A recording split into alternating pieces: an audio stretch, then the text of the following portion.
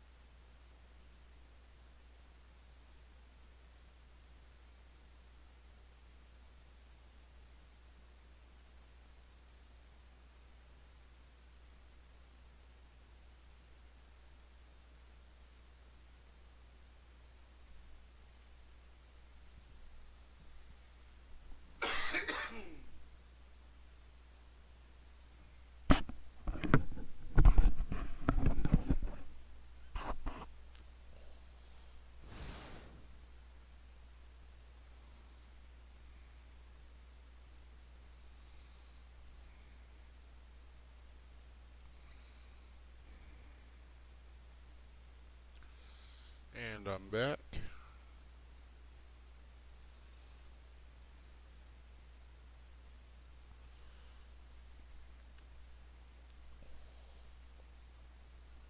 So,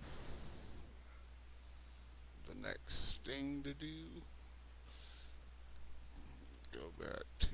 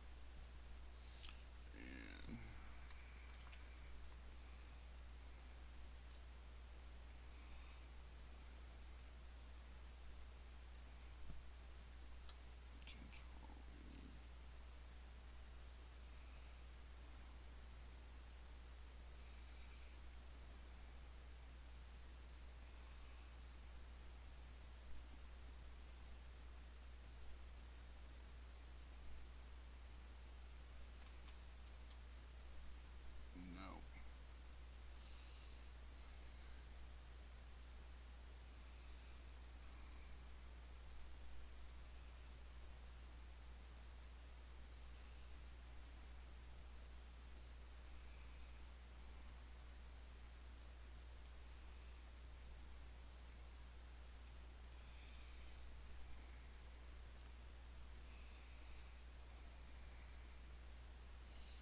Yep.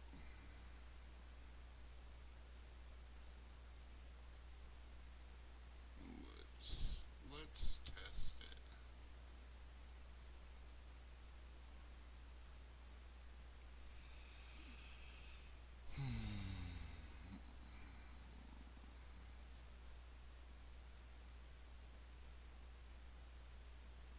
Okay.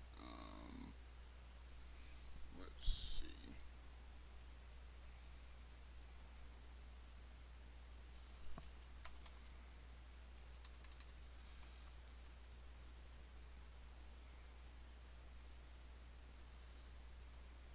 Oh.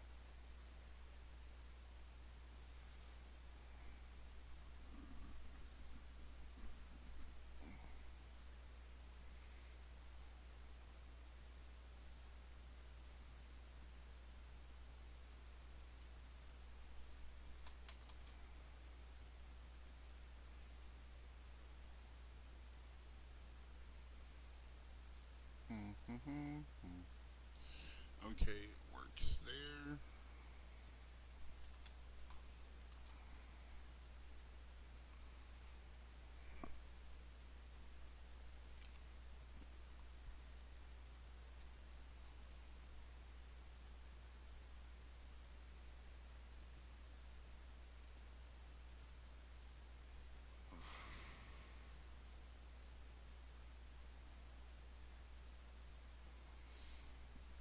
And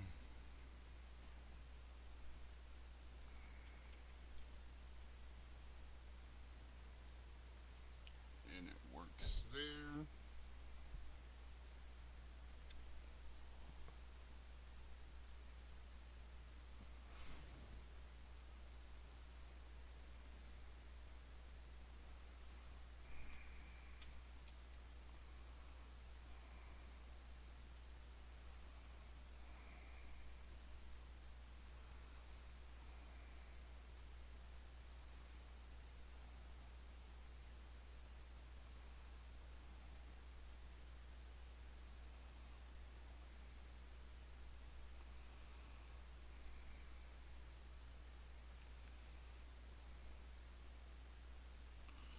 Okay.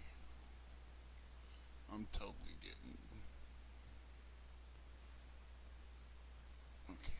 Upgrade kitchen. Upgrade that. Do we got enough food? We've got enough food. Okay. That'll be that.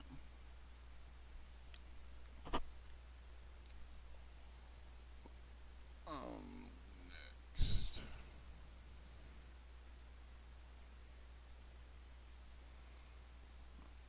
We don't got enough to do that. So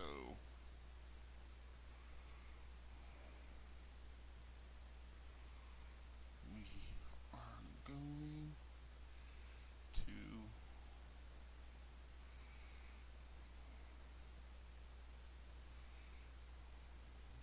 claim and claim.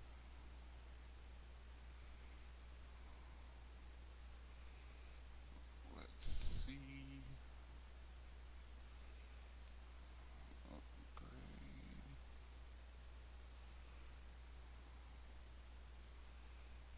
Upgrade.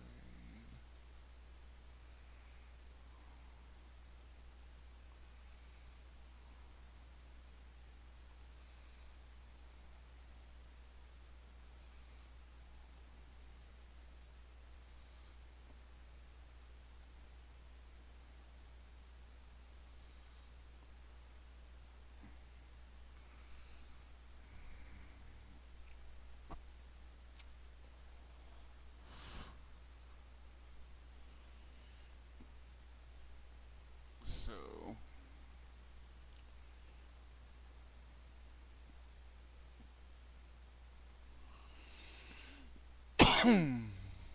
that's a plus.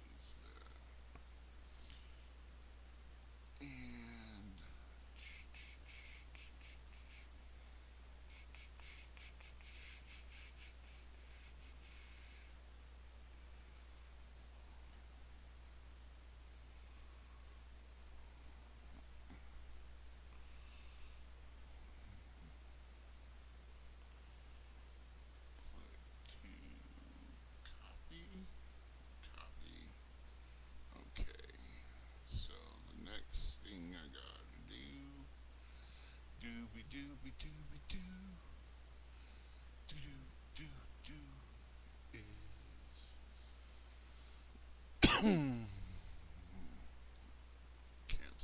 New.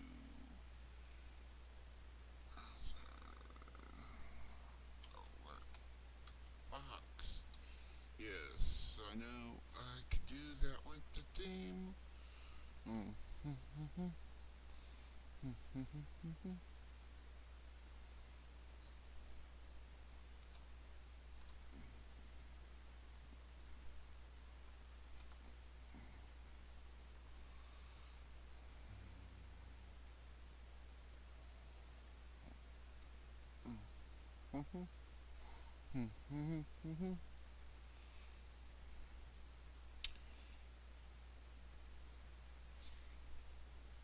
That is a little bit right. Properties.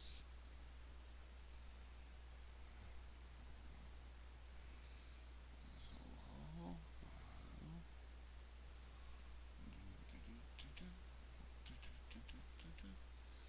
Stream background. Filter. Effect filter. I wonder if we can.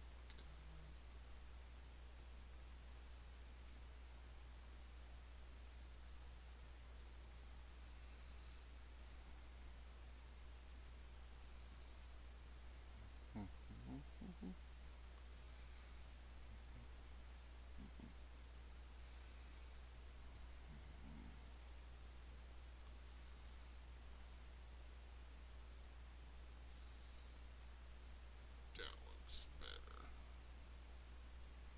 No, it doesn't.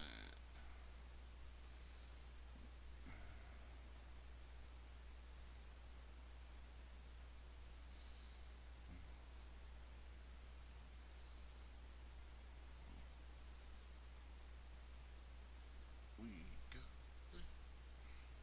there, there.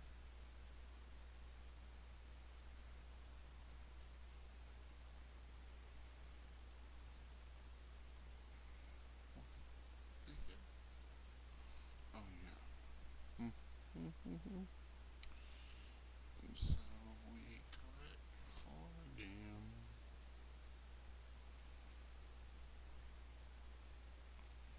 Will that do it?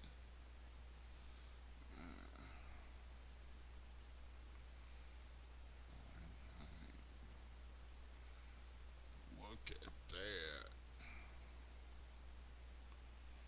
Look at that.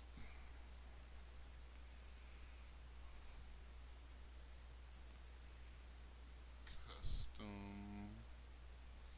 Select color. Okay. Ew.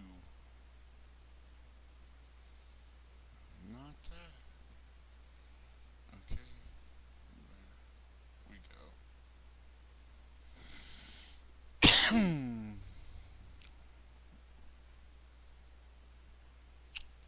Okay. I guess we go with that. With that.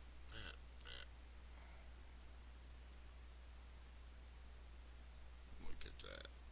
Look at that. Oh yeah. That symbol in the middle of my chest. Primus. Ah. Okay, so that's the first part. The first part. Okay, so we got alert box, and we've got our chat panel up, and there we go. Um, so like and subscribe and follow and all that other nice stuff. Even though, eh, um, we are still setting up the stream. But let's see what we got on YouTube that we can. Let's do some React Andy content.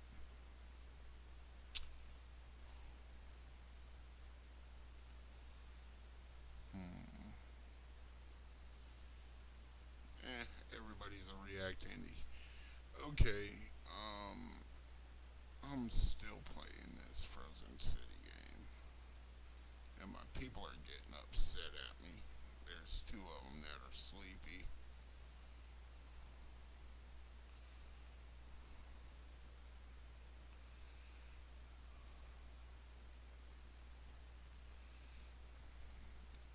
Okay, three of them that are sleepy. Well, uncomfortable. Okay, so this is a pretty decent game. It's had a hold of me for a few days. Um,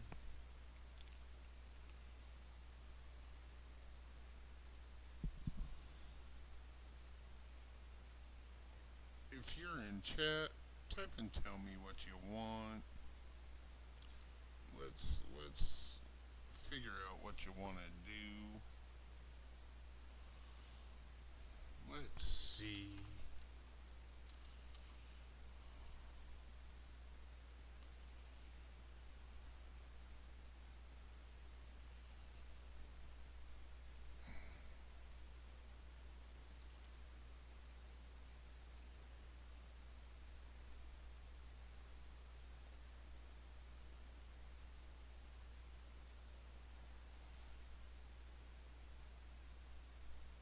So anyway,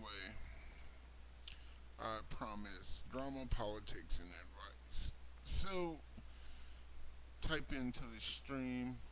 Tell me what you want to talk about. Um,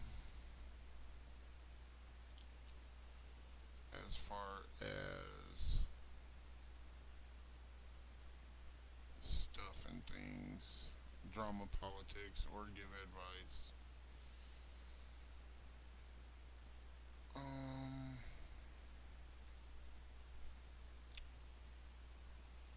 but wait a second. What's going on real big? Okay, so advice, I can give dating advice, life advice. Um,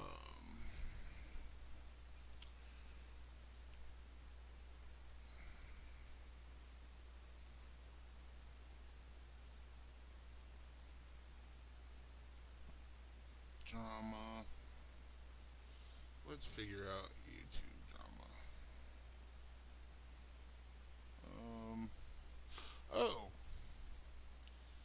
I got something. It isn't really drama, but it's a slice of life. So,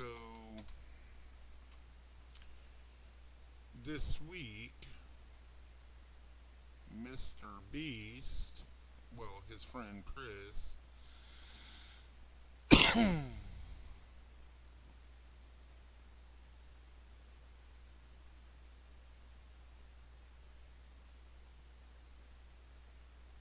oh,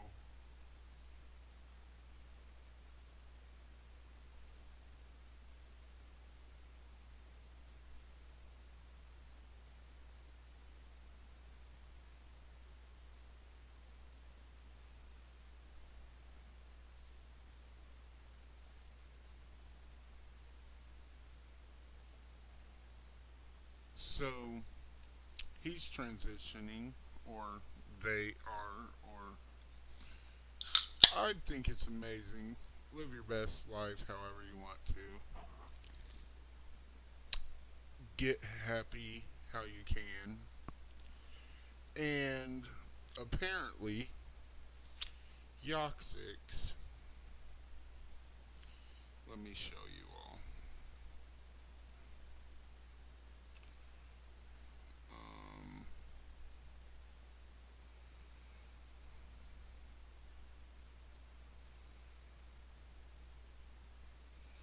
Yoxix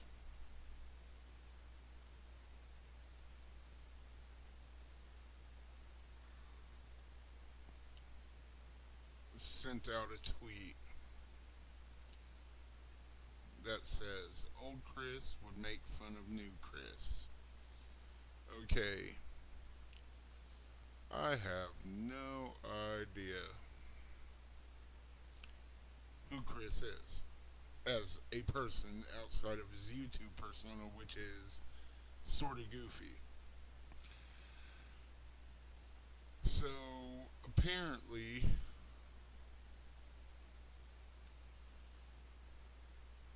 the next stage of this is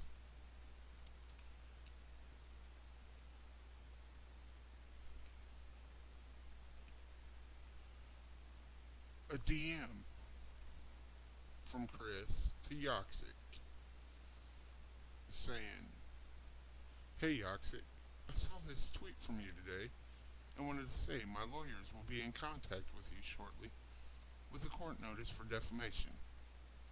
Don't know why you or anyone would tweet something so hatred towards anyone on the internet. It's blatantly disgusting. See you soon. Don't be scared now." And Yoxix is like, WTF, which pretty much serves him right. And people are like, this is not real.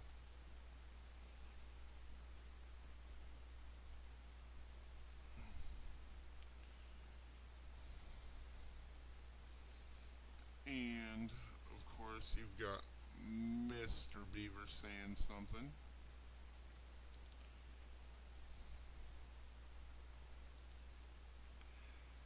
Bro, I don't know if it's real, but it's crazy. Blah, blah, blah.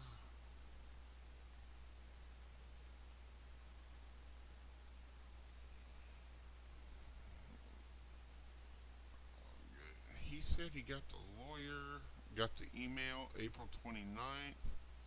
So apparently something we got to keep.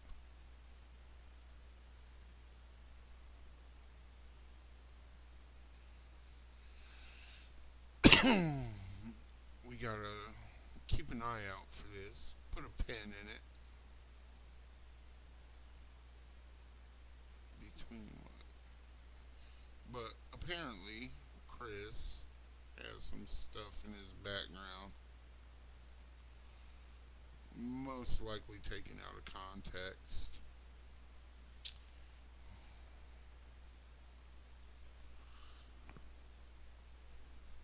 Bro told the teacher you were being mean. That is sort of kind of a little bit funny. But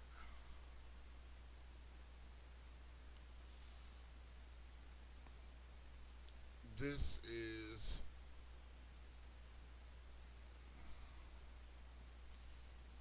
my lawyer will be in contact with you immediately. And then there's Pearl. Oh, the Pearly Things drama. That is a big deal. YouTube.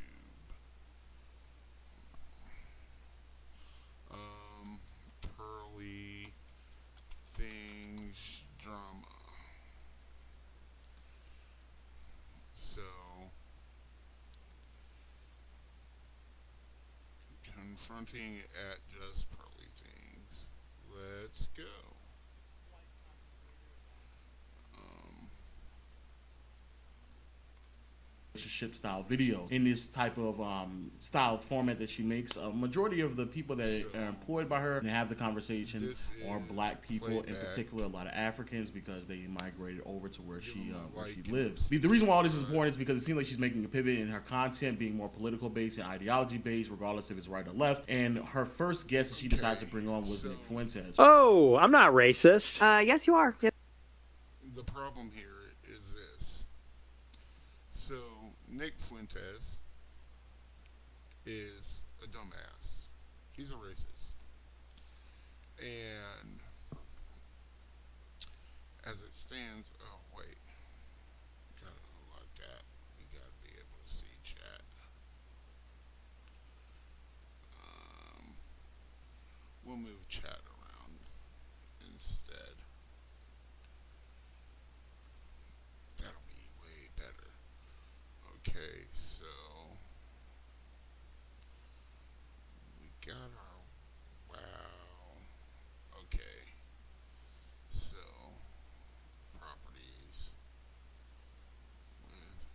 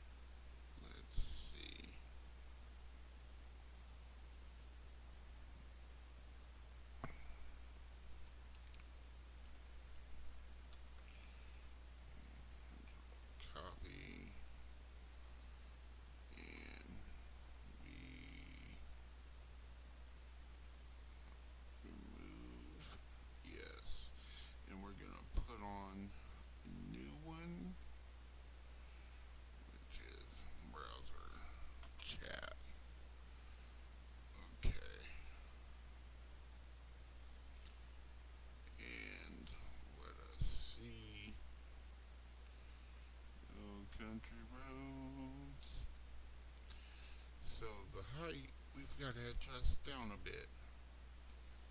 We'll take that down to 400. And still,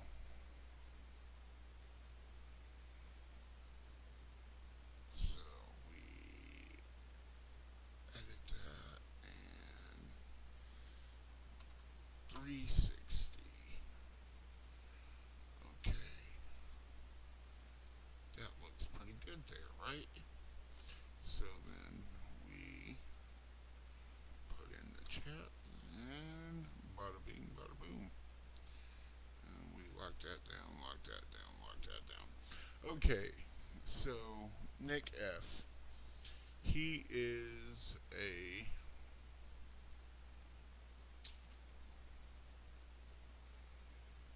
um,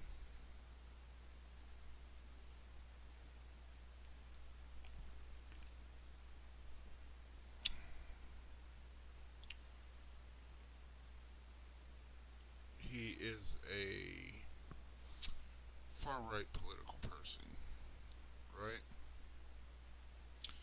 And um,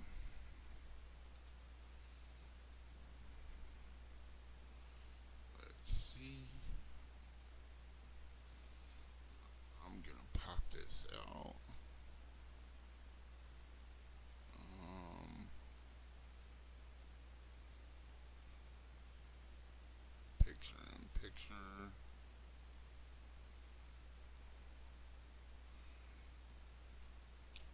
Okay, so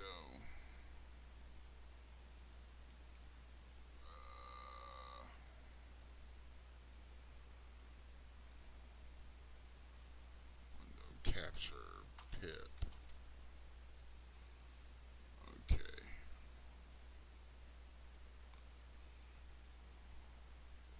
so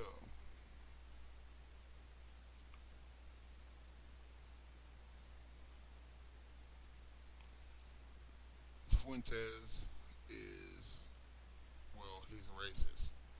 Pearly Things does RP content. um, and you've got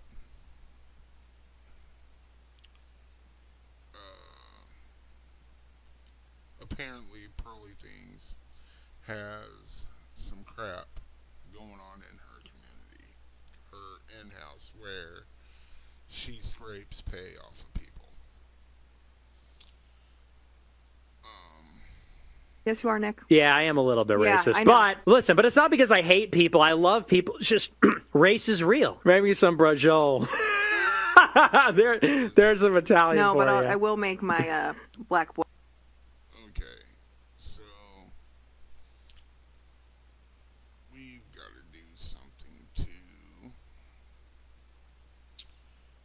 cover him up.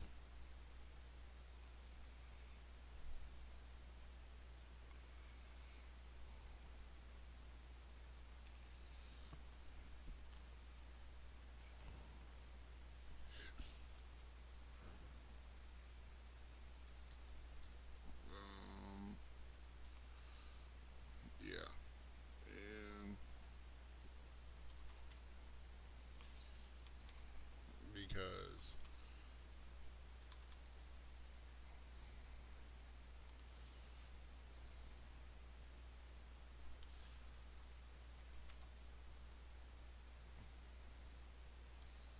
I just do not want to see him. Okay, so anyway, you've got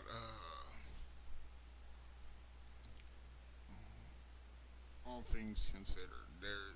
She's like doing disadvantageous contracts for the people that work under her. She was born in the U.S. over in England now or whatever. Plays volleyball somewhere or basketball or something, and she's essentially been like making stupid choices because she invited on Fuentes, who is a far right, radical, racist, propaganda type dude. And she didn't have the tools to actually, in her arsenal, to actually fight him. Well, debate him. And she let some stuff get said, like what we just saw. Boyfriend, some of that. Ugh, wow.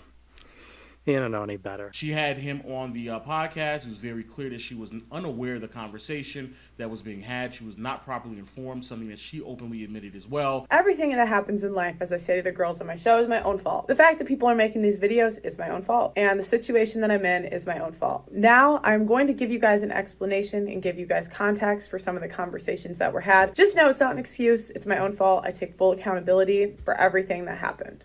And while doing so, said a bunch of things that were very problematic. The first thing she brought up was immigration, right? They were talking about immigration. Nick Fuentes being a purist. He believes that the border should be locked down. Nobody should be able to come in. But how Pearly thinks, she believes, no, it needs to be opened up. It needs to be more broad and more robust in terms of allowing more people to come in. So much so that she used the phrase that she wants to bring her Africans over to America. She wants to bring all her Africans or just some? All her Africans. God. So she's stupid in how she talks.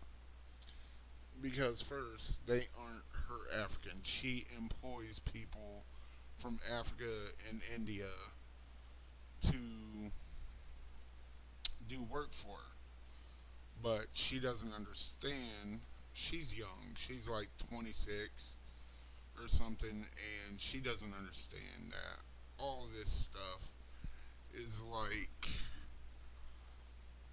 she's got to watch what she says. Okay.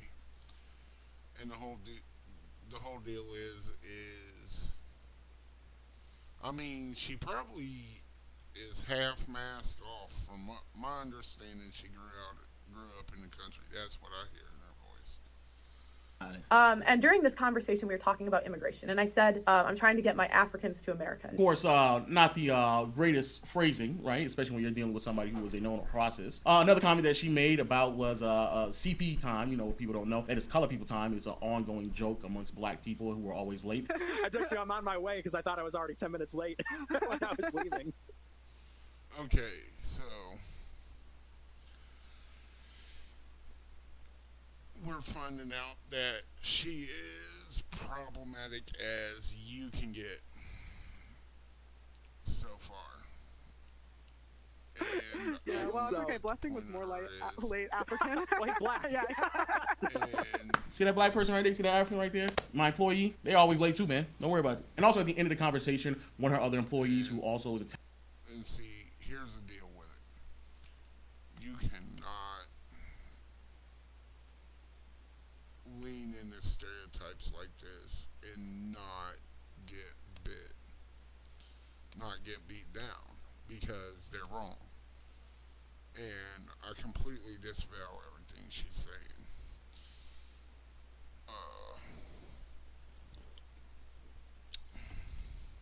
But this is problematic in a way that even though words aren't a physical thing, they can reinforce things that are physical, that become physical. They can lead. They can reinforce the thought patterns that lead to physical actions. Italian. Nick Fuentes is Italian, apparently, and said that she denounced Nick Fuentes, and all the Italians denounced her. And Nick Fuentes' response was, And the Italians, we do not claim you. Oh, hey, the Italians don't claim you. You're the one dating a black guy. The Italians don't claim me. They don't claim you. Oh, no, they claim me. And see, here's the thing. He's anti-interracial dating, which without that, I wouldn't be here.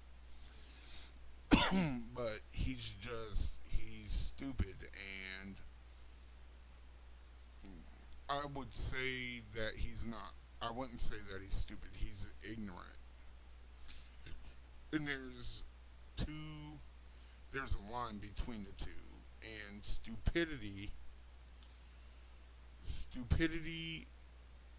Okay, you have two types of ignorance. Ignorance, there's a lack of knowledge, which is technically the dictionary definition, and then you have ignorant behavior, which is socially unacceptable behavior. Okay, the reason why I initially called him stupid was because he's got to be stupid to think that, and Pearlie's even stupid in this instance. They're both stupid to think that,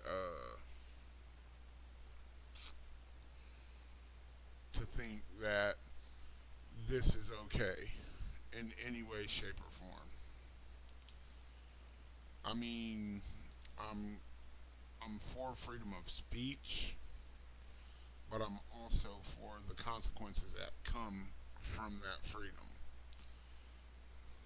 Even though I don't believe people should be canceled, because canceling is, I mean, I'd rather know where people stand when they look at me than to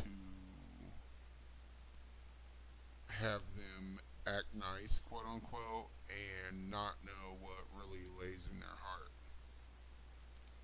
They claim me. I don't think so. They do. Italian guys, yeah. Italian, Tell an we're Italian big- guy we're about big your lovers. affinity for black guys. That'll go over real well. Good one, Nick.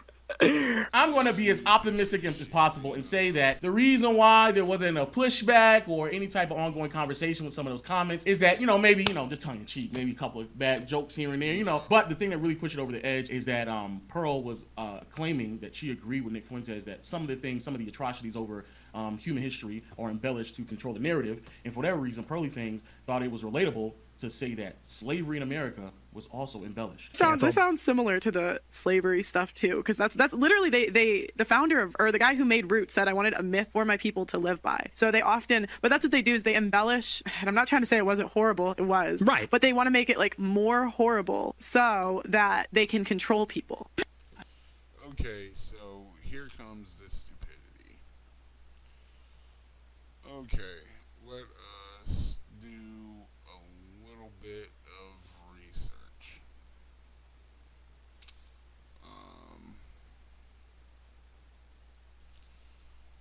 Let me. Yeah, this is a scuff stream. They're good. Okay, so get rid of the color source. And we go there and get rid of that. Okay, so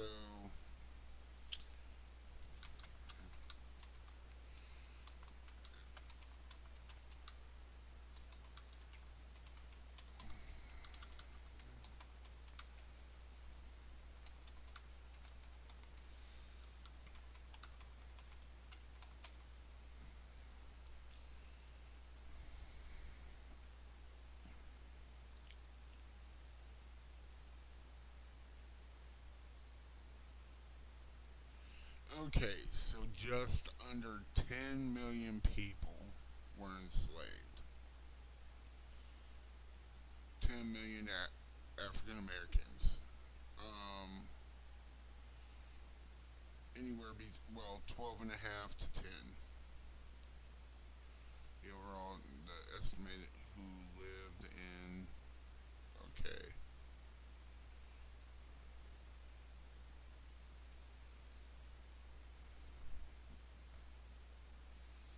There are, okay.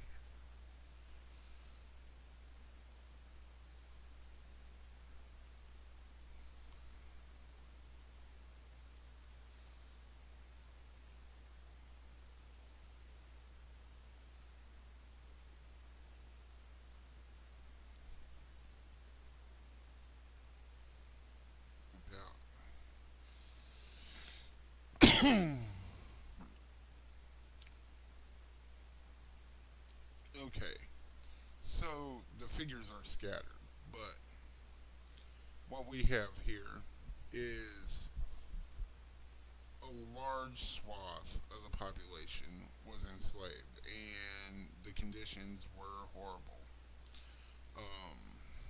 I remember as a kid going to Wilberforce African American Museum and seeing the history of African American people, and it was moving. It was you had the lows and the highs, and how black culture was shaped by the history.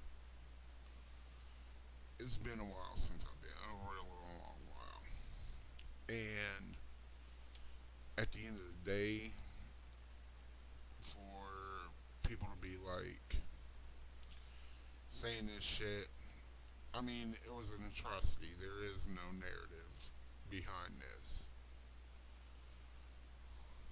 I just like, how do you embellish like the murder of like hundreds of thousands, millions of people, regardless of the tragedy? Like, how could you not talk about that enough? Bro, if that's in your history, like if you have ancestors that have been through that, talking about it, talking about how brutal it was, is embellishing it. That was its reality. The crazy that's part so rich coming from somebody who hasn't seen, who will never see that type of hardship in their life. Never, That's no. super rich. What's even crazier is that she said that and used a reference point that is like a blimp in human history. She referenced the Roots, and the Roots, for those who don't know, that's even if you never heard of it, you definitely understand some context. Kuta Kinte, that's where that character comes from, and the whole scene of like your name is Toby and all. And Roots, this was a big deal. This is a big deal. I mean, it's I forgot. I know Alex Haley was in it.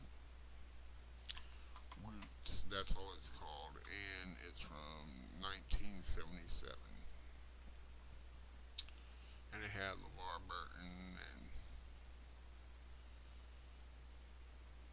Alex Haley. He wrote it.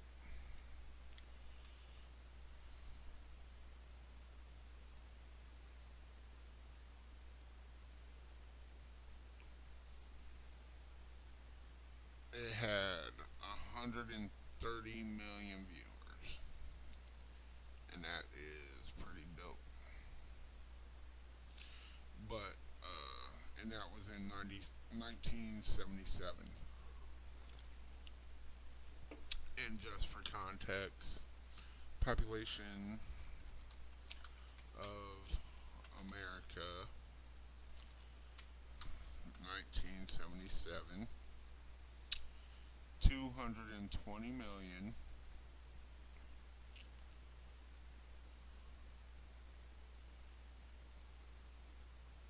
And did it say 177 million?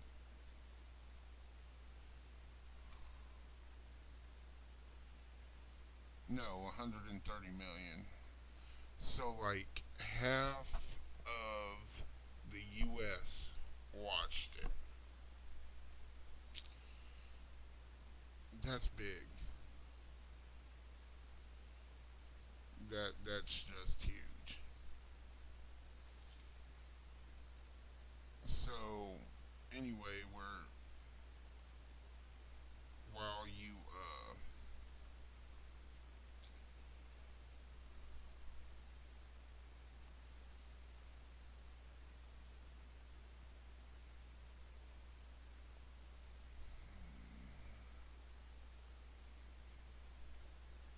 anyway, so That's where that's from, right? That series was shown on TV throughout the 70s or 80s, if I'm not mistaken. It was shown on network TV in America. And trust me when I say, even though some of what was being told in there is a bit of a myth, because apparently it's supposed to be some type of story depicted from, somebody's lineage. However, the depiction of slavery in Roots is so far from embellishing what actually happened that you calling that embellishment is a gross, and I do mean a very gross and irresponsible take on what Roots was, especially since there literally cannot be anything that is shown on network TV that would even come close to giving an accurate depiction of what slavery actually was, because you can't show that type of stuff on TV anyway. So, yes, that's correct right there. So, due to the standards and mores of the day, they couldn't be real with what was shown. And there was everything from beaten to grape to people getting their foot cut off, all of it. So the idea that was an embellishment, when the reality is that most media around slavery in the States has been utterly whitewashed, has been toned down, has been suppressed in so many ways to come up with the take that it's been embellished when it's been the opposite. Again, very irresponsible. Same thing with Adam 22. Where it seems like there's a bunch of white creators or people who are creators who infiltrate themselves in communities that they're not that familiar with, that they do not know much about, but they see the opportunity. When it comes to Adam 22, it was hip hop, and to validate himself in that space, he surrounded himself with a bunch of black people. However, he's so insensitive about the community and gave so little of a fuck about it. When given the opportunity, because he wanted to make the pivot, he brought in a known racist into the studio, interviewed him, and then told his black and brown employees, his employees of color, hey, y'all don't worry about who I got around here. Y'all just need to edit and upload. Okay, so Aiden Ross. That's another dude. Aiden Ross. He's made some inflammatory statements in the past. Aiden, recent past.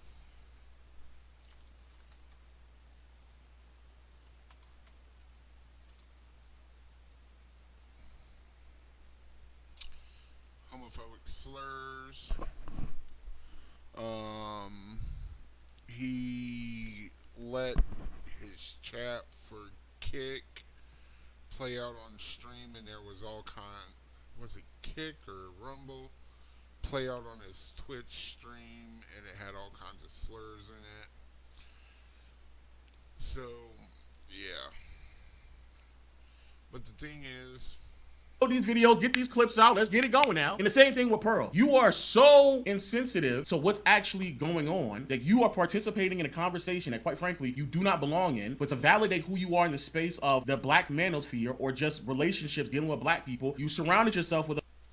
Okay, so they mentioned the manosphere. Now, this comes from Kevin Samuels dying, and I don't know if y'all know who Kevin Samuels is. Most likely y'all are. Y'all do. But Kevin Samuels, black guy, he called himself an image consultant, and he got famous by bagging on black women. Okay? So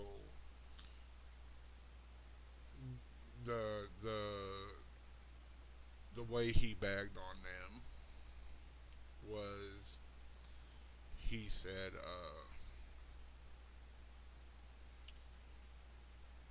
he would downrate them, and I mean some of what he said was true. I believe it was just delivery, and it was in regards to like you're 40 years old, you've got 3 kids by 3 baby daddies, and you want what most women would rate a 10 out of 10 man. And, I mean, it can happen, but the likelihood of it is like you might as well go out and buy a lotto ticket. But when he died, that left a vacuum, and she moved into it.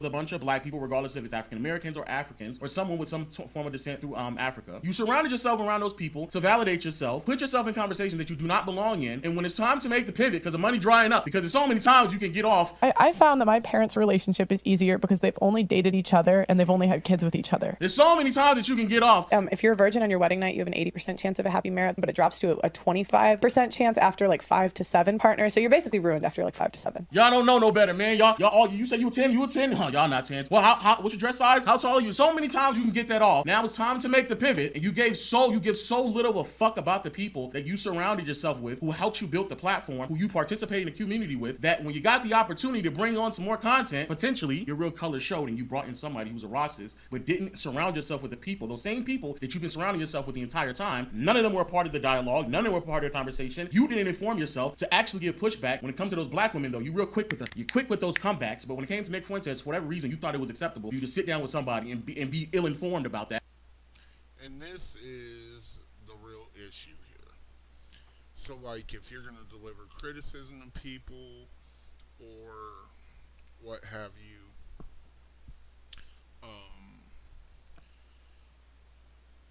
one group and then not deliver it to another, then obviously you got problems.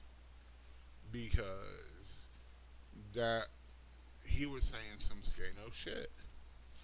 And she was like, just sitting there quiet. You saw it in the video. She's like, I don't know whether she was shocked, overcome, whatever. There's no excuse for it. You cut the stream. You, dude, get out of here. And the whole deal is, I mean, this at this point, you got whether or not you got two. Right now, you have a Schrodinger's pearl. Either she condones this secretly and she apologized specifically for the purpose of um,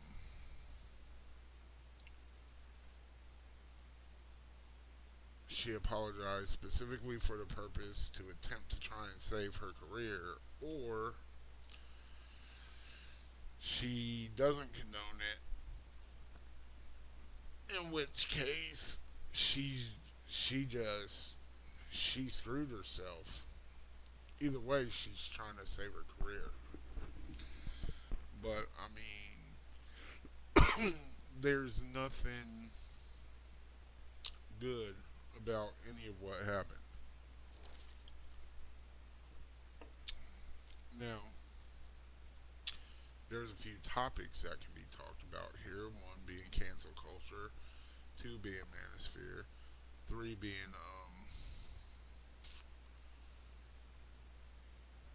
racism, four being, you know, this is a whole big ass pack and basket. The big deal is that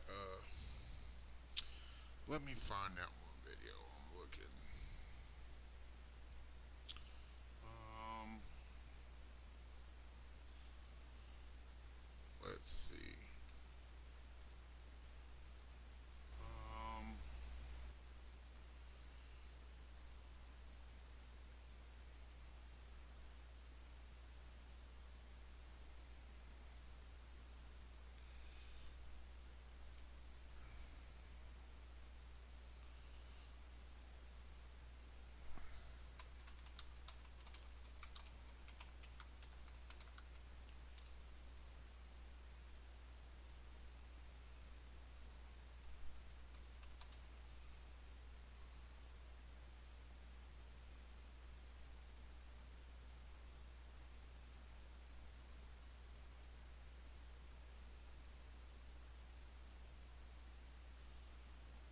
Sarah Garvey.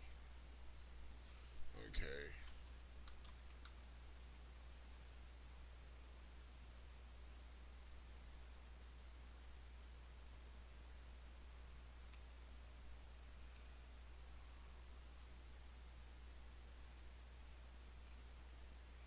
Is that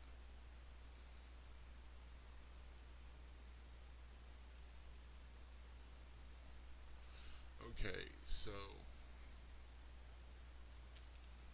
we've got this 6 days ago. Pearl says she may sue her black former podcaster co-host who quit for comments likening her YouTube business to a plantation. Um,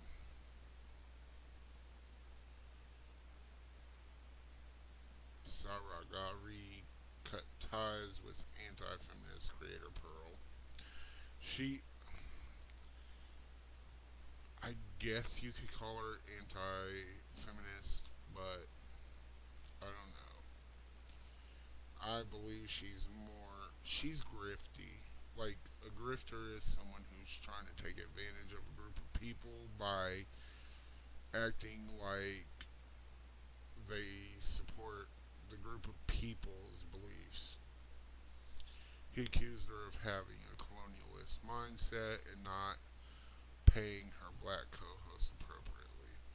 Oh, and for the grifter, generally they don't believe it and they're taking advantage of it. It's like a con man. Okay. And she told Insider his statements are defamatory and she may be suing him.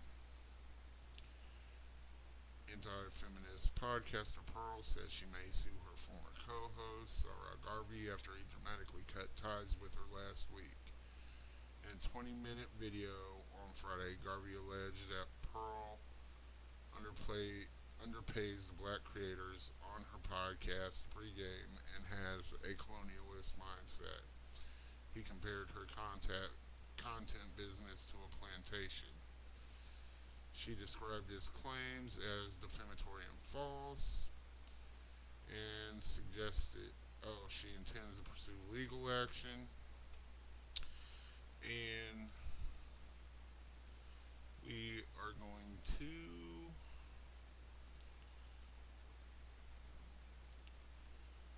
pop that out.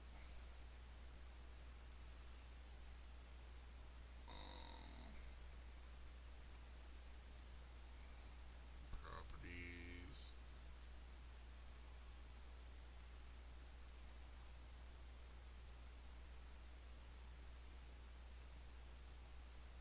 Two or more of our videos. Wait a sec. Chrome picture in picture. It should be.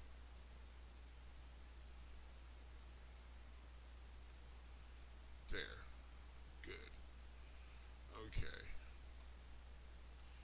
So here's the response video. Give me a second though. Y'all can give me a second. I've gotta go away from the keyboard.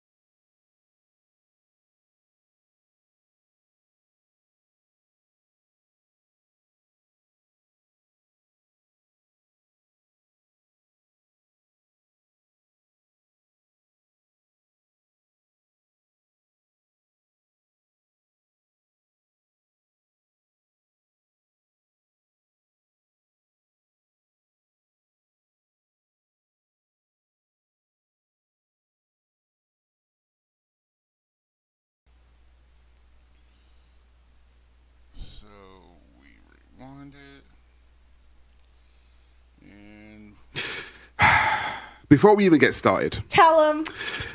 if you have watched 2 or more of our videos and you have not subscribed, then we have what, pal? Beef. What do we have? Beef. Exactly. So you better get doing that right now. Before Tell we 'em. even get started, all right? If you have watched 2 or more of our videos and you have not subscribed, Tell them. then we have what, pal? Beef. What have we got? Beef. Exactly. So you better get doing that right now. Over to you, pal. I'm making this video today that I didn't initially want to make. But there comes a time when we're all at a crossroad and have to make a decision. And sometimes that decision can affect you morally, it can affect you spiritually, and it can affect you financially. But it's a decision that we can't shy away from. Now recently, Just Pearly Things has been caught up in some controversy. Why? She has interviewed avid racist and known racist Nick Fuentes. He is also an anti-Semite. What did Pearl do when she interviewed him?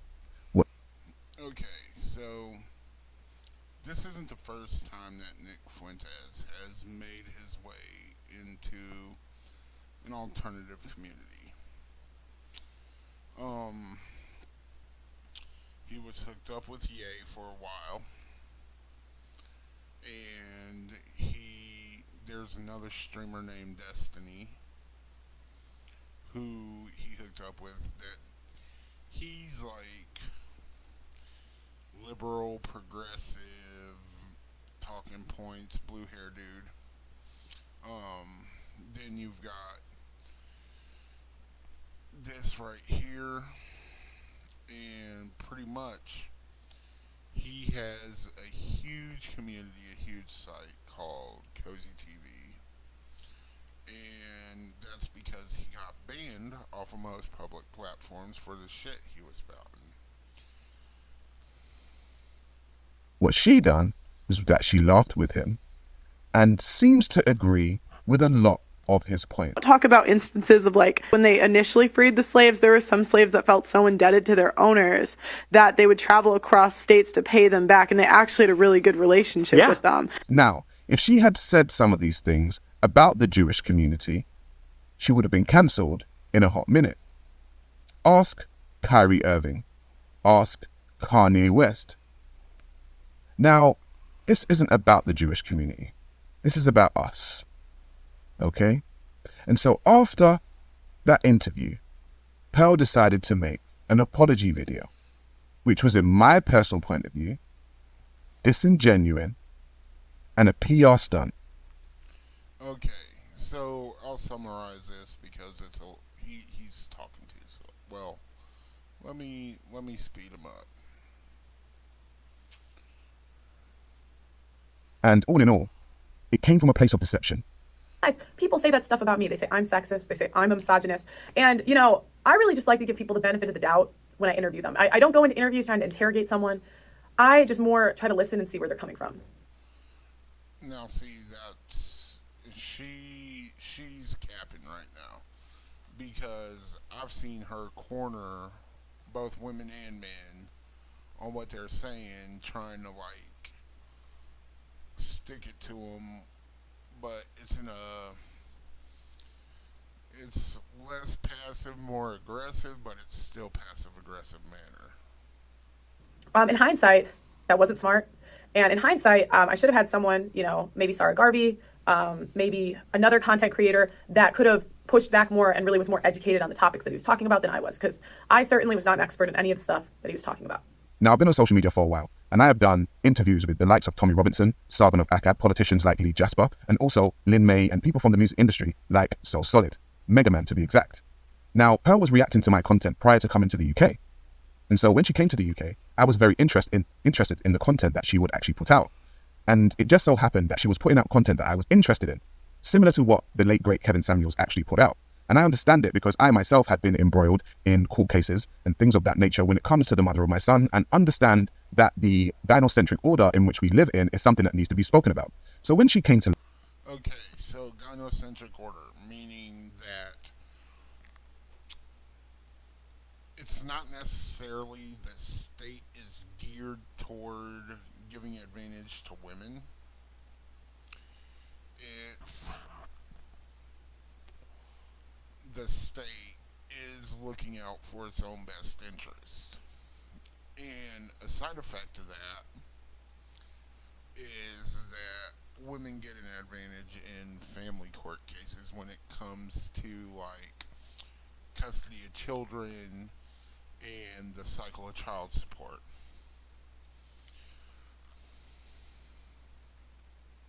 London. She said that she wanted to make a podcast, and I said, no problem. Okay, let's talk about it. And I decided to feature on her show. Now, when I featured on her show, Oh, and that's a general. It's not always, just most times. because of my following in the UK, people would tune in. So essentially, I helped Pearl grow her channel. Okay, I was on there week to week, and I was working with her based on a fee. So the tragic death of Kevin Samuels happened, and there was a vacuum within the manosphere space. Who was it going to be filled by? It was actually filled by just Pearly Things along with other content creators. Now, I believe that the reason why this space was filled is because Kevin Samuels had a large following of black men. And these black men were essentially fed up with the way feminism had taken over their community, specifically their women. So when he died, there was a vacuum and a lot of black men looking for content like this. And it was filled by Pearl. And I believe that Pearl rose to fame because she herself was the opposite of what those men had been seeing. She was a white woman. She wasn't the types of women that they had been seeing. And essentially, she was regurgitating Kevin Samuels' content. So I began working with Pearl. And from the beginning, I started to think that maybe this girl has a colonial mindset. Now, we all know that we don't want to be paranoid. So I kept working with her. However, the more I worked with her is the more that I saw. She had a colonial type viewpoint when it came to black people. And I had to school her a few times on what it was like to be black and the black experience, and also what slavery and colonization was actually like. So here is a good question, and that's this: why? Okay.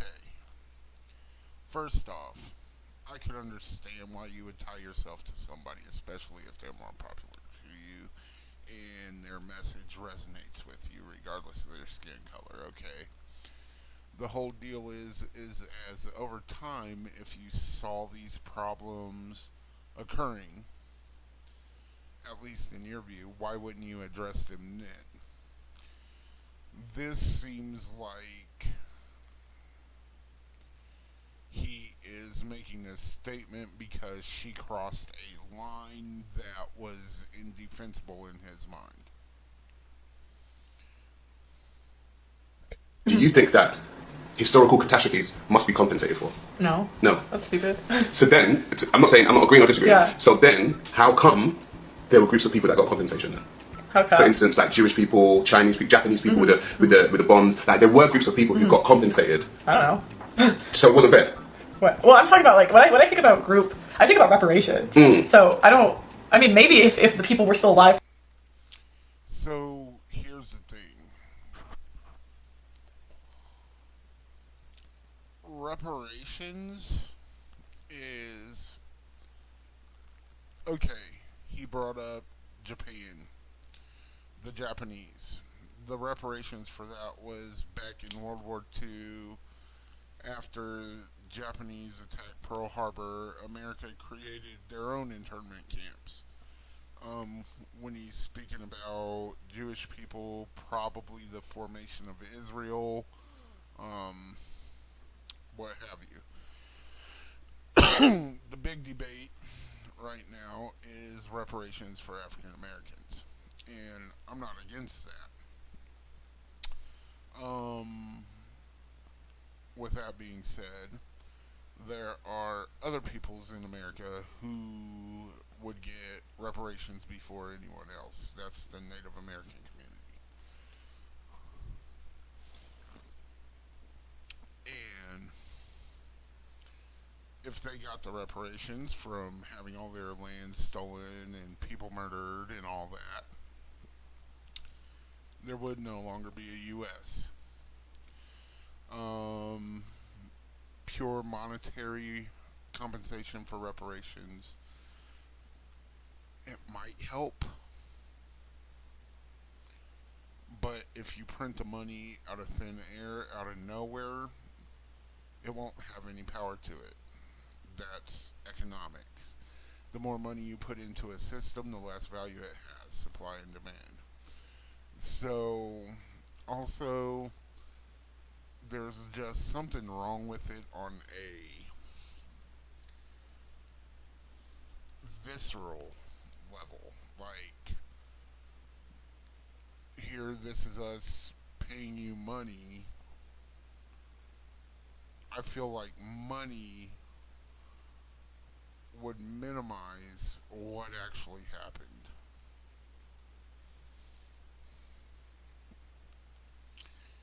In respects to slavery and everything, it'd be like, oh, it's worth this. That's all your suffering is worth.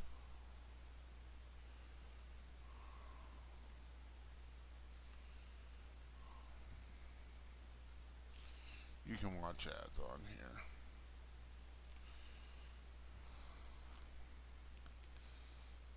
I played that game. It isn't that great.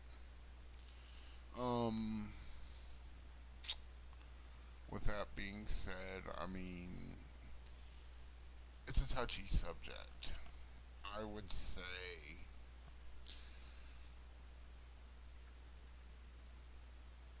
well, when you're talking about a community that historically hasn't had a lot of dealings with money and investments, well, in recent history, a lot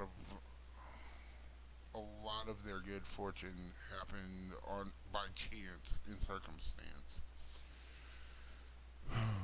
You have to look at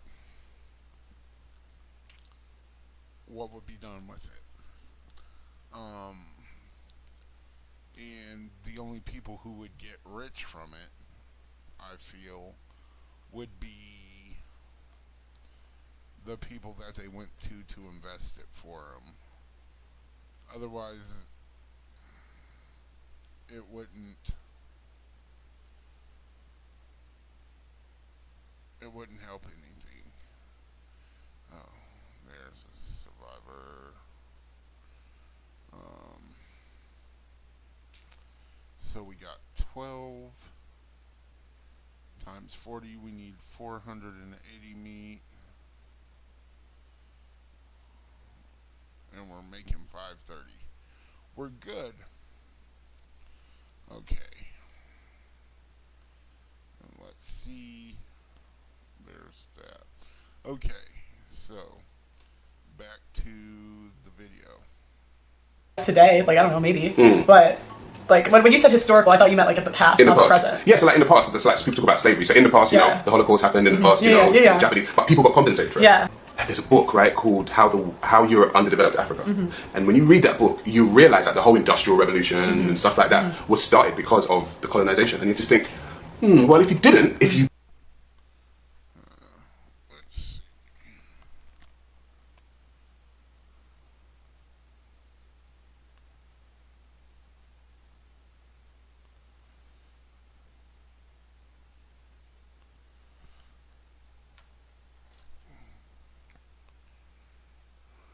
that, then you wouldn't be as successful. So, what do you mean by the colonization? So the colonization of Africa, so both the people and the resources, right? There's a direct correlation between the colonization of Africa and the Industrial Revolution. Okay. And so with all the metals and the rubber and all this kind of stuff coming from Africa, it fueled the Industrial Revolution of the West. Wait, so you're saying, like, in Africa, when you say colonize, you're saying, like did England come in and colonize? Yeah, like, so Europe, France, Spain, Portugal, England. You had everybody he listed, the Dutch, the Swedes, all of them. Europe colonized Africa, they colonized China, they colonized India, they colonized the U.S. And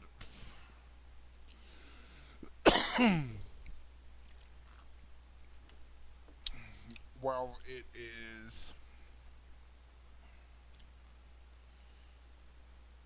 it doesn't make it right, it was a different time period. That's how people operated. It's called the Age of Conquest, and it happened. It encompassed like we're still in the age of conquest, to be quite frank, though we have sub-ages within it, like we're in the digital age right now. Before that, it was a technological age. Before that, it was the industrial age. Before that, it was the Enlightenment age. Before that, I mean, and that's the Eurocentric take, of course.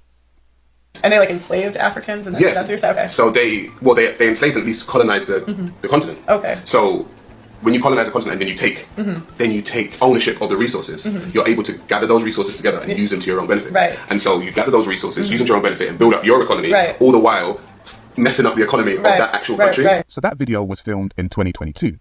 And in that video, what you saw was me attempting to tell Pearl and show Pearl what colonization was like. How people went to another group of people and took their resources and took what was theirs and built their empire off of it. So when Pearl now plays like she doesn't know what colonization is and she doesn't know what slavery is, and she says these insensitive statements, in that video I actually attempted to give her a book. It was called How Europe Underdeveloped Africa. I've read it myself. She semi-dismissed that book. She kind of dismissed that book. Okay, so generally when you go in and you conquer a place, you are doing it to take advantage of the resources. However, historically speaking, most conquests have assimilated the cultures that they conquered, and once the civilization or nation or whatever was assimilated, then they would get improvements to their lifestyle. Okay, so that helped twofold, because when that served a purpose, I'll say. It served a purpose in the fact that while they were conquered and immediately thereafter, if they weren't as developed as you were, then you obviously had technological superiority over them, which leads to military superiority and everything else, thus making it easier to subjugate them and making the likelihood of rebellions happening lower, which means that also if you have military stationed there and they only have bows and arrows and you've got rifles, every weapon is a force multiplier. If you've got rifles against their bow and arrow, then your force multiplier is larger than theirs, so it takes less resources for you to maintain your position in that location. Once the society is subjugated, then you build it up, you develop it, and so that it becomes self-sufficient while still remaining part of your empire. That way it is even easier for you to maintain your presence there and your leadership there.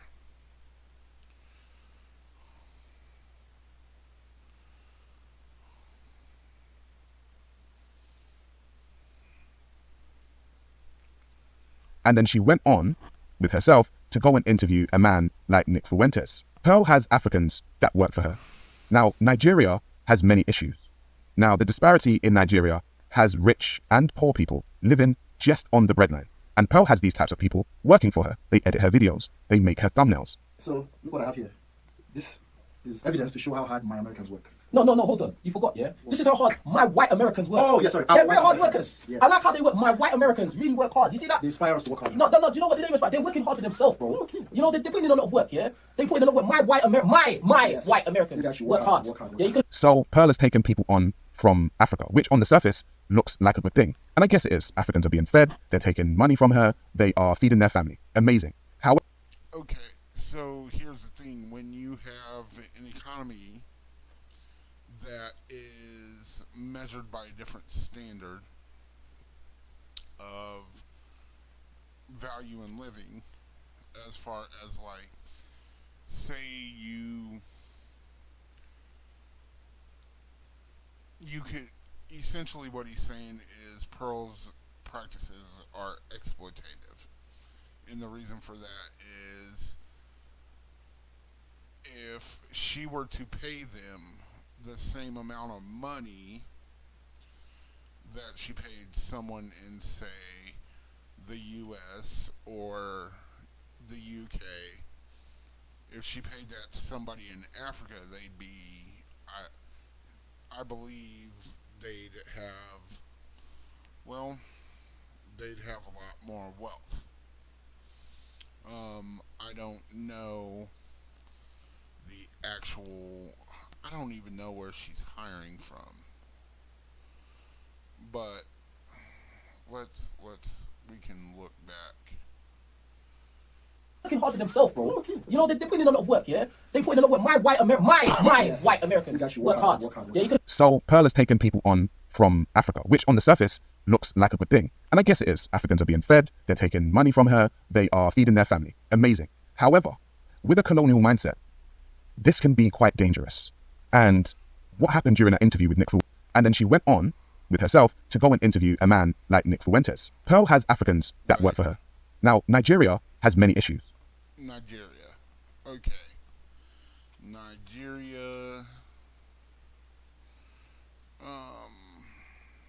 Costs to live in Nigeria.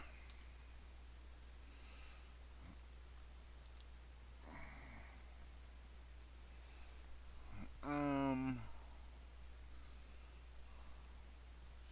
single person estimated monthly costs are $489. It's 60% lower than in the U.S.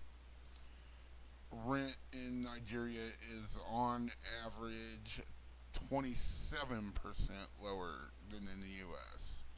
No, 29% lower. So you could say 30% lower. So she would, to take advantage of this, you've got 60% lower cost of living, and rent is 30% lower in Nigeria. How much money do you need to live comfortably in Nigeria?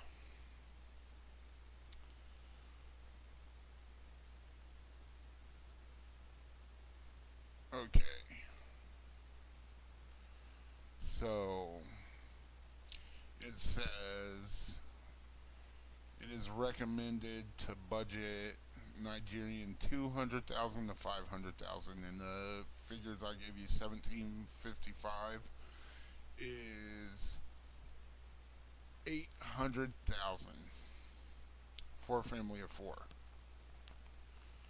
And of course that fluctuates based on inflation and currency rate exchange. But yeah. Now, the disparity in Nigeria has rich and poor people living just on the breadline. And Pearl has these types of people working for her. They edit her, taking people on, fucking money from her. They are feeding their family. Amazing. However, with a colonial mindset, this can be quite dangerous.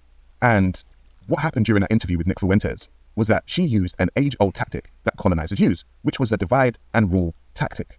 She pitted African Americans versus Africans when she spoke about how hard Africans work compared to how hard African Americans work. And she also used the term, my Africans. Much of what Pearl says is determined by her management, which she has said to me on many occasions that she shares with Candace Owens. So, okay, so Candace Owens, she is a conservative, libertarian, I don't know what her, she's Republican, I guess is the closest thing you could call her. She's a political figure. Anyway,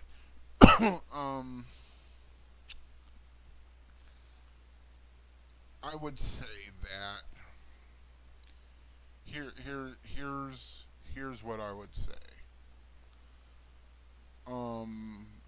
say she is farming out to a video editor in Nigeria, right?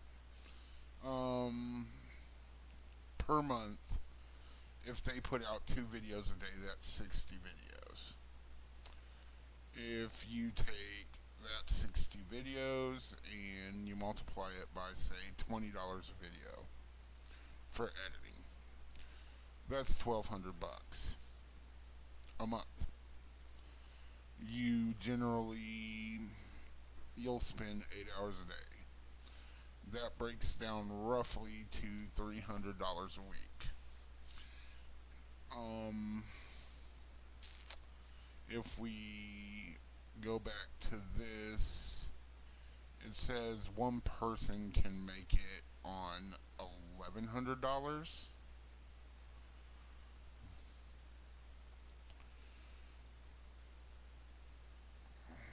Maybe, yeah, it says $1,100, and that's for rent and everything.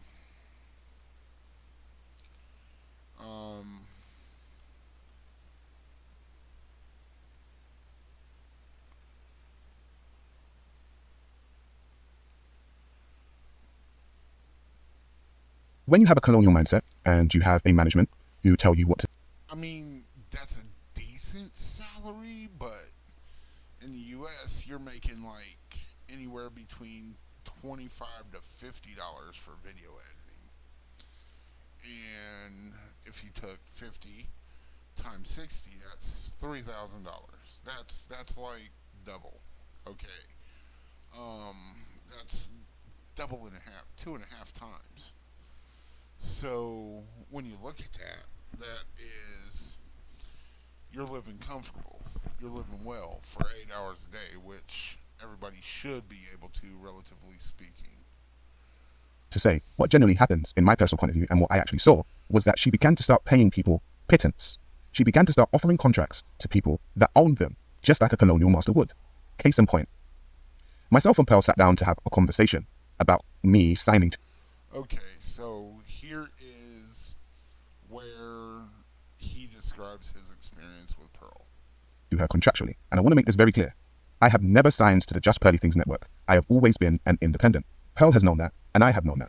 And so anytime I worked with Pearl, we had agreed a fee, and I worked for that fee. I have never been signed to the Just Pearly Things contracts. However, she has signed a few Africans, namely King Riches and Auntie Jenny. Now, I have no problem... Okay, so I know who Auntie Jenny is. She's funny as hell. Okay, so what he is, he's got a guest star, quote-unquote, paid talent spot, which is a contractor versus a fully employed by that business employee. ...with King Riches or an Auntie Jenny. However, if you look at the contracts that they signed, you would understand the reason why I use the term colonization and colonial. Now, myself and Pearl sat down to have a conversation, and she expressed to me that she wanted to do a new segment for her show. In that segment, she said that she would like me to present a topical news show on a day-to-day basis. So I said, okay, no problem. Talk to me. What are we talking about? And she said she would want me within her studio 4 days per week. I said, okay, from what time? She said from 10 in the morning till 5 o'clock in the evening. And I said, okay, well, that is 7 hours. I said, so working 4 to 5 days a week for 7 hours is essentially a day job. I said to her, okay, so what is my guaranteed fee at the end of the month? What is the salary? And she looks at me and she says, we do not do guarantees and we do not do salaries. So I said, okay, so here's the problem with that. If they're good enough to pay a fee in order for you to get them on there to guest star once or twice a week or more, then they should be good enough for a guaranteed salary, period. So if you don't do guarantees and you don't do salaries, what is it that you actually do? And she said she does percentages. So I said, okay, cool. Well, what's the percentage? She said, okay, so percentages. Percentages are a thing when you are taking a chance with somebody. So with him already having his own base and whatever have you, this is on Sarah Garvey's channel, liking, subscribing. You have, okay, so talent. Let's say you sign up for modeling or you sign up for movies, or you retain a lawyer. 30%. That's generally a percentage that will get charged by your agent, by another business, for you to retain for them, for you to have your services retained when you bring something valuable. Like, I'll have to think about that and explain it better. Said, Sarah, you're the high end, so you will get 70-30. So I said, fine, okay, let me listen. 70% goes to me and 30% goes to you. Now she looked at me and she said, no, 70% goes to me. Okay, so here is this. She's saying she'll take the lion's share of his money. That is not a good thing. Simply because he already has a following, 100,000 subscribers. He adds credibility to her business, and he can give an outlook that some of the other people can't, which is his own experiences, and within the sphere that they operate in, they have, which is the black manosphere. He is a black man in the UK who has gone to the court and has dealt with everything else that is relevant to that part.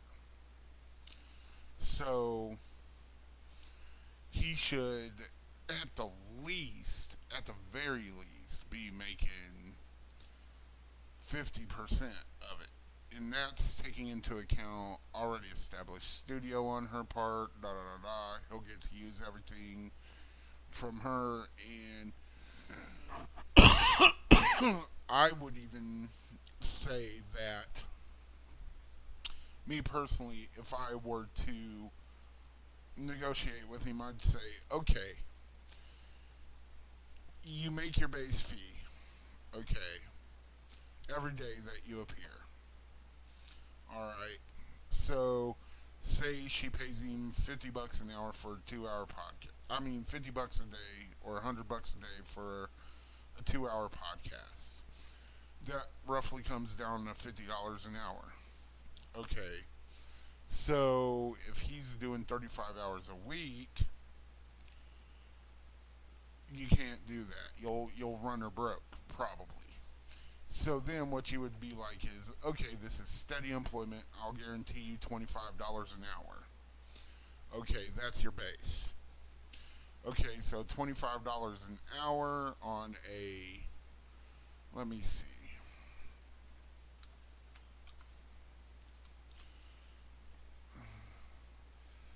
$25 times 35. He's making $875 a week base. Now, here's how I would do it. We do this 50-50. Okay, anything that once you're 50%, once 50% of the ad revenue and subscriptions and donations and all that reaches above 875, you get that balance. So like, say in a day he takes in $2,000. Okay, 50-50 would be 1,000. At the end of the week, she'd cut him a check for $1,000. At $1,000, he made $2,000 a week. In that week, she would cut him 1,000, not 875. Pearl, and 30% goes to me. Sarah got. Which, that's how I'd negotiate. And to me, that seems fair. Because he is using the studio. Probably they got some synergy between their chats and their subscribers and their ad networks and all that. So it's essentially a mutually beneficial relationship where he's guaranteed a fixed income with bonus, with weekly performance bonus, you could say. Harvey. And that's when I started scratching my head. And I said, hang on a minute. So are you telling me that's a high-end contract for you? She said, yes. And I said, so are you saying that just Petty Things Network has other people on low-end contracts? She said, yes. I said, King Rich's and Auntie Jenny? She said, yes. I said, what's the low end? She said, it's 10 to 15%. So essentially, she could be owning 80% of the content, which is basically the monetized views on somebody's channel, and they only take home 15% of the money. Okay, so here's the thing. If that is based solely on their channel, which is separate from her channel, that's bullshit. I know Auntie Jenny is a mechanic, so she might not have but a few hours a week to do it, and they could have millions of people tuning in. Anyway, the whole deal in this is if she's on her own account, she should get everything from that account minus a fee for her using the studio and all that.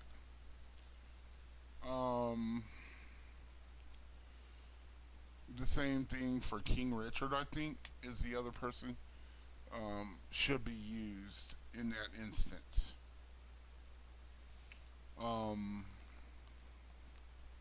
She said, yes.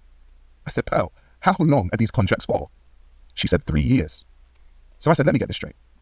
Okay, so 3 years, lock-in is sort of, it's nowhere near standard. Generally, contracts are yearly. Sometimes you get every 6 months. 2 years is okay, but after that, you generally go 5 year. You've got your 6 month, your 1 year, your 2 year, and your 5 year. You want to own me for 3 years to take 70% of my ad revenue, keep me in your studio from 10 o'clock in the morning till 5 o'clock in the evening for 4 to 5 days a week, and you are not guaranteeing me any money. I said respectfully, for what reason would I work for your company?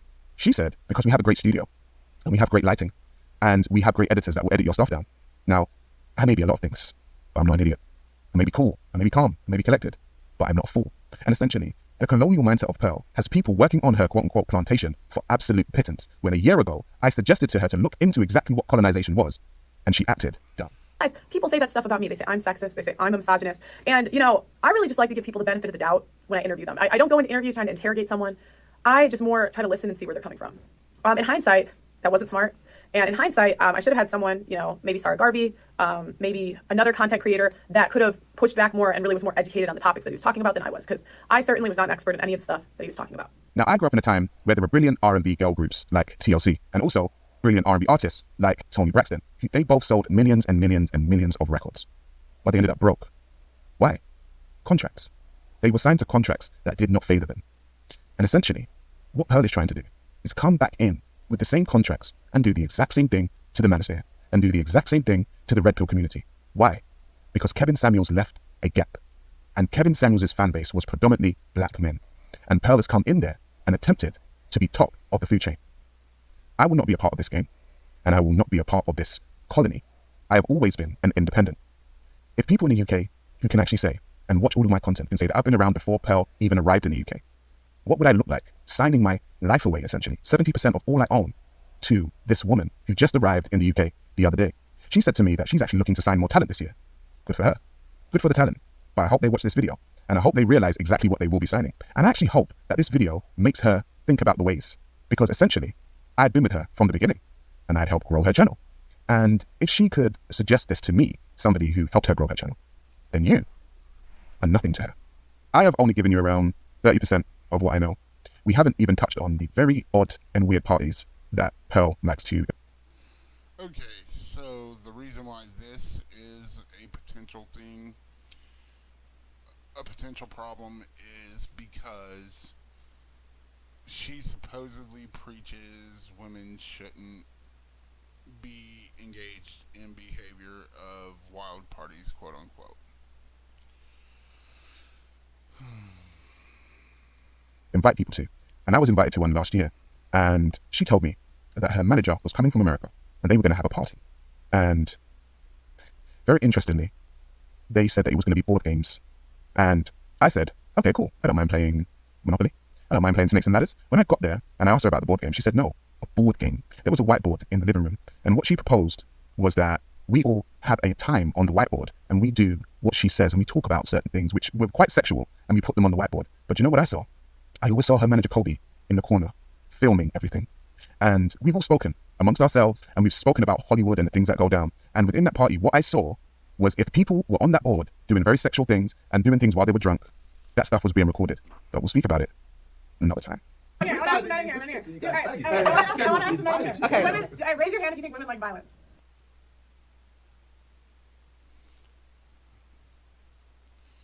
And that is that clip. Okay, so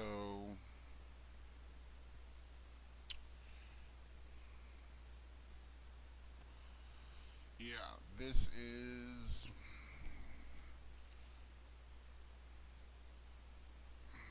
sort of horrible.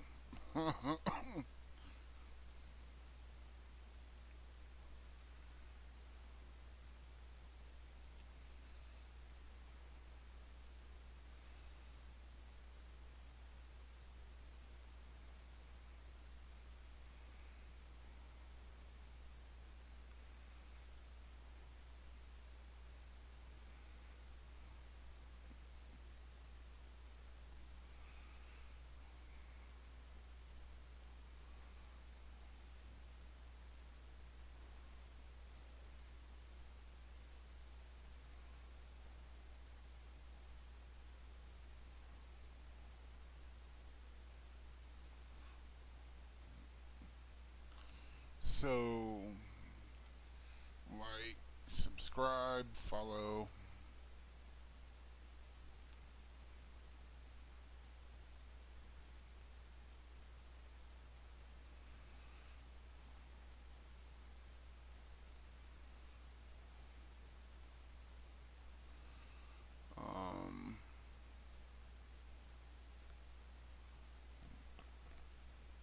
Let's see.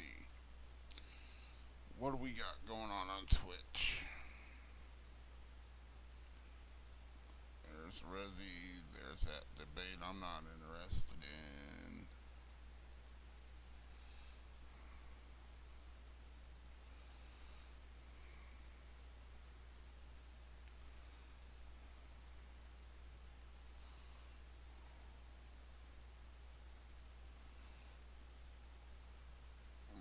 Let's see, what is the name?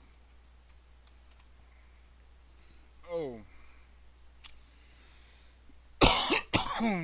So, we've got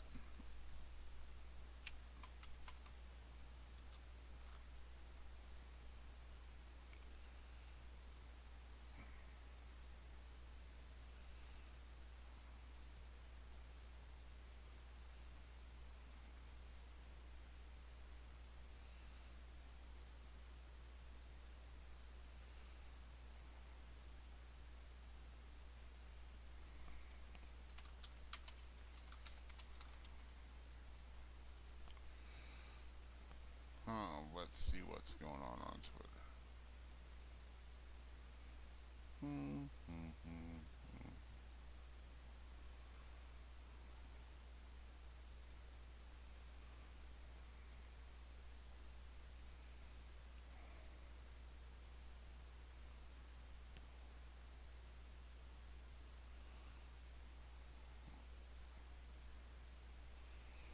Oh, so apparently Destiny is going to be debating Milo Yiannopoulos.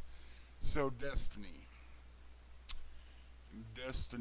is, well, some of y'all might actually know who it is, but Destiny is a streamer with blue hair. He's gotten TikTok famous.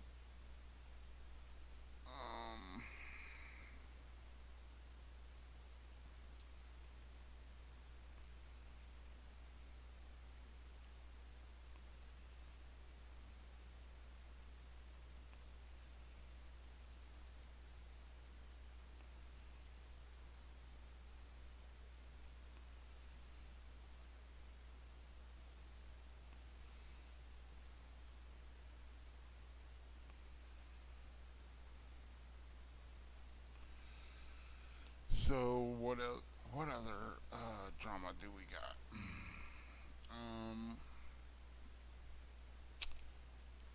Let's see.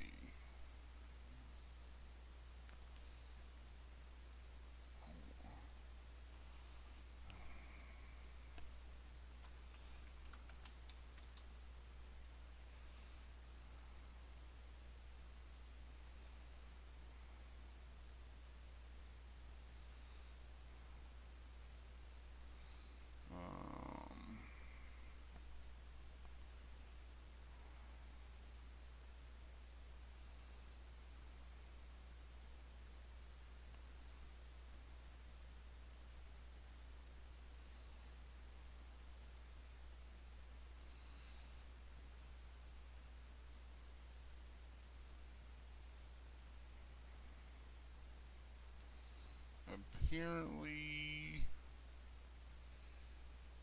you'll be able to view what? Multi-view.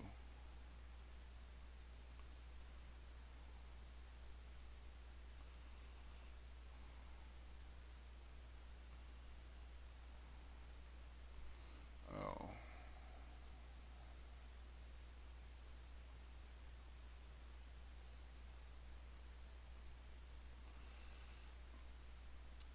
Gotcha. You can watch 4 channels at once, essentially, like basketball games or sporting events or whatever. Um, let's see.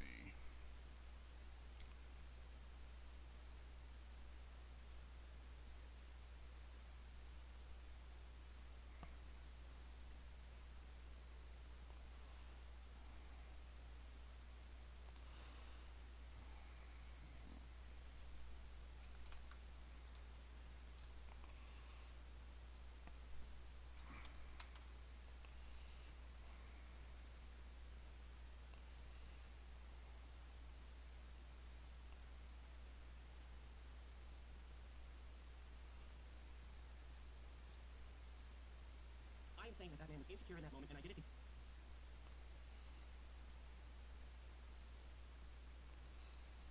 Huh.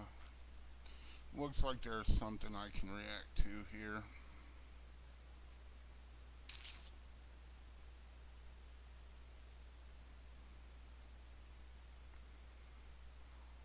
To get underneath his skin and to get underneath your skin. Why? Because I'm a social. Wait a second. Good. Okay.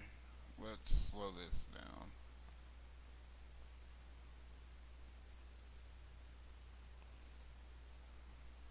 Slow it down. Playback speed 1.25. And yeah, scuff stream. Okay. I am saying that man was insecure in that moment, and I did it to. Wow, that's still fast.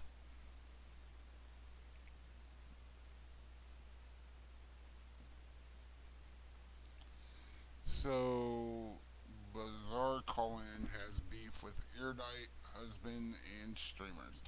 So, Erudite. This is not so Erudite. Like and subscriber. Follower. The thing with her is she is a psychometrist. And she is sort of in the political debate space. Her thing is she's trying to help incels.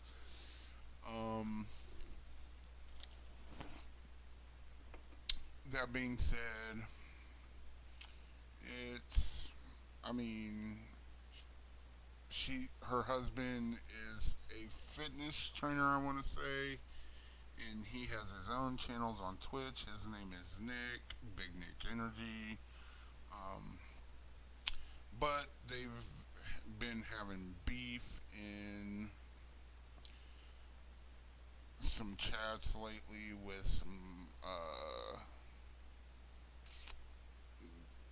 some chatters. to get underneath his skin and to get underneath your skin. Why? Because I'm a social justice warrior. So, a lot Do you of think you're times- just having a genuine conversation with me right now? Do you want me to respond, or do you just want to keep talking? I'm sure you're insecure, and that's why you need to have your ass to the screen when you do lift weights all the time. If you're going to have a belief about somebody, there needs to be some sort of limiters that would prove it false, right? So if I believe, for example, that you're a 200-foot hippopotamus... I'm not an idiot. I am an adult. Like, I know how to have conversations. Like, I know words. I don't know what that one word was that you used, but...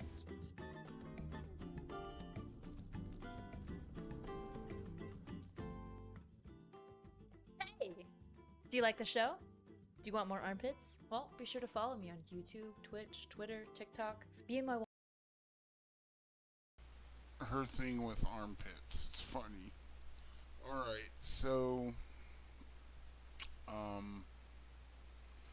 pretty much she has this thing where she's sitting in her chair in order to give her arms a different way to stretch or lay. Sometimes she'll grab the back of that chair there, and with the top she's wearing, it shows her armpits. walls for all I care. Alright. Christian guy is ready to talk with you on Discord. He said so in the comments. Oh, okay. Hello, hello? Hello? Hi. Can you hear me? Yep. Okay, good. So what's up? Well, you were calling my husband insecure, so that's probably a good place to start. That is a good place to start. I was just trying to get under your skin a little bit. You are on a public platform, and you guys clearly do care about your images to a unhealthy degree, I would imagine. Why would you say it's unhealthy? And why would you try to get under our skin? I mean, it's kind of clearly unhealthy.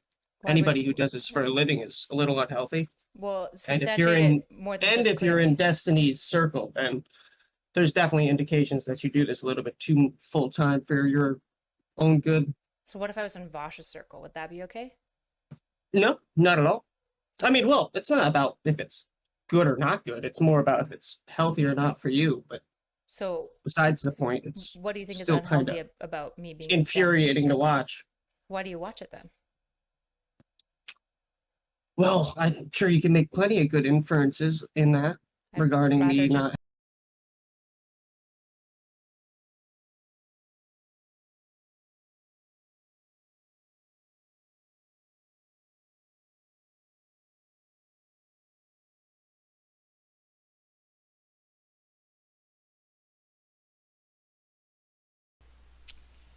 I had myself muted. So, anyway, she mentioned Vosh. I don't have much knowledge of Vosh other than he switched his name to get away from some controversy at one point. And the whole deal is at the end of the day,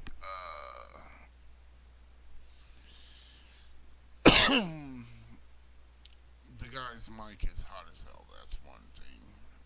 With a hot mic, that means that like it's too loud compared to others around him. Okay, so he's just gonna levy criticism from what I gather. Having a life or bored and angry at the world. And Well, I'm not making those inferences. I'm not a FBI basement dwelling psychoanalyst. I'm asking you. yeah, you are. That's true. Sorry, I've never done this before, so I'm just a little bit defensive and put on the spot in front of a platform. So, but I don't really mind. What, you're the one that was like saying super like unnecessarily mean things, so Unnecessary mean things? yeah, I would say like I coming mean, in your and boyfriend did just go off the handle on other people and when did he go off the a handle? YouTube video on with Jadeon and Destiny and This seems like it's not even good content to me anyway. Like this dude for a whole hour calls in and levies criticism at her. Sorry for making a pit stop here. That's what happens when you look around. So, give me a sec. Gotta go AFK.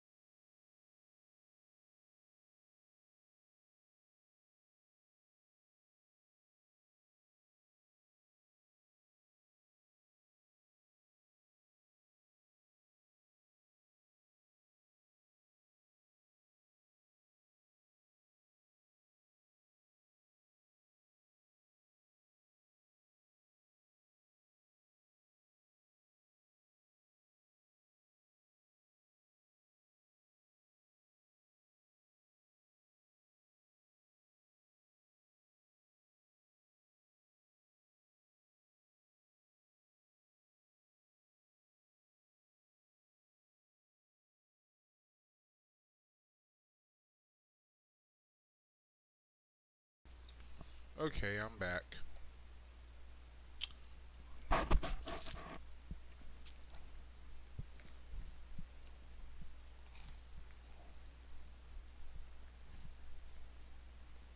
I'm currently snacking. Hmm. Let's see what's going on over at Cherry's.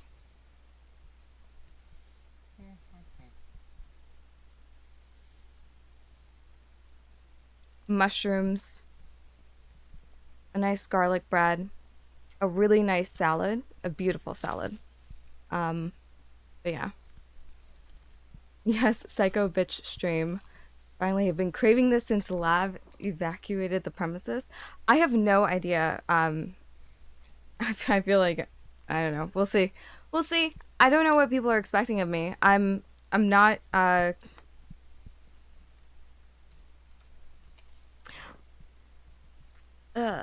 don't know how to put it. I feel like there's different levels of energy that I see from Star that makes me give up in engaging with her. And then I will, like, it's the same thing as when I dealt with, Lav, except, like, Star is less vitriolic, than Lav or whatever. It's just, if somebody's just gonna lie to me, and I don't even know if they're doing it maliciously, I don't know if they're doing it to protect themselves, whatever it is, I tap the fuck out. And then I just meme. But there are still, even if I'm just memeing sometimes, I can still, like, learn a lot about myself and try to fix certain behaviors that I have that I don't think are bueno. Like, freaking out about somebody, not that I don't take it as me freaking out, but I realize I cannot speak like my normal self. I cannot just, like, let loose, because not everybody can fucking handle it, or they can't receive it well. They'll have, like, shock or something. I don't know what to say with that. I think I've asked Steven about that too. My husband can totally handle. Okay, so apparently Cherry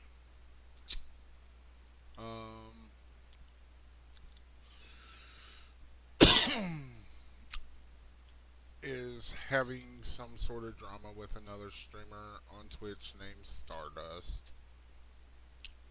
Not intelligence. Lav lacked that part. Tell that to Steven. You definitely do come across as overly aggressive sometimes. That's the thing, is I feel like when I feel like somebody is almost telling a story that, like, doesn't even map onto reality, like, are we not playing a game here? Do I not just get to, I don't know, dip into the drama of it? Because I feel like that's what you're doing.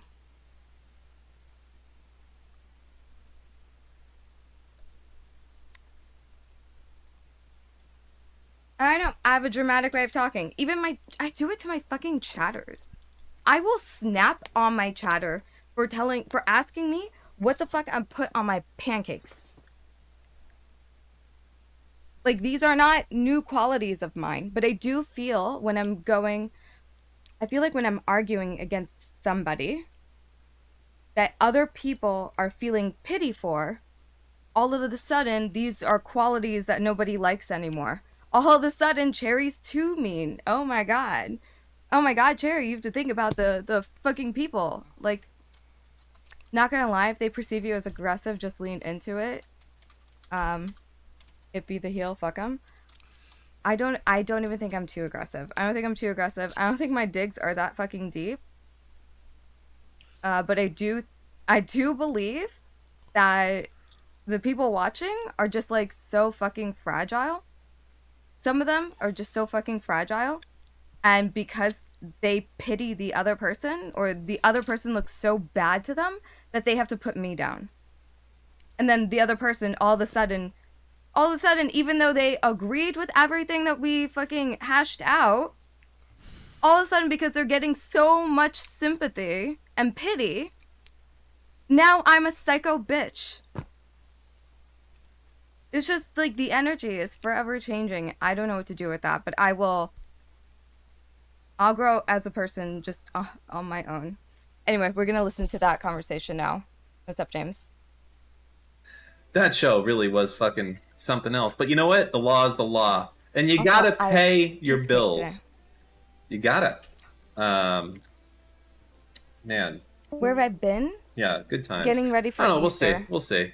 My whole I house think the is big painted thing now. is getting like huge. Kind of. The only thing is I think I have to do it on Kick or Rumble, like Steve said. Get a lot of viewers. Try to negotiate some ridiculous fucking deal. The only problem, I gotta be honest, man. Fucking streaming on Kick or Rumble, bro. I prefer you be meaner. Fuck 'em. No, of course you guys would prefer I be meaner. Everybody would love for me to be your goddamn villain. I promise you, the way that I naturally am will be a villain. Like, I'm just very opinionated. But there are certain things that I need to still drop and need to not, I don't know, not let mean as much to me. Double tap. Like, I think the whole friend thing, I think that's something to consider. Again, Yeah. I wouldn't consider myself her friend, but I think there's a way that I could go about engaging with that specific situation without being like, I was never your friend. I really feel like there's no point where I should have to say that, like, to make my point. And if I think about why do I feel the need to say that, it's because when somebody else invokes having had a friendship with me, for me that feels really controlling. It feels, yeah, it just feels controlling to me. I don't like that. But for me, I guess, like, acknowledging that that's why I don't like it, I don't know, could maybe help me overcome a couple of other things, you know? I understand people throw it around too easily, but the harm when you're a streamer, the harm when you're me and you're interacting with people that you want to disagree with, invoking the friendship can feel very controlling. And so instead of just being able to articulate that, instead of just doing that, I will say shit like, we weren't fucking friends. We're not fucking friends. Like, instead of really explaining why it bothers me. That's like a much better way for me to go about it.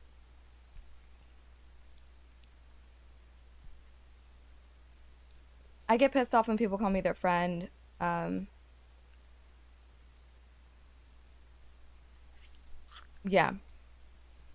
I think even at the last part of the conversation, I mean, now I'm the psycho bitch that she wasn't prepared to deal with, but when I had last talked to her, it was very much, I'm not mean, I'm a bitch in a good way, and she's a bitch, and I didn't say anything to her, do anything to her that she had a problem with. Even when she was giving me a compliment, and that she threw that compliment in with the fact that, like, nothing I did offends her, and also, like, hanging out with Cozy and talking to those Nazis don't offend her. I'm just like, bruh. Yeah, this is girl drama. So they had beef over something small that got big. Understand the point in engaging.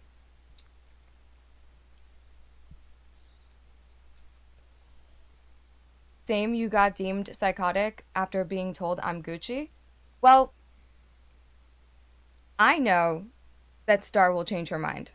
These are part of the reason why we stopped talking, because I did ask her to stop gassing me up when, like, after all of the fallout with the Max stuff, I realized, like, I had fucked up in a big way, and I realized, like,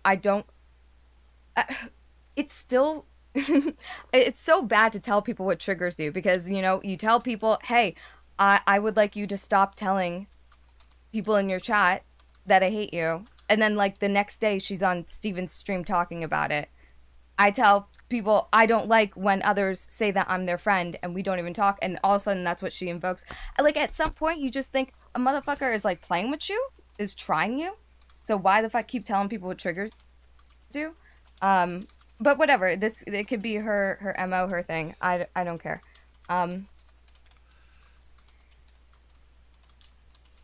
Yeah, I would rather be vulnerable, express it, and deal with it, than, I don't know, just become somebody who never talks about anything because somebody might invoke it against me. What's up, Bang?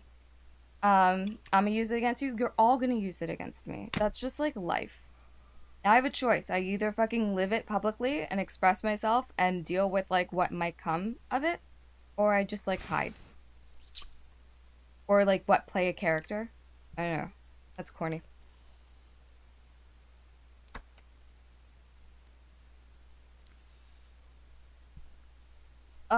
Yeah, I understand I also might be the most interesting thing to happen to her in a while.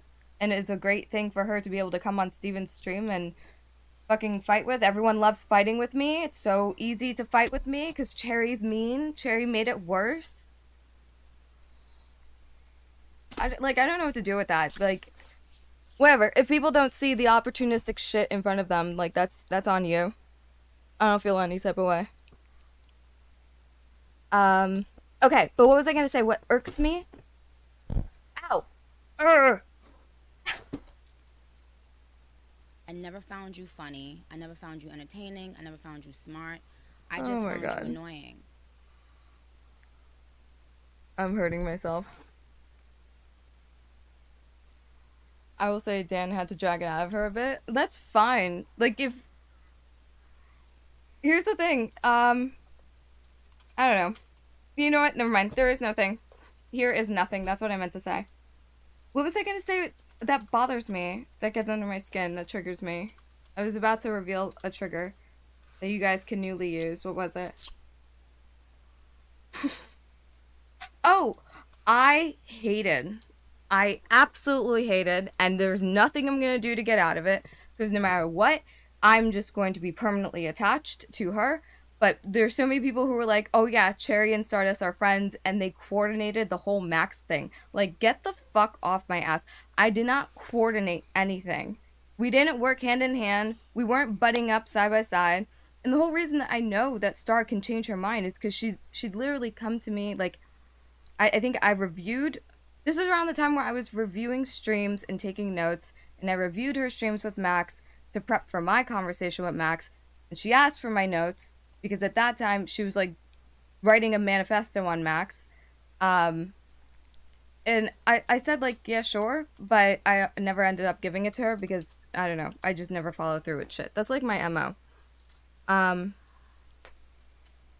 But then after the Max thing, and I realized that I fucked up, and I don't want to do this. I shouldn't have done this.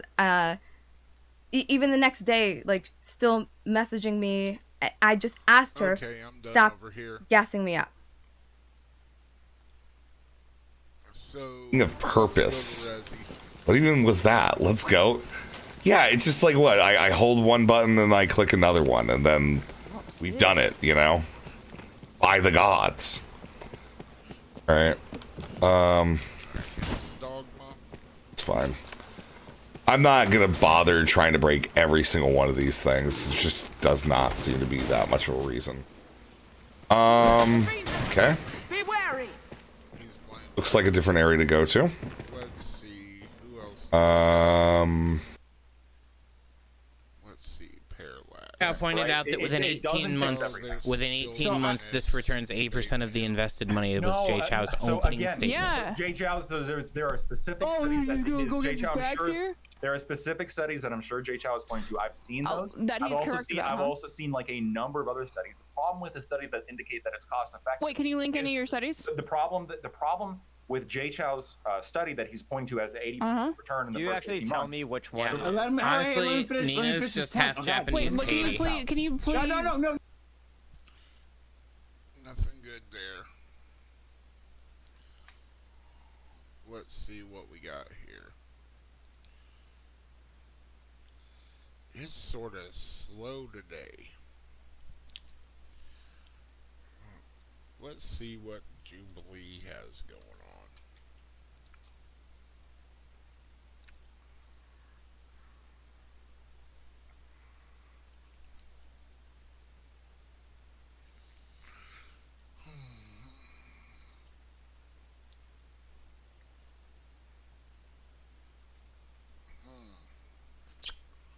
This is some content.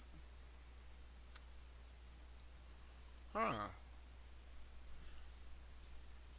So, male feminists versus female anti-feminists. Cute.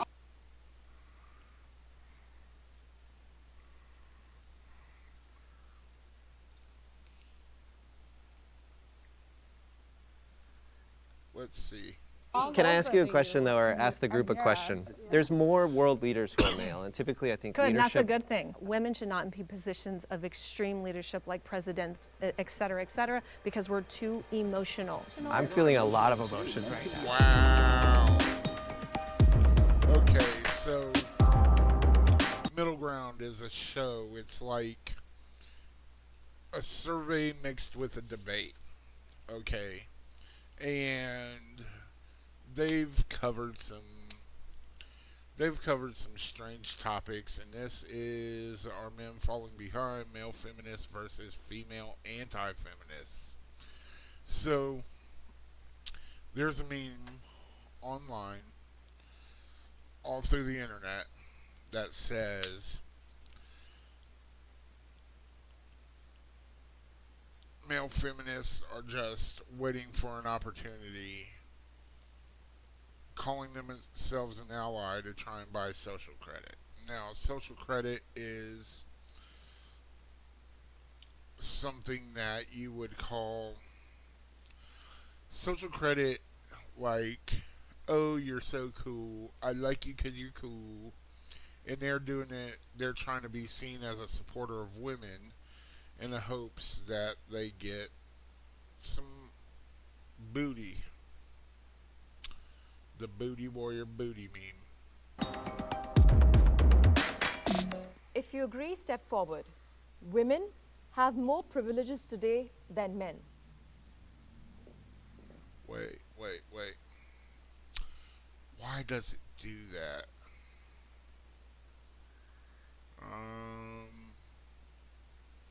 Properties.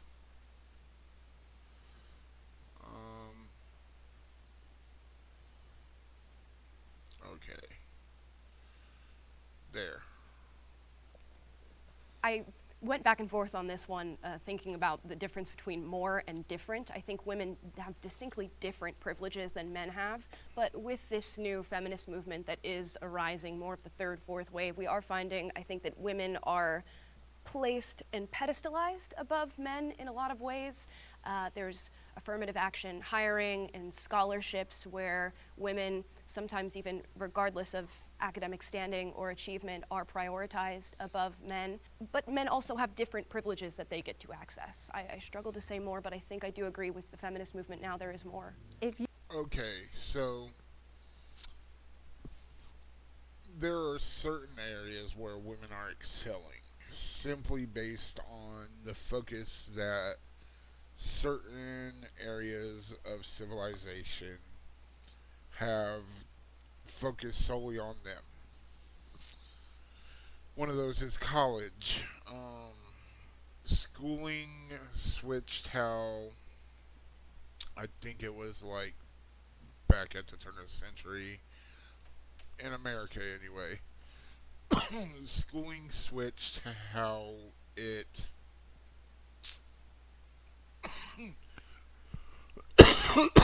pardon me, schooling switched how it handled male and female children. And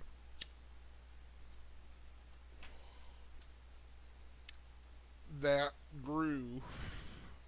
It was like a system-wide change on all levels of schooling.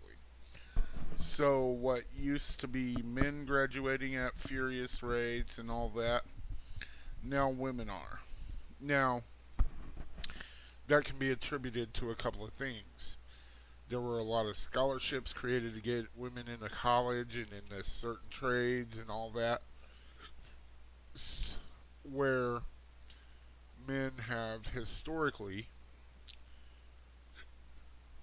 been, how can I put it? Women have historically been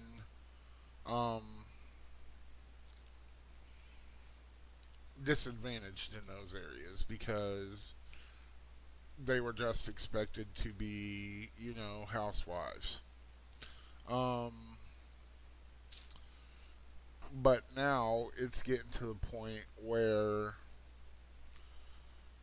women are graduating at a higher rate from colleges and universities, and they are getting the better jobs, the cushier jobs that are like office jobs. You were born into this life with a vagina. Oh, and this feeds back earlier to the gynocentrism of the court system, which is the state looking out for itself more so than women. But the side effect is that women benefit more from family court system and criminal court system. Vagina, you inherently have 10 times more privilege than a man. From the time they are little, girls are always like doted on. Oh yeah, and there's also the fact that believe all women versus all men are bad. And you're so pretty and cute. Very coddled. They're coddled, Yeah. right? As they should be. You know, Yeah. we want that feminine, nurturing energy in them. You can kind of be a degenerate woman and have a hot body and be a millionaire on OnlyFans. Men don't have that privilege. Now, women don't have to like work to get a guy. They're just hot. And then guys come to them and spend their resources on them. A man has to prove himself. He has to build a body. He has to make money. He has to build influence. He has to become a protector. I'm trying to not get it, so I'll playback speed that up to 125. Provider. Women just have that naturally by just having a vagina, as I That's said. why it's frustrating, because the feminist movement has been all about women acting like they don't have rights and acting like they have it pretty hard in the modern day world. I can't think of a single thing that I don't have that a guy has, or That you they know, only like, I would say the that one they thing I only would have. say is the safety thing. That's the only thing that I would say is that. Okay, so yeah, I mean that's sort of a base take as far as women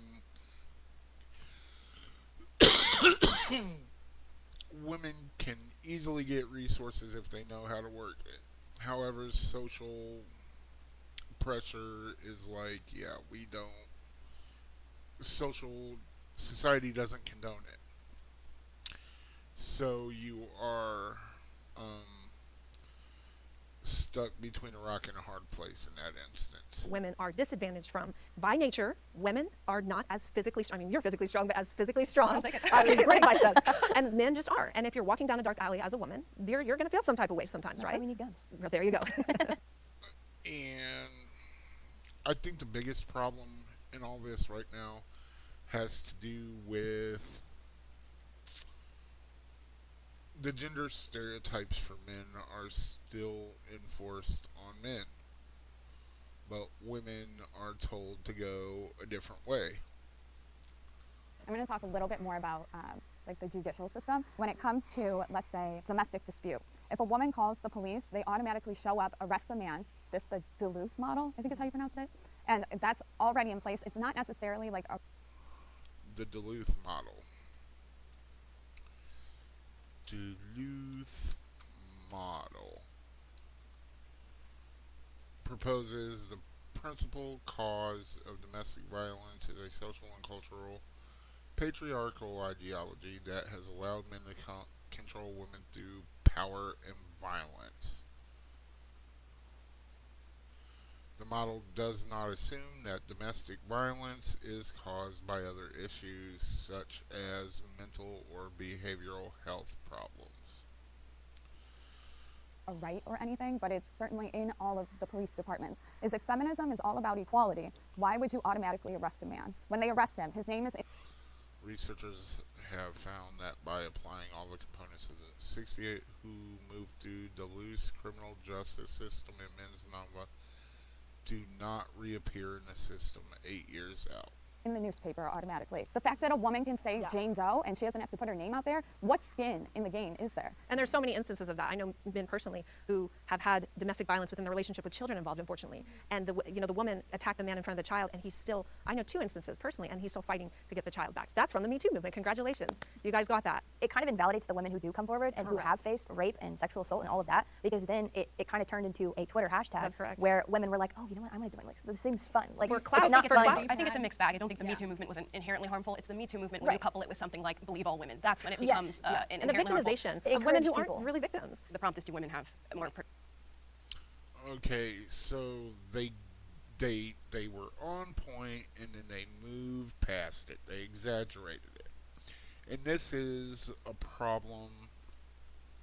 It's called hyperbole, and it's a problem with just about any talking point, no matter what it is nowadays. And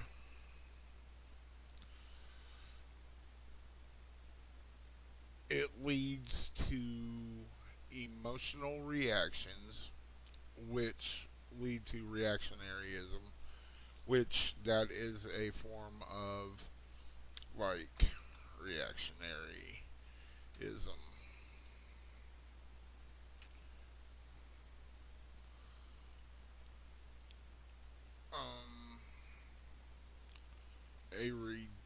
Well, of course, this is being targeted, of course, is characterized by a rejection of progressive or liberal ideas. No, it's the rejection of an idea that you don't like.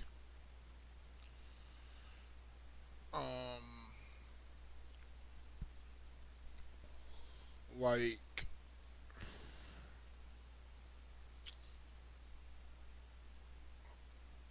the government shouldn't pay for birth control. Let's say that. You get all sorts of reactions from people on the opposite side. Just like,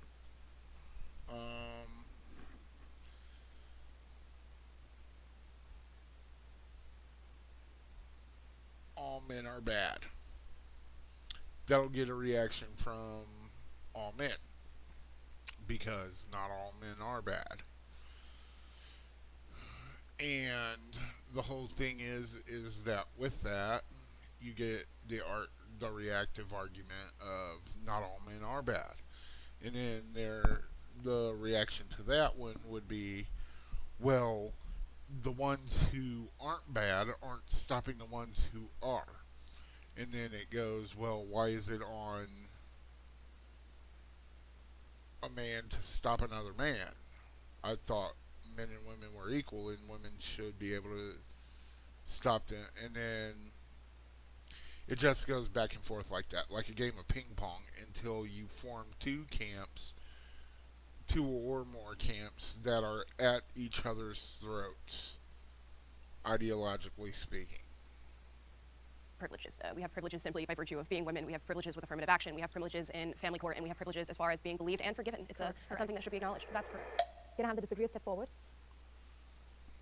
I appreciated the distinction of more versus different privileges. You can't just use a broad brush and paint the entire debate and say, all right, well, this is men have more than women, that's it. Like, women must inherently then have no privileges. That's not how it works. And that's where we start to get into the idea of, like, intersectionality, where another woman who had a different experience, if it was a trans woman, if it was a woman of color, if it was But a I woman don't who think we're was... including trans women into feminism. And I think we definitely should. I don't Like, think we should at all. I think that trans women should not be a part of the feminist movement, because a man, just because they, wake up and feel like they can be a woman one day, could come in and then suddenly know what it's like to have a period or know what it's like to have a child. It's anything from men replacing women in sports to men replacing women on podcasts during Women's Month, and when we're talking about... So that's called trans exclusionary feminism. Okay, and it's the idea that because you weren't born biologically female, then you don't know the experience of it, no matter how hard you try to get there. And I can understand the point that they are trying to make. the whole issue and all of that is that at the end of the day, everybody's experience is different. So you can have a male who is feminized or a male who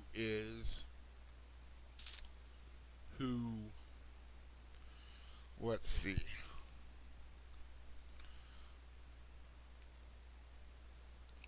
a male who feels feminine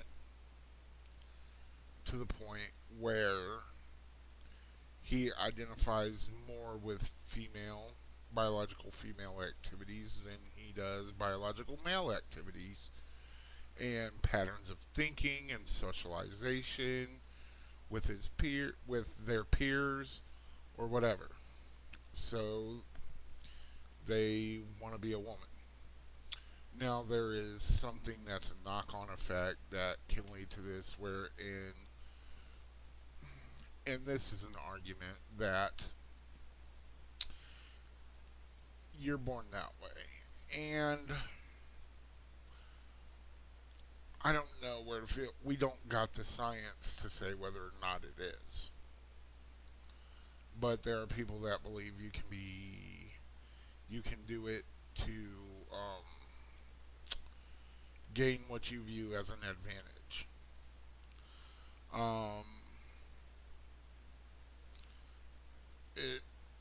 I don't know about that, so I'm not going to comment on it. I don't really think about it. I look at it like, if that's what you want to be called, that's what you want to be called. That's how you want me to view you. I will give you the basic human decency, as it's not a bad request. And it's pretty much it is what it is.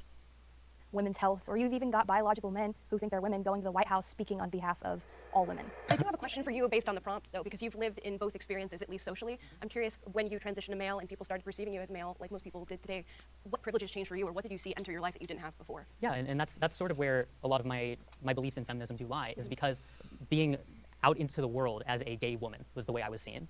Men treated me definitely not nearly as well as they did. I was bullied in school. I had people call me slurs, and it seemed like it was because I was threatening to like the male structure that we are in, where it's like male and female. Because I was a female who liked females, I was somehow infringing on that, and so they didn't like me. Things change naturally when you socially transition and are perceived by the world in a different way. When I transitioned from being perceived as female to the world to just pretty much passing or blending full-time as male, was that I got a lot more respect from other men.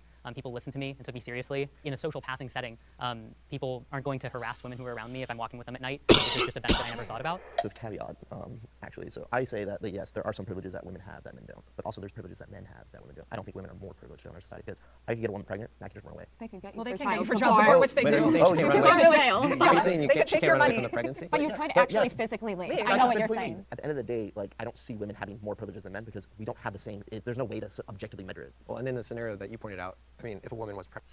So he's got a shirt that says Alpha Elite.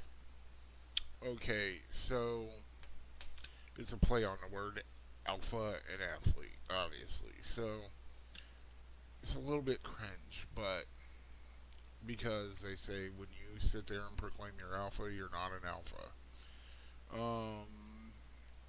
And for the most part, that's true. Your actions dictate whether you're an alpha or not. But that's a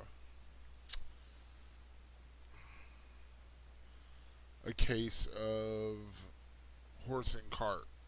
Like,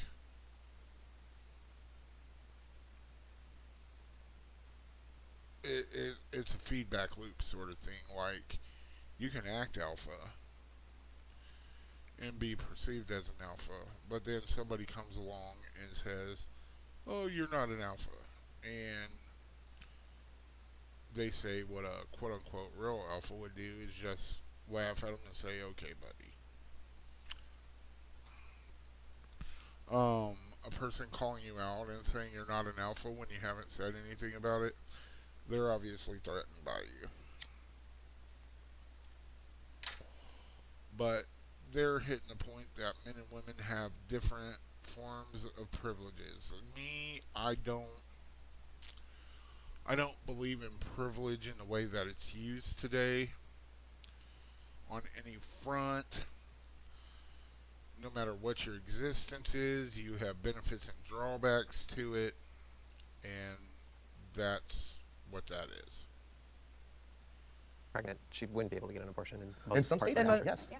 In some That's states, absolutely That's a major true. disadvantage. You can't get an abortion, but children can go get a gender change at 12 with a Feels parent like you're at very 15 fixated on that. without consent. That's not true. Feels like you're very fixated on that. I know the laws as well. I went through this. I know, in some states you can, and in Thailand you can go at 16 and get your everything cut off. Guys, it's less than 5%. I know. It It's such a doesn't small- matter. it's such a small It doesn't subset matter. of the But you population. can't say that about it. Does matter though. When you have a child, you're not a That's parent between yet. the parent and the child. Can I ask you a question though, or ask the group a question? There's more world leaders who are male, and typically I think Good, that's a leadership. good thing. I know it's Well, he weird was coming talking from to me, me. but I do want to know. It doesn't bum you out that it's less likely for a woman to become president? I don't feel bummed out because I know that if I want to pursue something that I want to do, I have every capability to do it in this country. I don't feel bummed out. Women should not be in positions of extreme leadership like presidents, et cetera, because we're too emotional. I'm feeling a lot of. Okay, so that one, there's some men that can be emotional as fuck, and it's just like,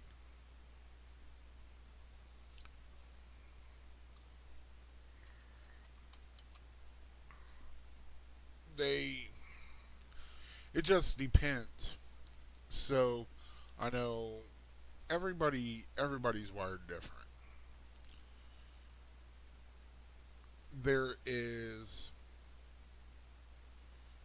a proclivity for men to be problem solvers, and we don't know whether that's innate or whether it's socialized. There's a proclivity for women to be nurturers. We don't know if that's innate or socialized, which means nature or nurture. We don't know if they're genetically predisposed towards that or it's because society shoves a bunch of expectations on them. And the reason why I say we don't know is because you enter this space where all the research that says one thing or says the other, that's the opposite of it. It's all backed by money and a desire for and renown and prestige and all that. So you can make numbers say anything by rearranging, asking this and that and the other. And if you have, say, a grant or whatever that goes, or contributors and donators that go, we want to study about how the right views global warming. And we think that global warming isn't a thing, but we want you to do a poll or a research experiment, and we'll give you $1 million to do it. So you're like, okay, I got this person, they dropped $1 million on me. And this can go for any other topic, whether it's left, right, middle, up, down, AB, AB, start.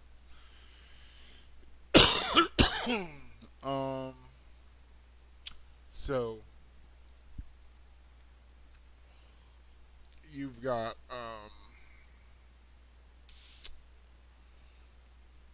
this person, they just dropped $1 million on me. If I want them to drop another $1 million on me potentially, I'm going to make this study say what they want to say. And then I'm going to find somebody to back me up. Even if I got to go back in history.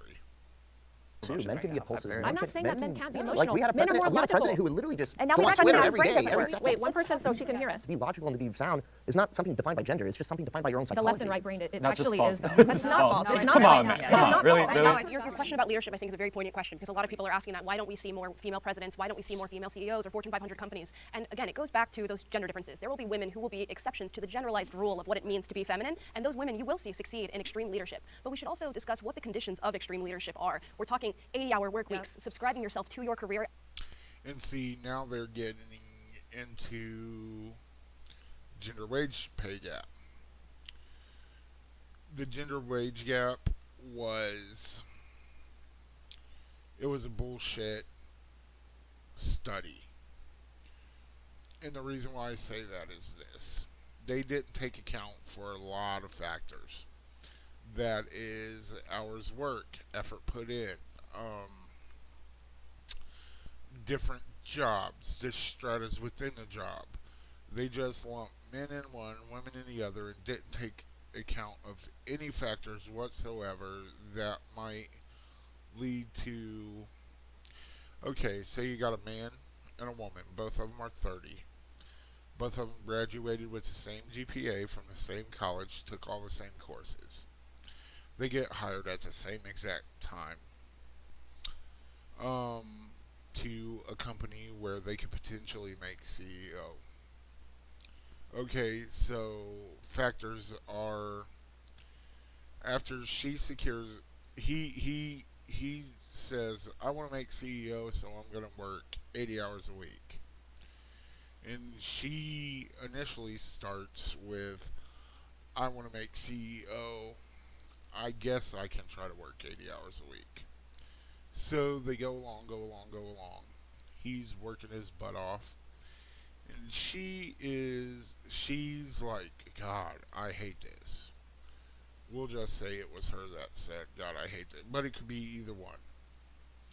So the person who said, God, I hate this, they slack off. And they start working only 60 hours a week. And 40 hours a week. Okay.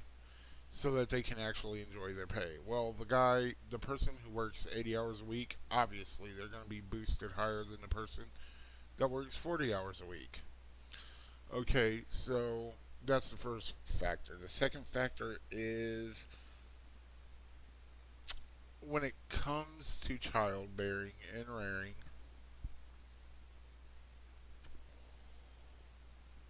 we'll say 5 years along, they both meet someone, right? He meets a female coworker. He's still he's slowed down to working only 60 hours a week. But he's now in middle management. She's working 40 hours a week. And the one who got hired alongside of him, same position. And while she's a manager, because they had the same skill set and everything, she doesn't get the bonuses he gets. That's the first part. Because she doesn't have she wants to do something different with her life. So she finds a guy, and both people, they get married. So a year later, both couples get pregnant. Okay. Now, the woman in this scenario who was hired with the man, she has to take time off to, maternity leave. The man takes paternity leave off, though he's less likely to do so. Now, the man who was hired in, he was already making more than his wife, who just had the baby. And he figures, hey, I can go back to working 60 hours a week, and I can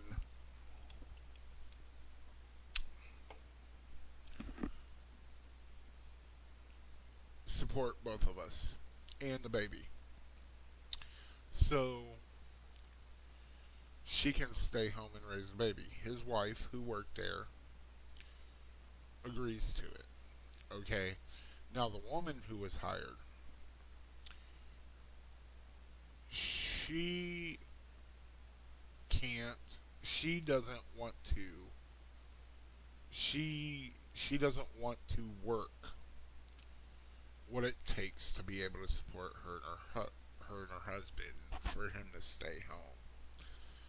But he says that he can if he has to. So she says, okay. And you get, she stays home. She says, I've got to hand in my couple of weeks notice, blah, blah, blah. I'll get my mom to watch the baby while I pass everything over to the next in line. And bada bing, bada boom, within a month, she's no longer on the job market. The husband, the man, her husband, goes into working 60 hours a week. Now, the other guy, working 60 hours a week, he's already in a position set up in his department. Most likely he got people in his department who share his work ethic to where they will continue to have performance bonuses. Whoever took over for the woman's department would have to deal with whatever she did. And the way I'm setting this down is how I would be. Okay, so 5 years down the line, 5 more years down the line, both the man and the woman are 41. Okay. She can re-enter the job market at any point because, no, they'd be 42 roughly. Kids going to school, da da da da da. She has half the day free. So she's got to find a job that facilitates the time that her child is at school for her to be able to work. Children are generally at school from, we'll say, 8 in the morning till 3 in the afternoon. That's 7 hours. We'll take transportation out of that. Half an hour on either end, 6 hours a day. 5 days a week. Okay, 30 hours. So she goes back to the company, and she's like, I worked for you, we were doing good. Well, they hired someone into her position who was motivated like the other guy she got hired alongside of. So she can't have that position back. She's been out of the job market for 5 years. And they say, okay, we'll bring you back at what you used to make. You won't have the same responsibilities or duties, da da da da. But what she used to make due to inflation is 2/3 of what she would make now. She's not making minimum wage, but so they put her into a middle management position, and she doesn't until she's about 45. Well, she's 41, 6. So you would say 7 more years. Until she's 48 or 50, she doesn't get the chance to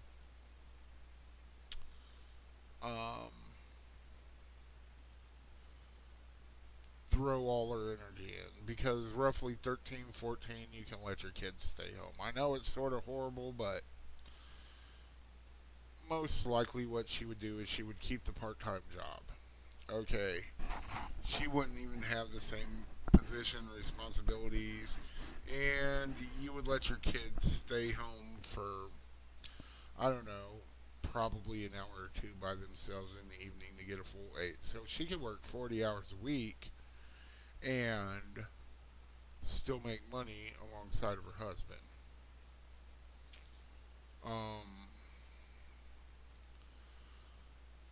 But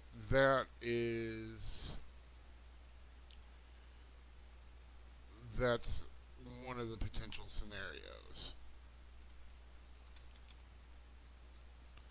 I wonder who is watching me on Twitch TV.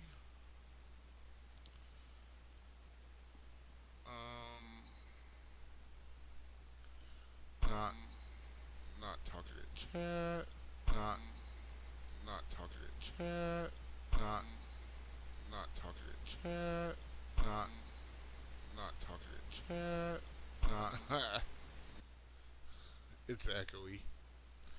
Okay, so while we're done echoing on ourselves. So ultimately, that's one scenario for the wage gap. The guy who continued to work 60 to 80 hours a week, obviously his department continued to get bonuses. Obviously he makes more. Obviously he's going to climb up the corporate ladder so that by the time she is working full time, 40 hours a week, he's almost the CEO. By the time they're both 60, 55, he is the CEO. He's got 10 more years at the least of being the CEO. If he wants to retire late, he can go until he's 70. Now, here's one thing that isn't accounted for. All the stress, all the lack of sleep, all that, it could accumulate. He'll most likely spend 10 years as CEO and then he'll retire. And he'll retire at 65. He'll be done. His kids will be going in college, most likely get hired in at in a nepotistic position. And that's just life. It is just life. You cannot expect people to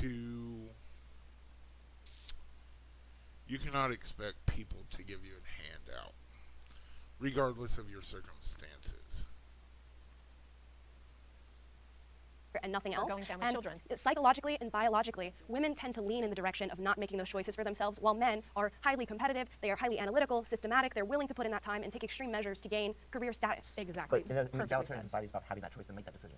Yes, That's what feminism but we is about. do, It's but about we already having- have that choice. We We do have have that that choice. choice. If I But want to own it's my own being- company, I it's being can. restricted. Like I said in the beginning, we've all agreed that the beginning of feminism was going in the right Humanizing direction. women, It right. was humanizing women. It was making them equal to men. It was giving us the same opportunities so that we can go vote, so that I can go get a job, so that I can drive a car. Like She can there's run for other president if she countries wants. that I know that we weren't talking about other countries, but if you want to talk about feminism, go protect the women who get beat up for driving a car in other countries.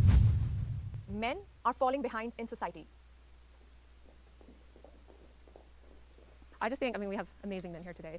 It's Oh, an honor thank to be you. on this You panel really with know you me. to see this masculine energy. However, I know that men are not able to be men anymore because Okay, men are falling behind in society. This leads to men still being expected. This is directly because men are expected to still maintain the traditional roles by society at large. Not everybody, but a large amount. And they have to be a whole damn package. They've got to not only be hard workers and upwardly mobile and everything else, but they have to, they essentially have to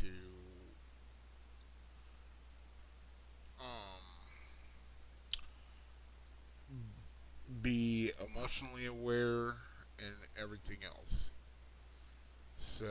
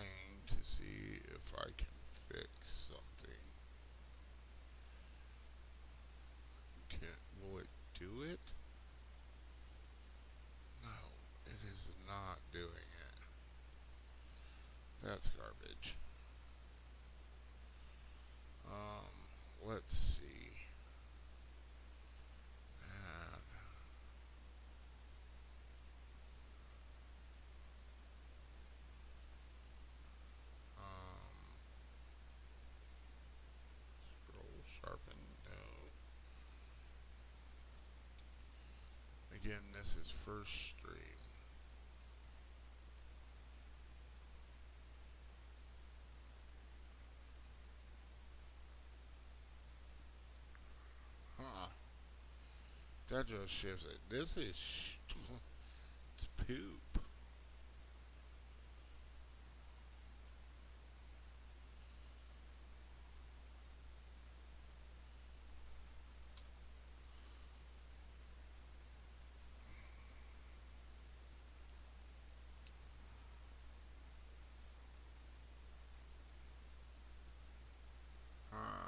Let's see. I'm trying to find a way to crop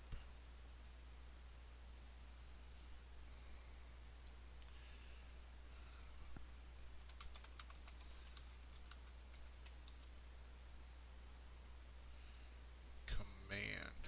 Oh, okay. Let's see this. Okay, video capture. Okay.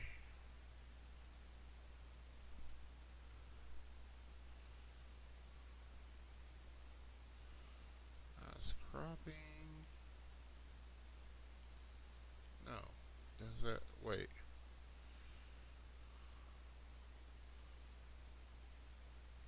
Alt. It's Alt. Damn it. Okay. So, we go like that.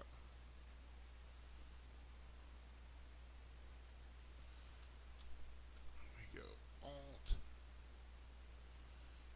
Boom.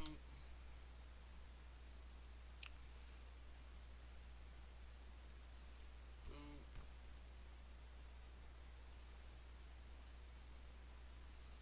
Boom.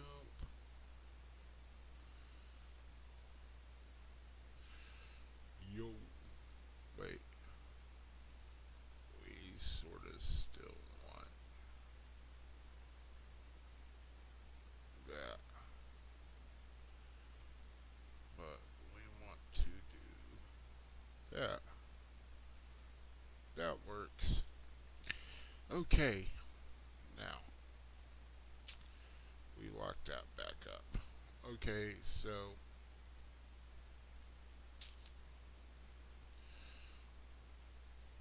next. Oh, wait. Because of the feminist, modern feminist propaganda, I coach men in my practice and they tell me, like, I don't even know what I can do on a date anymore. Can I ask a woman out? Am I going to get in trouble for this now? Like, I really like her. I kind of want to put my hand around her waist, but maybe that's going to, I'm going to be all over social media, this kind of thing. And I think men don't have the balls anymore to just stand up and be a man, be dangerous, be fierce. I want to respond to a lot of what you said. Please. Does anybody else?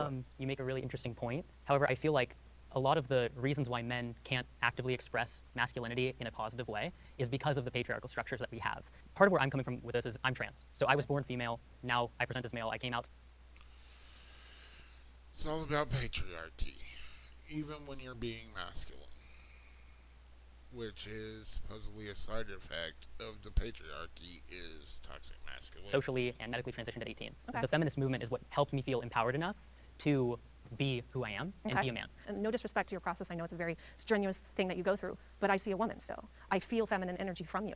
That's all right. And totally so when you respect say that. you're a man, then it's like, I don't see that. The way I think about it is more like about individual choice and individual freedom. And if I want to say that I have feminine energy and people view me as masculine or vice versa, then that's their problem. That's not my problem. And for me, that's what feminism is about giving people the choice to act in accordance with however the hell they want to. But that's a very dangerous society. That's not how feminism started, though. Yeah, we went from, wanting equal rights for women and equality for women, and now it's Humanizing kind of women, right? humanizing women, Yes. making it to where I think we all agree, Okay, so here's going to be a rough take, and that rough take is this.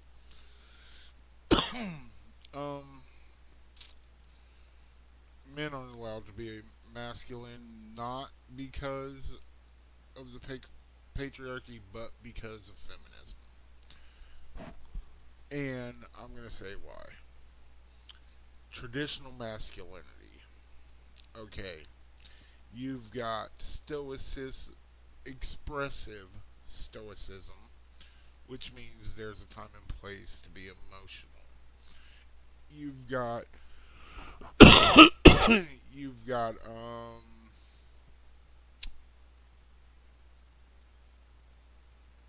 provider, caregiver, provider, hunter,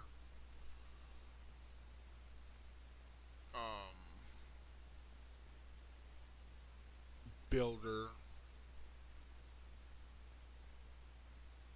problem solver, rough housing, combat. You've got all these things, right? These are what traditionally make up masculinity. Okay, so until society decides that those are not what they want from men, which they will always want those from men. And I'll explain why. Until society, those will always be what it means to be masculine. Now,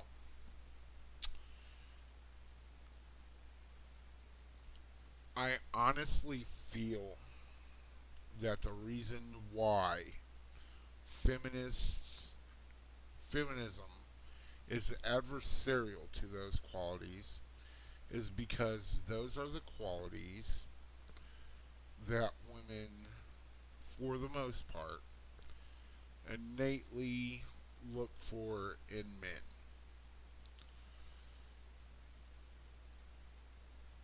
And the thing is when you have a man that observes all those qualities, that shows all of those qualities, he has dozens of women going after it. So that man is not beholden to the norms of society that support women. That man doesn't have to commit to a relationship. He doesn't have to rely on a woman to take care of him. Because generally he'll have his life together to the point that he can pay somebody to take care of his house. Or he can pay a woman to have kids for him. Or he can, because generally these things run hand in hand. If you've got your life well enough put together that you exhibit all these qualities, like literally a man like that, he wouldn't even have to pay a woman to have his kids for him. He'll have women trying to have kids with him in an attempt to lock him down.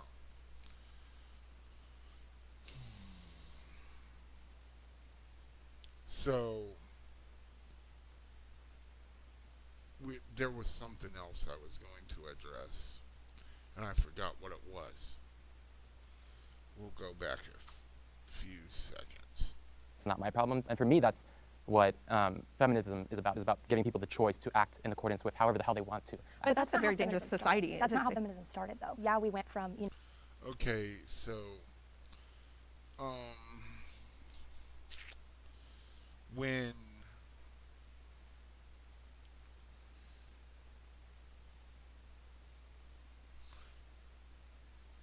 when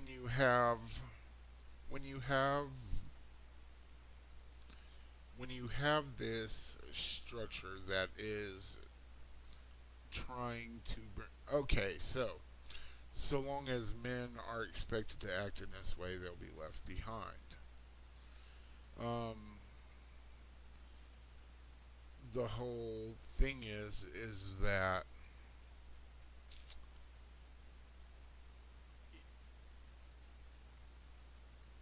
men get left behind. Well, okay, so you got the dating market, which is when people are trying to hook up or whatever, and one way they get left behind there is that they are trying, either A, they're antisocial, B, they're underachievers, or C, they just lack looks. Okay. And I mean, that's an issue. all of those are issues. But nobody's trying to say or do anything. There was a point in the recent past, a little bit over a decade ago, where there were a group of men that were trying to adopt feminist thinking for men. Like, feminism ultimately was trying to humanize and bring equal human rights, at least in some respects, to women and men. The whole issue with that is that even though the stated goal was to bring men and women more equal, it didn't have anything for men. So men decided, hey, let's try to get equality in the courts. Okay, so that means no presumption of paternity. That means no presumption of, that means remove no fault and everybody gets married under the perception that there is a prenup in place that will be honored. Wherein a man isn't responsible for a woman's college debt that she ran up. Things like that. Marital debt, shared assets, da da da da. What I came into the marriage with, I keep. It's all mine, blah blah blah. What you came into the marriage with is yours to keep. It's all yours. And then marital assets are split down the middle. Your debt is your debt. My debt is my debt. Custody outside of normal circumstances. I mean, custody, if there are no mitigating factors, would be shared 50-50. And there is no presumption that the child belongs to the woman, like it's like the child is an object. Things like that. Okay, that's legally how men got left behind. Socially, men are still expected to fill all those old masculine roles. And the reason why men can't give them up is if they do give them up, then society crumbles. Because women are vastly underrepresented in the trades. And it's not for a lack of trying. It's because women don't want to do them. Women don't, they just don't want to do them. And a lot of women aren't even built for them. So, the majority of women aren't. So, with all that being said, I mean, it is,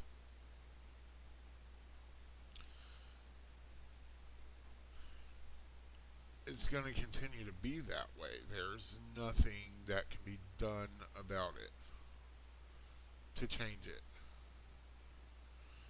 And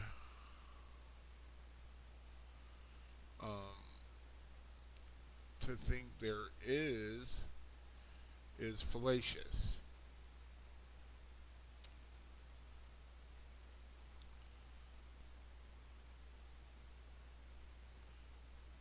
It is, hell, it's preposterous almost.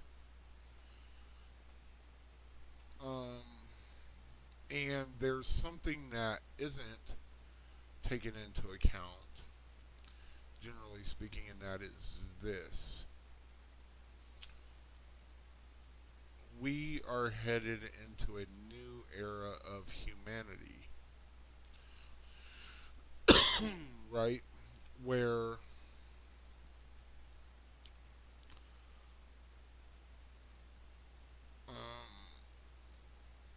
where we're soon to start going for space. Unless technology catches up and makes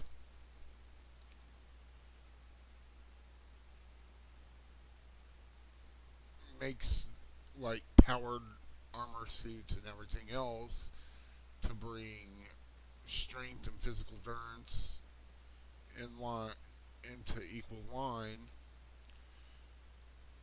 Oh, the risk. One man can get 1,000,000 women pregnant.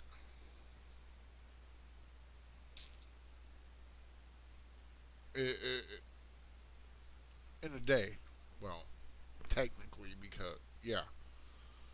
But if you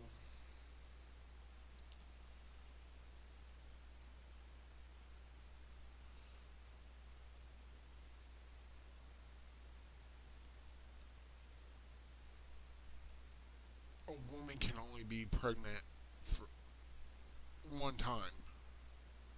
If she gets pregnant, it's 9 months. She's out of the loop. So in order to keep the human race going, you can sacrifice a whole hell of a lot of men and still be able to keep it going. Keep the human race going. For women, it wouldn't be. If we sacrificed women, that's potential children that are gone. Which means you'd be running at a deficit. Potentially. So that's just the laws of physics at play. Time and space. But yeah, if we hit the stars before we figured out how to make powered sci-fi armor, then it's going to be men that are leading the way.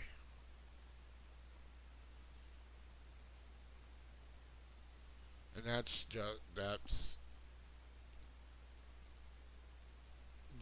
a truth that can't be denied.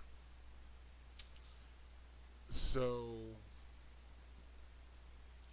with that being said, we'll continue. You know, wanting equal rights for women and equality for women, and now it's Humanizing kind of women, right? humanizing women, Yes. making it to where I think we all agree, you know, women now are equal to men, and with like third and fourth wave feminism, especially fourth wave feminism, it's kind of turned into individuality, like you said. It doesn't take a man to tell me how to be a man. It doesn't take a woman either. I can define myself as a man how I want to. I don't need somebody like Andrew Tate to be like, you're not a man unless you do this. I also don't need a woman to come up and be like, you're not a real man if you don't do this. And it's the same with femininity. I'm not going to tell you how to be a woman. I don't think another woman should tell you how to be a woman either. So what would you tell kids? Yeah, like you have a daughter. Do you really want to be guided by the ambiguous, define yourself as however you want to define yourself, and for her mind to be molded and shaped by men who, no disrespect, women who turn themselves into men and then turn themselves back and say there's a lot of dissatisfaction when the root of the problem wasn't the gender, it was everything else. Actually slow down very, though. very I feel low like I looked at the rates of percentages. detransitioning, but I that's looked at not percentages. Okay, so positioning and statements made here.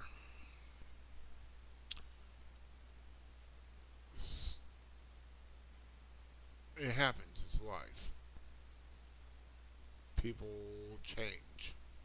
Okay. End of the day, you can't help that. It's also a minority of the population. Feels like you're bundling a lot of ideas, which makes it hard to respond. But Well, because there's so much data to support Can you repeat these. what's the main question? Do you on want the your answer? daughter's mind to be formed and shaped by a society that tells her it's okay to be masculine and to be a man, and that she doesn't need a man, and that it's better off for her to be alone and put her career first and not have children? I think it's more likely than not that she'll probably follow a more conventional path. If my daughter grows up and she wants to dress like a boy, like great. If she, for whatever reason, is experiencing gender dysphoria, like we would navigate that together. But that, to me, it doesn't scary. And That's, all the more want to live in a world. I feel like that's sad because Why, it's though? because my son, I encourage him. I say, you are to be, and I really don't care the backlash. You're supposed to be attracted to women. And Isn't I that a tell lot him, of pressure? and I tell no, and I ask him, But what who if are- he's not? Because life for transgender individuals, and my son's African American as well, is very freaking hard. I don't know if Yeah, we can that- swear. I'm sorry. You can. It's very hard. Do you know this to be true? Asking people or putting pressure on your son or putting pressure on my daughter to not. I just tell him. Okay, but to not be their true self, if that's truly how they feel, But it feels like that would be. They're not their true That's self. this like Thank you. that's this.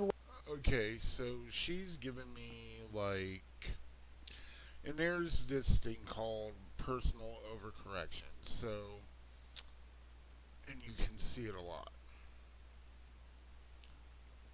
You have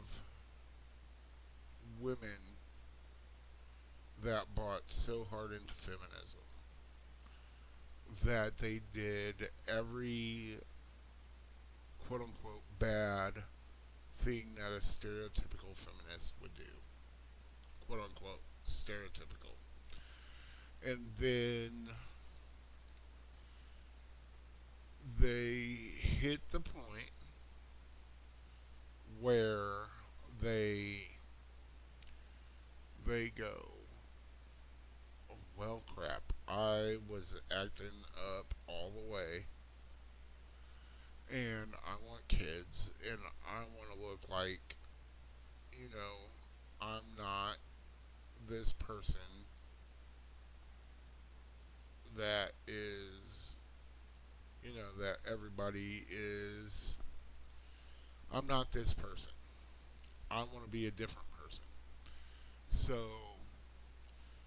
they take a little bit to transform themselves. They study ideology,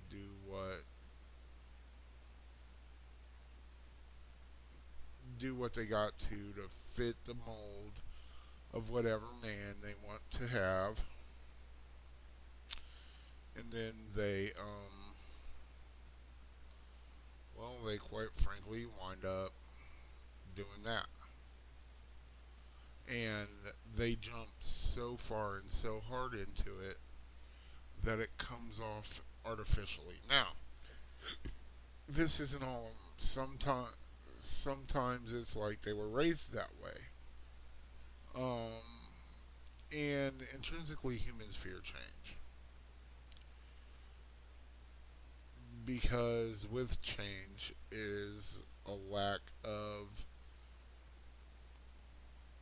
there's a potential lack of stability. So that's, with that being said, she gives me vibes that she used to do that, and this isn't judgment. If that's what she wanted to do, that's what she wanted to do. And then she's overcorrecting / paying penance for her past.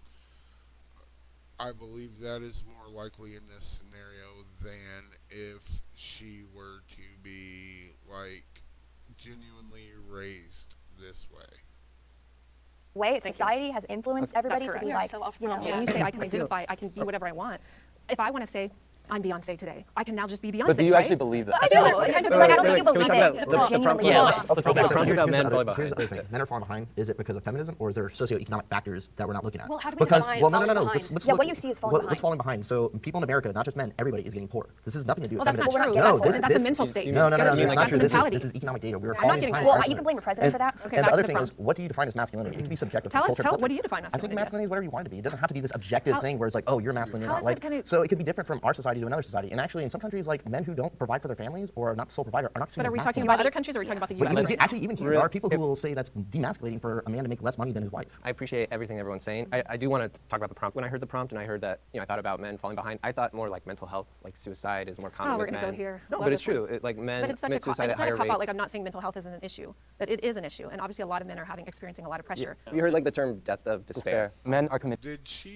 Did she just say don't go here? Wait. I want to talk about the prompt. When I heard the prompt and I heard that, I thought about men falling behind, I thought more like mental health, like suicide is more common Oh, we're with gonna men. go here. No, Love but it's this one. true. Like men But it's such commit a suicide at it's not higher a cop out. rates. Like I'm not saying.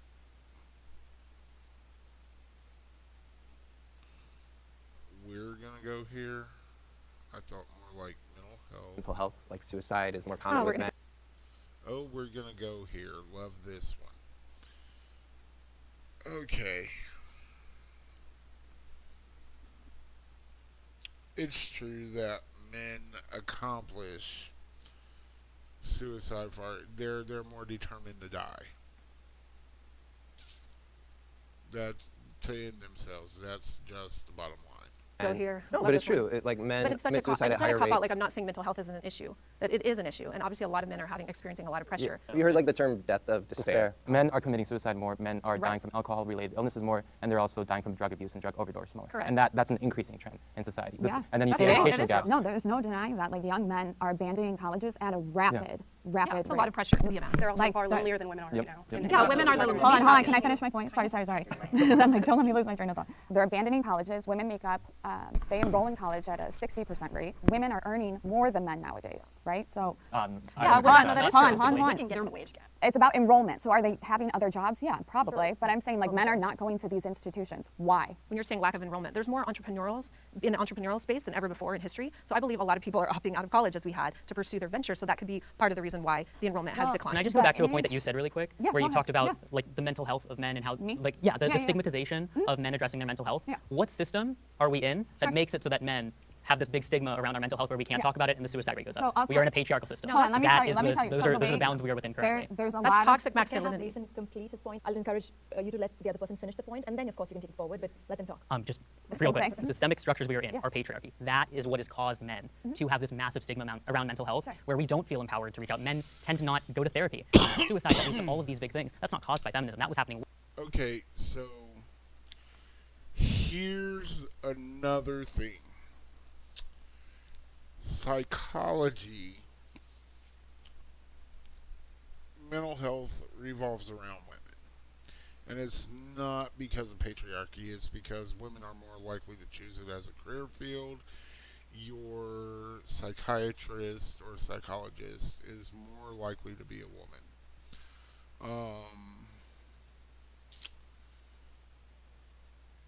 I don't know whether it's the same thing as like teachers, wherein people are more comfortable having female teachers for their kids than male teachers, or whatever have you. I don't know. Well before the So, feminist hold movement on. came into these Let new him waves. finish. There's a lot of psychiatrists, psychologists, and economists, professors, all these people coming out saying that the actual psychology department is feminized. I know. No, it's, I'm processing what you're saying. The psychology it's weird, but the department? way that everything's processed is for women. So women and men process information differently. Men are like this. Yeah, that's what I just said. In their brain, women are. It's all over, and like, what the hell does that mean? Well, it's it left means brain, right that brain, when you usage. when you I wish it was process that like simple. men need to solve the problem before they can process the emotion. Women are emotional. react My on way emotion. emotion. Yeah, that's it. But so women have a tendency, not a tendency, they do better with talk therapy. That doesn't always work for men. Men do better when they are kind of working with a coach or somebody that's going to be like, this is what you have to do, and then come Like back massive to how you action do it. That's why mentors So- work. That's why men He need. had a thought though. Can we let him finish his thought? And see, there's the thing. These are part of the reasons why men are falling behind, because subjects like this, talking points like this, hurt feelings. They hurt the feelings of the people who want to use it as a weapon against their structural system that they are a crusader against, rather than actually trying to solve the problem.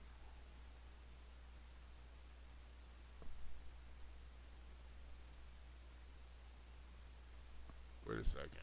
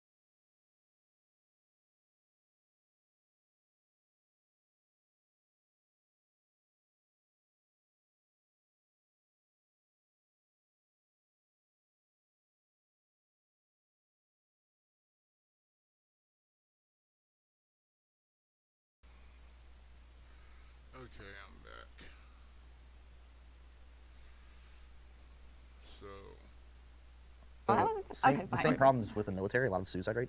Even though there is therapy services, they're actually actively discouraged. And it's because of this masculine energy in the military, because it is still, even to this day, a very ultra-masculine institution. And there's these negative energies saying, like, hey, no, you shouldn't go talk. That's what these fucking do. But that's toxic masculinity. Yes, but it comes from a place of what? No, it comes from a... So the reason why they don't want you to do that is because it gets you out of your service contract. Period. And there are people who will get a medical discharge and they'll still live. And the reason for that is people don't want to go into military.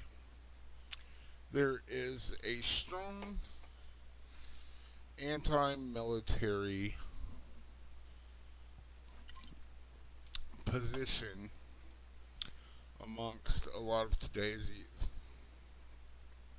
Place where it's like, oh, that's not what men do. Just suck it up and push on. And that's why a lot of these guys end up killing themselves. But what branch were you in? Can I ask? I was in the Army. Okay. So you're an athlete, correct? And in the military, what is in the military that makes everything work within the military? It's a structure, right? Yes, it's a structure. It's a system, right? Who runs the military? Who is at the very top of the command? Oh, the commander-in-chief, the Correct. president of the United States. But I'm making a point here. So there's one person at the very top. Even if you take the commander-in-chief away, there's your general, right? Then there's lieutenant general, there's corporal, and I forget don't hate me, there's all those privates, etc. There's a system. One person is at the top of that system, and he has supporting members underneath him all the way down to private. And that's what patriarchy was, quote, patriarchy was designed. It's a system of one person taking a leadership position, and they make decisions for the greater good, utilitarianism of all, meaning the family unit. That's not really what patriarchy and actually, means. It is. I looked up the definition, that's actually a very I literally looked it up yesterday. No, you're good. I really need the male. Okay, so there is the mediator's about to come in and say something, but she essentially outlawed what systems are, leadership systems. And the reason for that is people say, oh, if I was president of the country, a lot of people wouldn't be able to deal with being the president of the country. The best president of the country would surround himself with people who knew what they were doing. He wouldn't appoint his friends. He wouldn't appoint optically. He would appoint based on merit. He or she. And the reason I say that is this. Heavy is the head that wears a crown. That's true. When you're running a company, whether it's a company, a country, or the house. When you make decisions, you're the one that is responsible of whether they fail or pass. That's called accountability. And if you make a good decision, you reap the rewards of it. If you make the bad decision, well, you're the one who gets the short end of the stick. Feminists also to respond because I feel like they've spoken 20%. Once they're done with their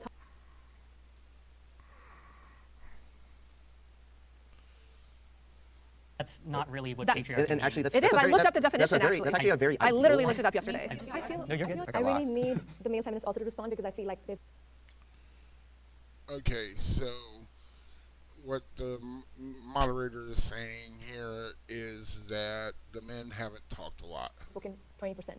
Once they're done with their thought, feel free to interrupt, but let them finish. So she's saying she's telling the women to let the men speak. Okay, I want to talk. I'm going to talk. I mean, I do think men are falling behind. I feel like the world is just changing in a way where men don't have like a natural place to fit in, or it's not as intuitive as it used to be. And I think men are alone. I heard you throw out the word loneliness, and that does feel true. I just don't think that feminism did that. I just think like the world is changing. What you said really resonated with me when we define falling behind. What I think about with men is that high suicide rate, that likeliness and proclivity towards violence and aggression. I think about loneliness and not being in relationships with which young men are struggling with a lot right now. And where I feel finding common ground. And feminism does get right in a sense is that we should expand our horizons as far as how we view masculinity. Men should be able to cry, they should be able to be vulnerable, and that's something that we need to access. But also, these men who are feeling disillusioned with the world right now, they are seeking out male figures. We've seen, the rise of the Jordan Petersons or some of the personalities at the Daily Wire or the Andrew Tates. They are seeking out somebody who's telling them, I want you to access those masculine traits and harness them in a way. I would say Jordan Peterson's probably a more healthy role model for men than, say, an Andrew Tate, but men are going towards these more aggressive, masculinized traits and seeking out men that are trying to harness that for them. Yeah. Okay, so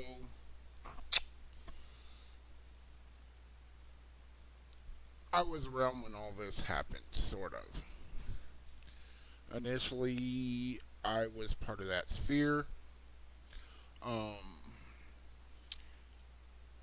left it, came back, because initially it was started as a means to help men deal with getting divorced. And all of the mental things that go on, the sense of loss, the bad things that can happen, all the bad things that can happen in divorce. Then, guys who simply wanted to get laid started joining in.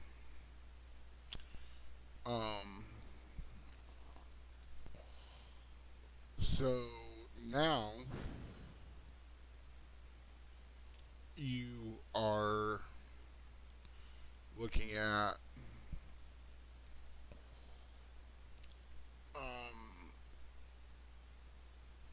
then you had the feminists of men's right advocates that were looking for equality in the system, because when you lose your kids, it's got to be horrible. I wouldn't know, but I would imagine it is.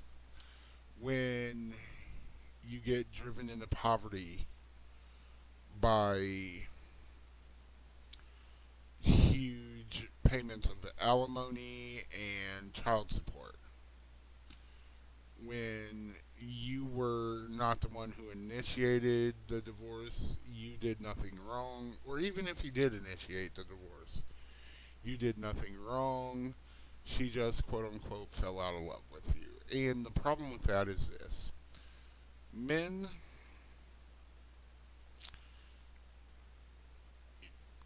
when you live in a household and you're the sole provider for that household, you don't have a lot of time to spare. Most likely you don't have a lot of resources to spare. And I'm looking at this from the lower rungs of society, because I've been there. I was raised in the hood. I worked a lot. I had to hustle a lot to get money. So when you're looking at things like, I've got to go and work 60 to 80 hours a week just so me and my family can make it, that leaves 8 hours a day for me to sleep. And then on the weekends, I'm exhausted. I can't help with the kids. I can drive you to the grocery store. I can do all that. But I just want to, do something that isn't work. And I don't feel that's wrong. Okay. So when you're spending all this time at work, she doesn't get to see you a lot. And you're lucky if you all do anything. And when you're home, you're not really contributing to anything. You're not contributing to the household because you're exhausted. You're literally exhausted. Why is there an impetus? Why is there this thing where men are expected by every facet of society to work so hard, provide so that you can provide, and then come home and help her. That's not equal. That's not equal. Because not only are you breaking your back, giving up pounds of flesh so that everybody else that you're responsible for, because they said you're responsible for them, doesn't, you know, Roblox.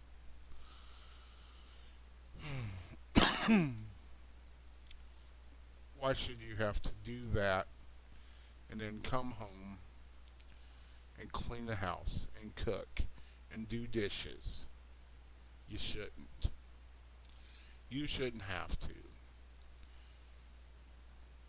Equitable division of labor. I go out here, I destroy myself to get this money so that we can have all our bills paid, a roof over our head, food on our plate. Let me show you something.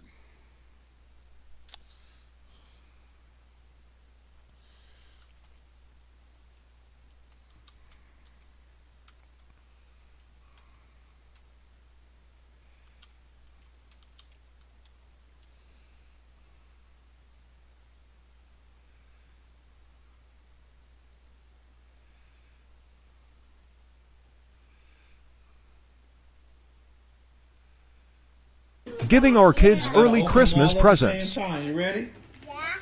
Yeah.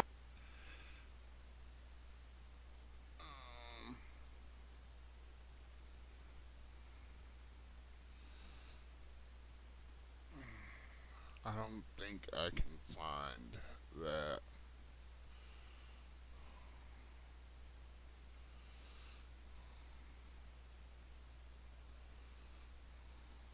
But let me see if I can.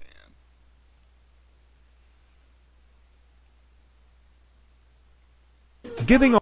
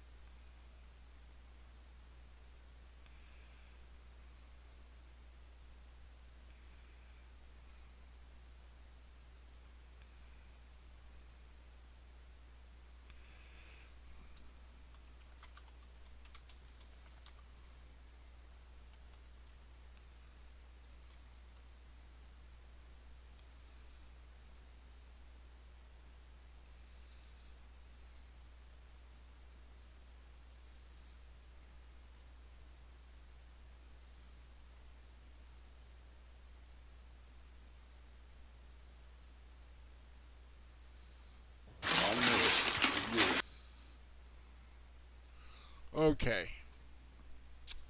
I got it. I got it. Okay, let me see.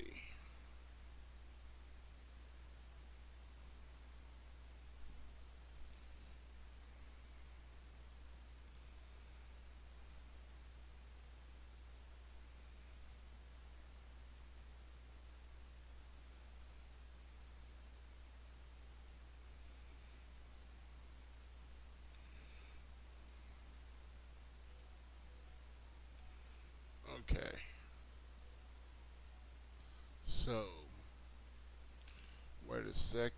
Wait a second. We're getting it. We're getting it.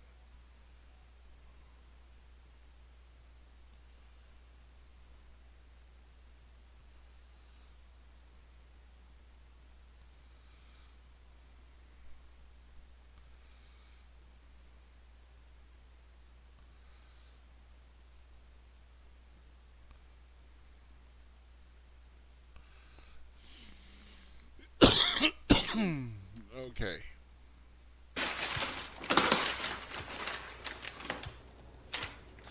Light bill. You was not in the dark all year long. And I should have known you was about to do something stupid like Light bill. Merry Christmas. I swear to God. It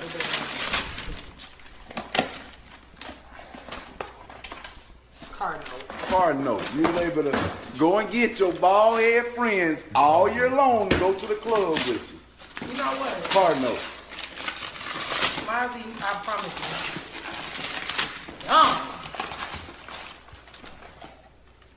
Phone bill. You was able to call your bald head friends all year long. Thanks to me. Merry Christmas. So you wasted your time to rap all this stuff just to do that? You bet. Red. You had a shelter over your head all year long. Thanks to me. Merry Christmas. So y'all. Okay. That is hilarious.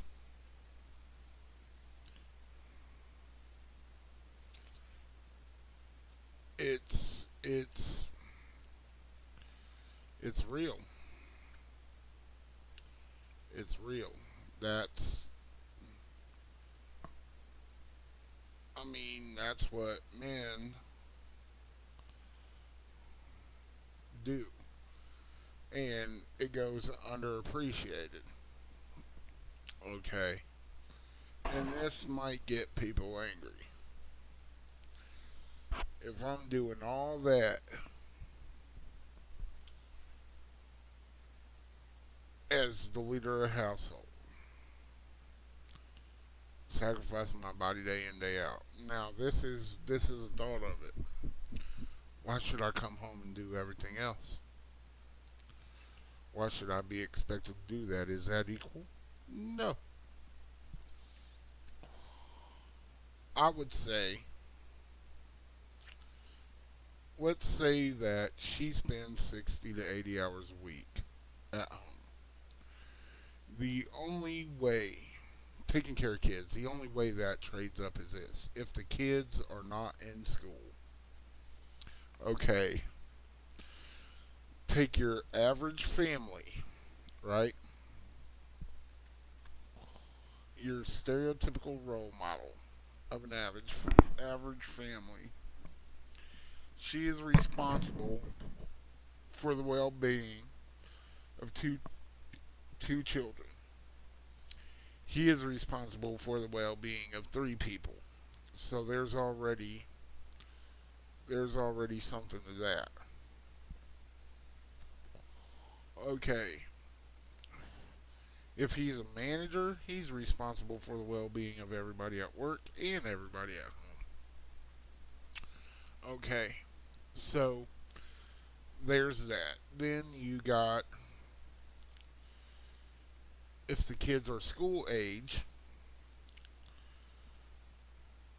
she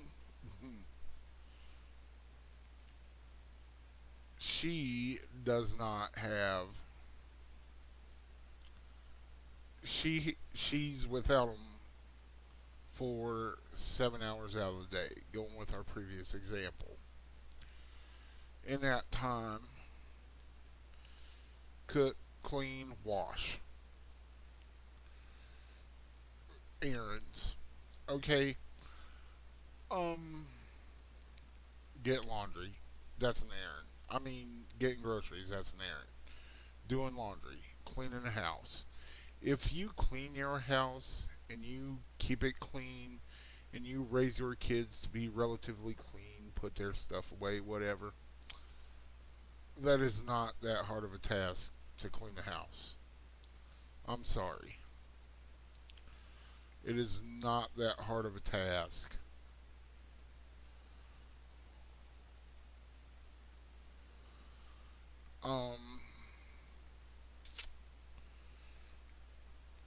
Essentially, school-age children takes a lot of. What is she doing all day long that exhausts her? Now, I will say, once the kids are home, if she's an active parent, she has a lot of work.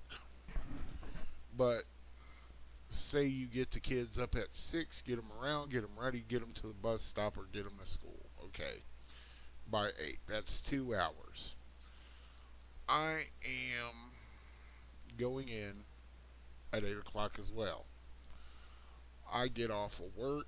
Let's say I'm doing 12 hours a day. I get off at 8 p.m. Okay, the kids got off of school at 3. They get home at 3:30 or 4 o'clock. That's 4 more hours. You have done a total of 6 hours to my 12. You have done half the work just with the kids. Now, if you keep your house clean and everything else, if you space your chores out and you don't have to work, you will have to do 2 hours of work a day. Period.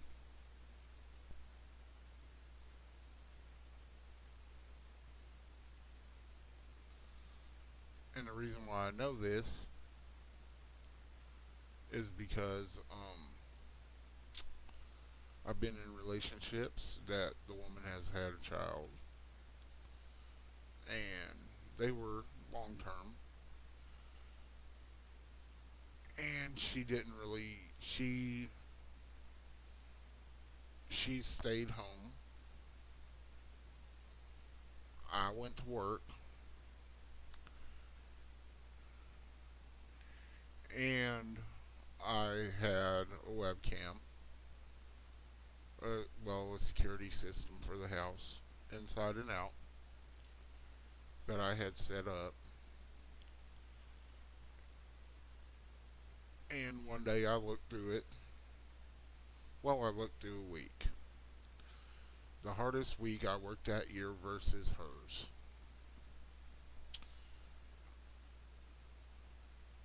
And she spent several hours just sitting there. I mean, she worked out a little bit and whatnot. But yeah. But this is things that people don't want to hear.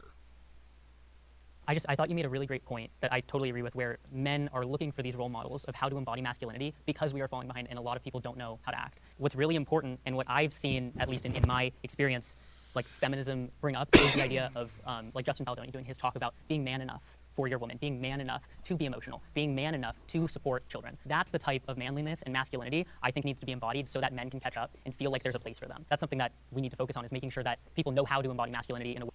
Again, help with the kids, support her, support them. No. Way that's going to be beneficial for everyone. Women should also be drafted into the military. If you're going to vote, you might as well be drafted, baby. That's it. Yeah, I believe rights come with responsibilities, and we are all responsible individuals. Granted, I'm glad we live in a society where we haven't had the draft since, like, I think this Vietnam. Vietnam. I think Vietnam. I do think that maybe like we should relook at the draft and as other options, not just military service. So I was in active duty military, and I was also in the National Guard, and I fought wildfires, and like I've done crowd control. I've done a lot of other things. If you want the same rights, you have to have the same responsibilities, and I think that's just universal based on what you. And that's sort of a base take. Women can be drafted into support positions. They can be drafted into, but if they can pass, okay, military was for men for the longest time. When it was established, when there were standards to be a frontline combat troop, you meet those standards. Well, there's base standards just to get into the military, but there's further standards for frontline combat troops, things like that. So, if a woman can meet those standards, she can be a frontline combat troop. If she can't, she goes where her standards set her. You can do and your abilities. This was a very difficult one for me to parse through, because I remember when I was getting my birth certificate changed, and it was like, all right, time to register for selective service, and I was like, oh God, I have to make this decision now to register. You don't have a choice. I know. So I was like, all right, cool. Like I will go through with finishing all this legal stuff up and register. And I think, like you said, there's lots of other responsibilities that men and women of different abilities and different strengths could fulfill within selective service if we needed it. Drafted correct me if I'm wrong, would be going into war, would be physically going and doing That's the actual combat. A lot of the draftees in Vietnam didn't go see combat. They did supportive roles. Okay. It's selective service, so you register to be potentially needed to call for multiple different Right. responsibilities. But some of them are going. Right. Some of them, there was some so bad cases. the part that I would disagree with would be putting women on the front lines. We are physically capable to do a lot. You know, there's different boundaries for women who go into the military who have to do boot camp than there are for men. We can work women as hard as they can, but they're not going to work as hard as men are. I actually got accepted into the Air Force, which would have been like very nice because I would have had a little desk job. But unfortunately, I was waiting for a job, so I went to Army. So I went through boot camp, and it was hell, and it really messed my back up even more than it already was. Our rationale skills and our logical thinking is not conducive to be able to be on the front grounds, to be able to make, oh my gosh, if I... Okay, so the reason for that is this. And this goes back to the quote-unquote toxic masculinity things. Boy, I think I just hit fucking pay dirt on something. Boys, as kid, was toxically masculine.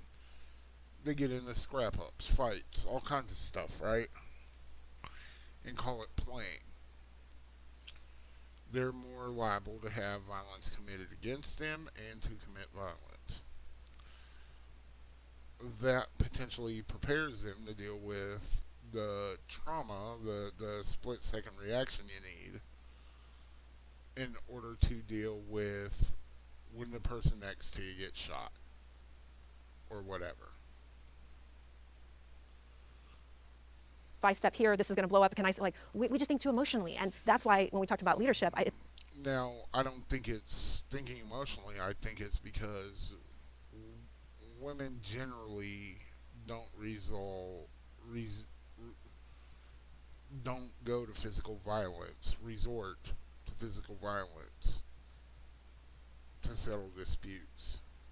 I'm a firm believer that men always, when men interact, if I'm interacting with another guy, there is the potential threat of violence there. If I say something completely off the hook,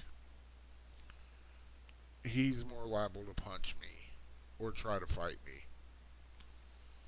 And that's reality. It's the same thing. Being in those positions where like split-second decision could make or break, I don't think women have it in them to do that. And I don't. They could learn how to do that. It would take some time and practice and everything else. I think it's fair to men to be. I wouldn't if I was a man. And that's proven out in the fact of women being EMTs and first responders. I wouldn't want to be next to nurses in the emergency room, things like that. a woman and want to be carried out if I need to be, if my life was depending on it. I think it seems like a lot of the same discussions keep happening with these prompts, which is back and forth of how much is it nature, how much is it nurture, how much are there like intrinsic biological differences between men and women, and how much does that dictate our behavior and our physiology, our biology, versus how much of that is through social learning. So how much it's our culture in terms of, Societal let's say, like programming on a scale of 1 to 10, how high is your sex drive? Very high. I'm a sex I'm not asking you oh, I personally. thought you were. I thought you were. So I wasn't asking you. Sorry. If you ask everyone that, Yeah.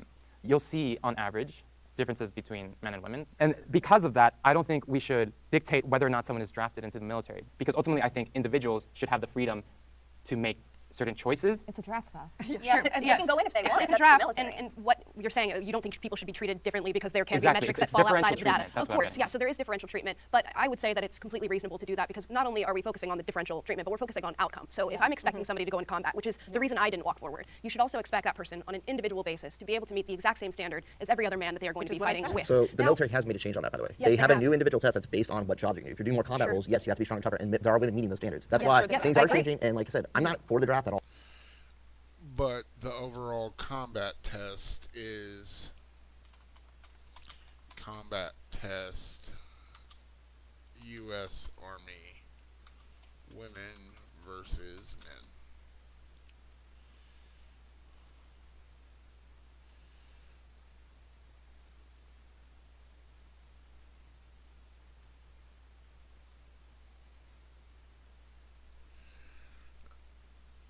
In 2021, May 10th, that was what, almost 2 years ago.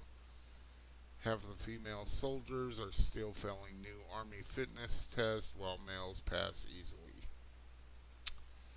Okay.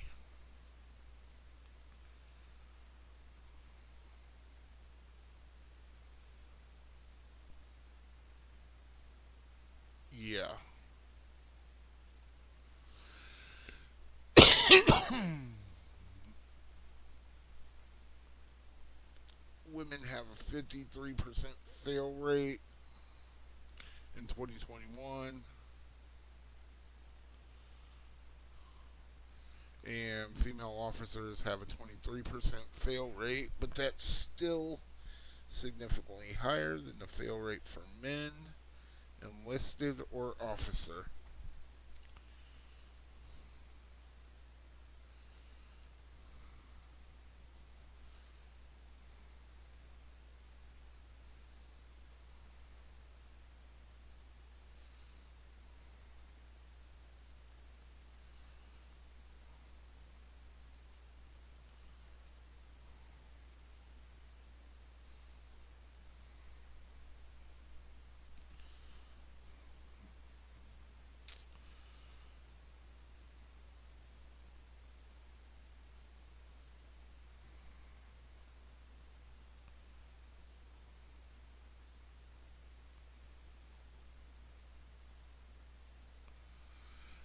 NC Army approves fitness test exception for E4s to keep up promotion potential. And that was, oh, they removed the article, which is something you don't want to do. You want to keep the highest performers in the military instead of just promoting whoever you can. It's there for a reason. All really, I think it's a really bad thing. But if it was to happen, like it should be across all board, everybody treated equal. If I could choose the possibility of women being drafted or not, I would choose that they're not. Well, I don't want my daughter to be drafted. I think if you draft, at least account for the differences, please. Female sex workers should be more respected.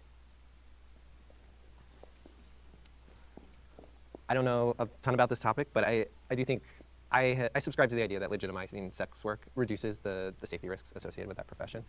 Okay, so if you legitimize it, that means training, registration, all kinds of stuff, like building out a whole structure around it that makes it safer, potentially affordable, potentially like whatever.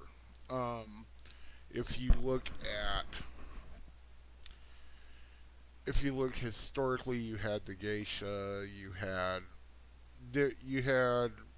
different areas where women facilitated the companionship roles required that men needed to maintain mental and physical health, because it's a thing.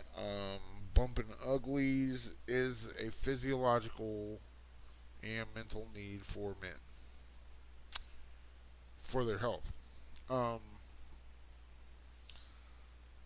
So when you're looking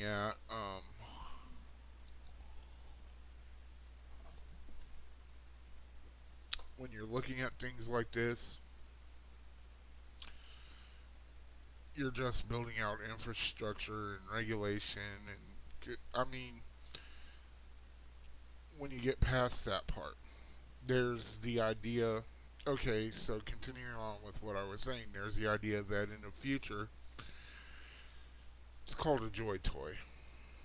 Okay, there's going to be people, men and women both, and transgender, non-conforming, non-binary, that fill that role, the same sort of role as a geisha. Right now, we are in an era, a puritanical remnant era, where society. So, if you look at the effects on society, at least American society, unless you have standards and regulations for who can do it, you wind up, if you just legalize it, you wind up with people trying to take the easiest path on both sides. Destigmatization does the same thing. And essentially you have the legalized, most likely what's going to happen is you're going to have a lot of 40 and 50-year-old men having 20 to 30-year-old sugar babies. And once they pass that peak, that woman doesn't have anything left for her in that field. So you would have to gear education towards it in an entire life. I think they have like a legalized sort of form of this in India too, and it's like almost religious. I don't know. I think I saw something like that on Vice.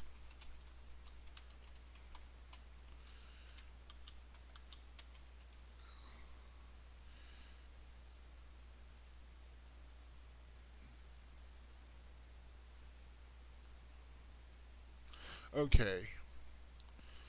They legalized it so they can practice their trade privately but cannot legally solicit customers in public.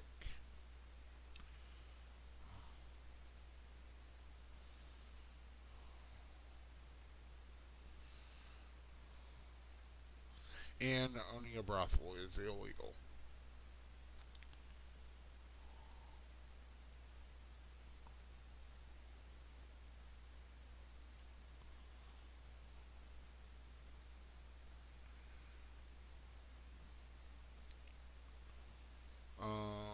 And they recognized it as a profession in 2022.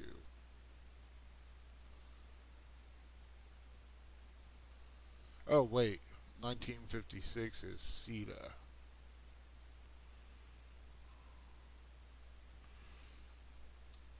India Vice.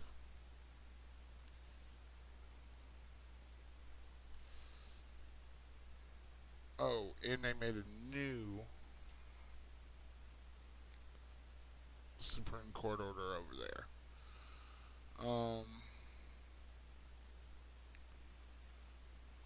In 2022.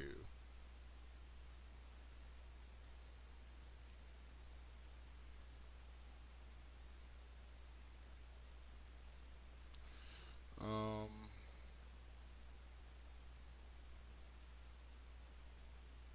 so, yeah. Essentially, the best way to do it would be to be like a Japanese geisha, and we'll look at something on that. It's a very old profession. It's been around for a while. It's going to continue to be around. I don't, I think it's also, there's tools out there like OnlyFans that I think has put a lot of the power in the hands of the creators. A lot of people don't realize, like, nobody, like, actively chooses to be in sex work. You're usually going to sex work because of social situations, and if it's a black market, most people ask why I joined the military. It's like, because I was poor. Like, there was no other fucking reason. Okay. So, there are some people, that reasoning right there removes agency from women. Okay, so you can always, generally find a job that it'll be horrible, like a fast food job, and you'll have to live with someone, have roommates, blah, blah, blah, blah, blah. Or you could go do sex work, and you could potentially make $1 million a year. And I feel that even though people regret the decision, they made that choice. Now, you can get into the prefrontal cortex and long-term reasoning and all that. But the whole deal and I'd say that probably, yeah, there is some dark and sinister elements involved in it that look to profiteer off of it, but that's everything, regardless of what sort of society you are looking at. So, after that, the only thing you can say to this is, I would say that when push comes to shove,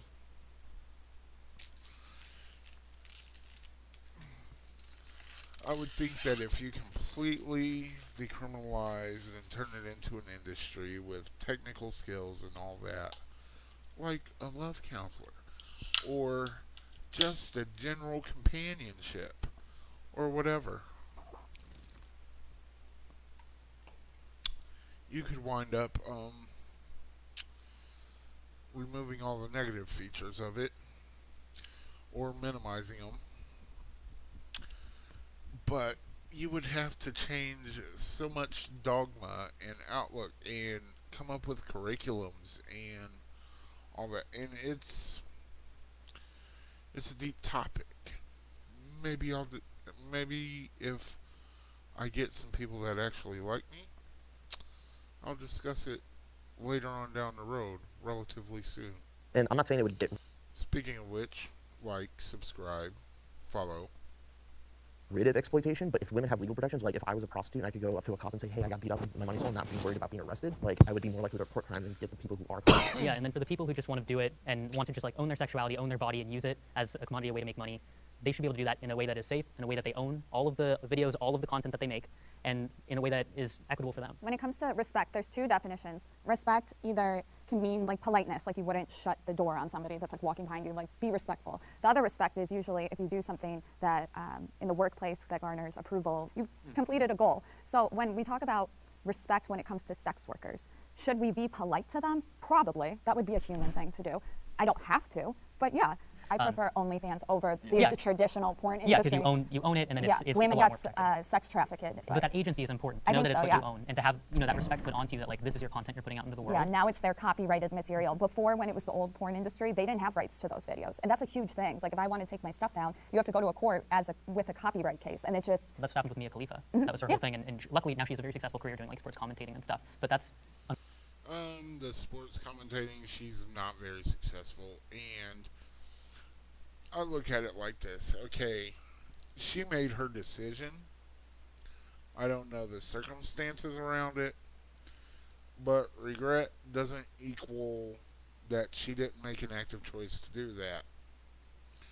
And all I've heard from everybody who's quote-unquote supporting her is a bunch of excuses for her making a decision that she didn't want to face the ramifications for.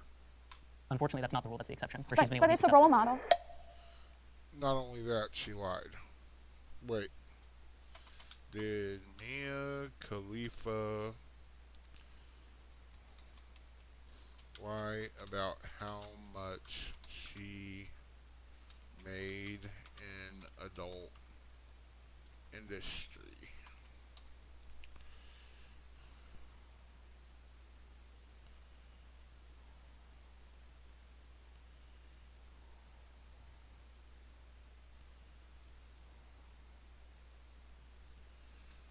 Okay.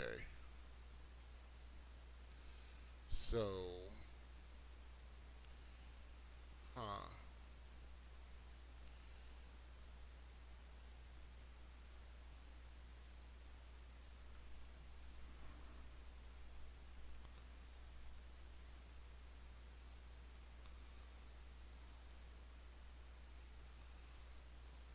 that she only made 12,000 after 3 months. Okay. Said they paid her 178.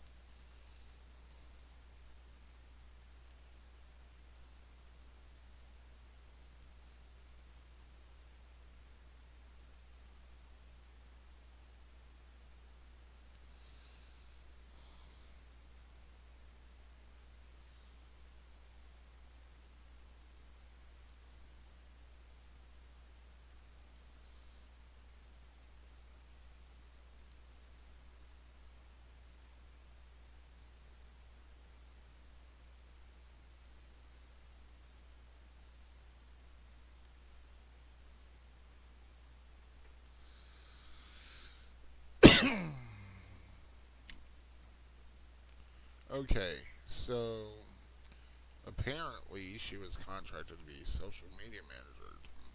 I don't know.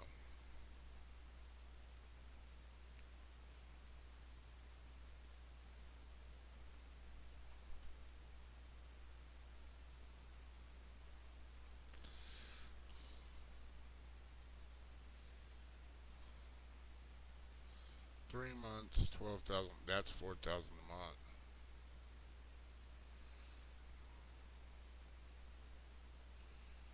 a month. $1,000 a scene. That's standard rate.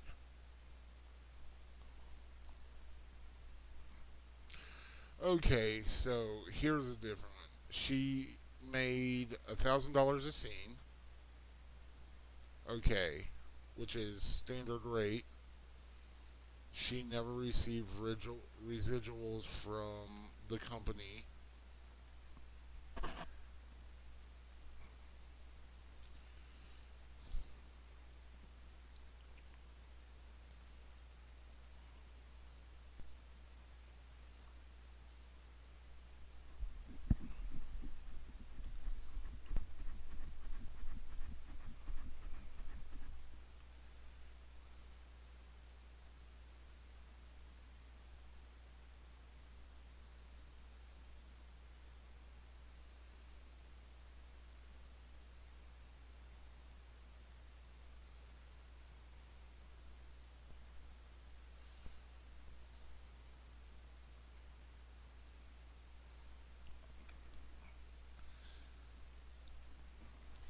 So, considering she still uses a name and funnels that traffic into collaborations with streamers, tubers, etc.,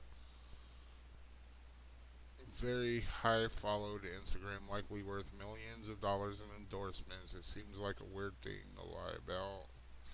This is a commentator said this. Can be incredibly.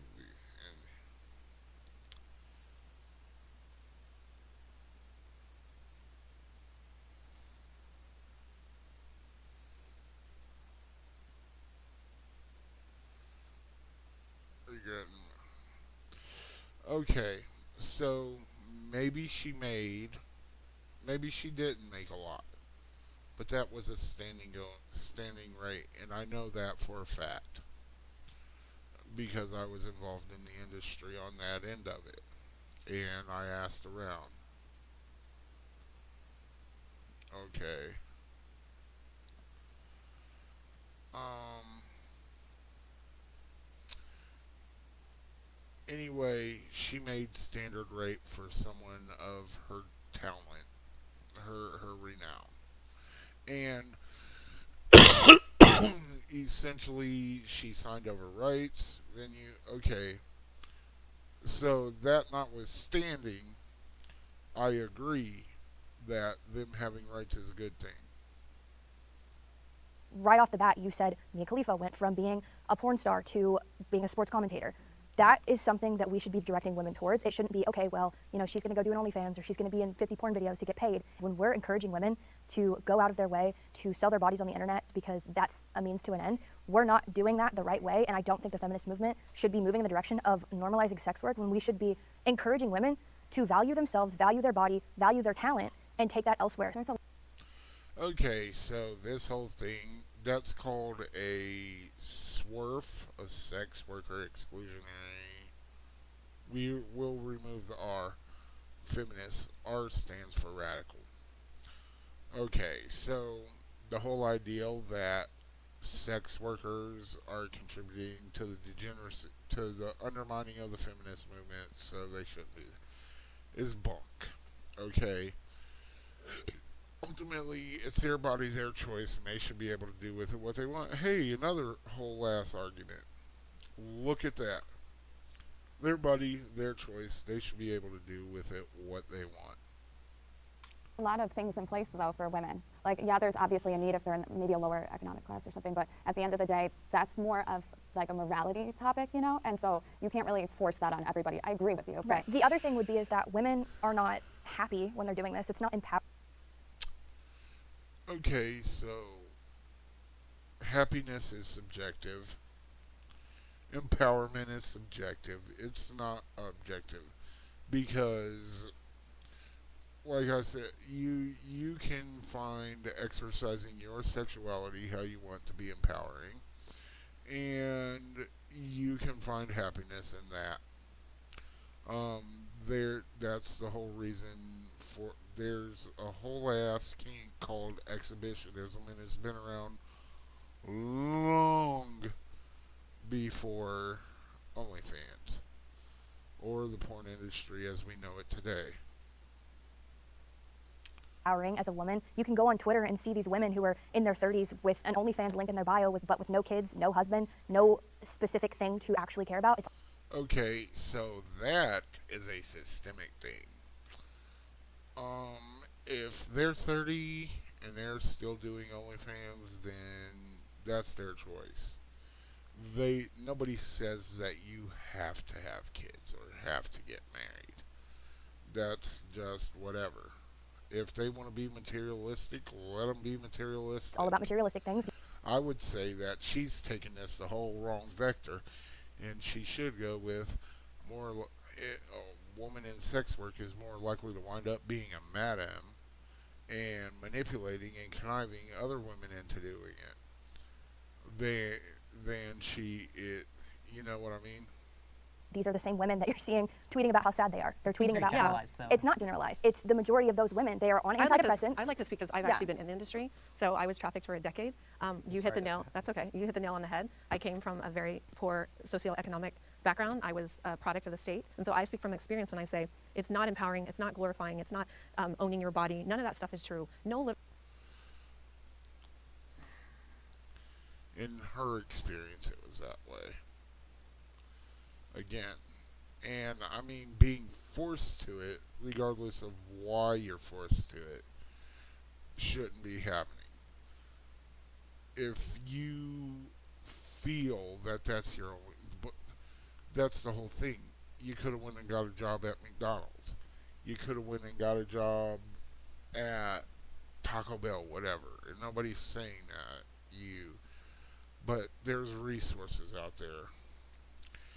She doesn't look, she looks somewhere between 30 and 40. Little girl, when they're 4 or 5, says, I want to grow up and be a hooker. OnlyFans is the biggest pimp of them all. They're still taking 20%, and your content still gets leaked a lot.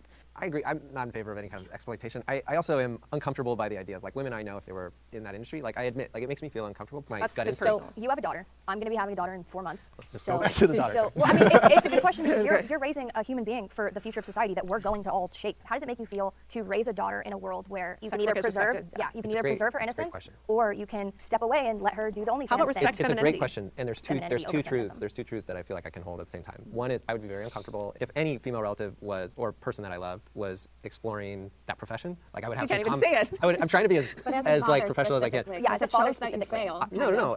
I don't think that I'd fail. I would have complex feelings to navigate. Yeah. On a higher level, I don't think that there's anything inherently wrong with that profession, and I respect people who do it in a way that's fulfilling to them and that brings them happiness. If someone's doing that job and it doesn't bring them joy, obviously I would not. But most of the women women are doing understand it it's not bringing value or happiness to women. I'm just trying not to. Okay. He's taken the right approach in this. That some people choose to do it. They have talks. They know the full ramifications. Whatever. They might not understand them completely, but at the end of the day, that's their choice. And I've dated sex workers, and the funny thing is that the ones that I've dated, they are actually more straight-laced than the woman who's speaking, like, so maybe that would lean to, because, like, the stripper, they were always out to prove that they were on the up and up, like they had and I don't view it as division. I mean, if they're doing it, they're happy, they're not being forced into it, let them do it. Wrap it all into one bundle, because there's going to be exceptions. I think you just want to be careful of like putting a negative label over like so many people's lives. I think that it should be negative though, so that young daughters don't run to her. And why don't we respect? Okay, so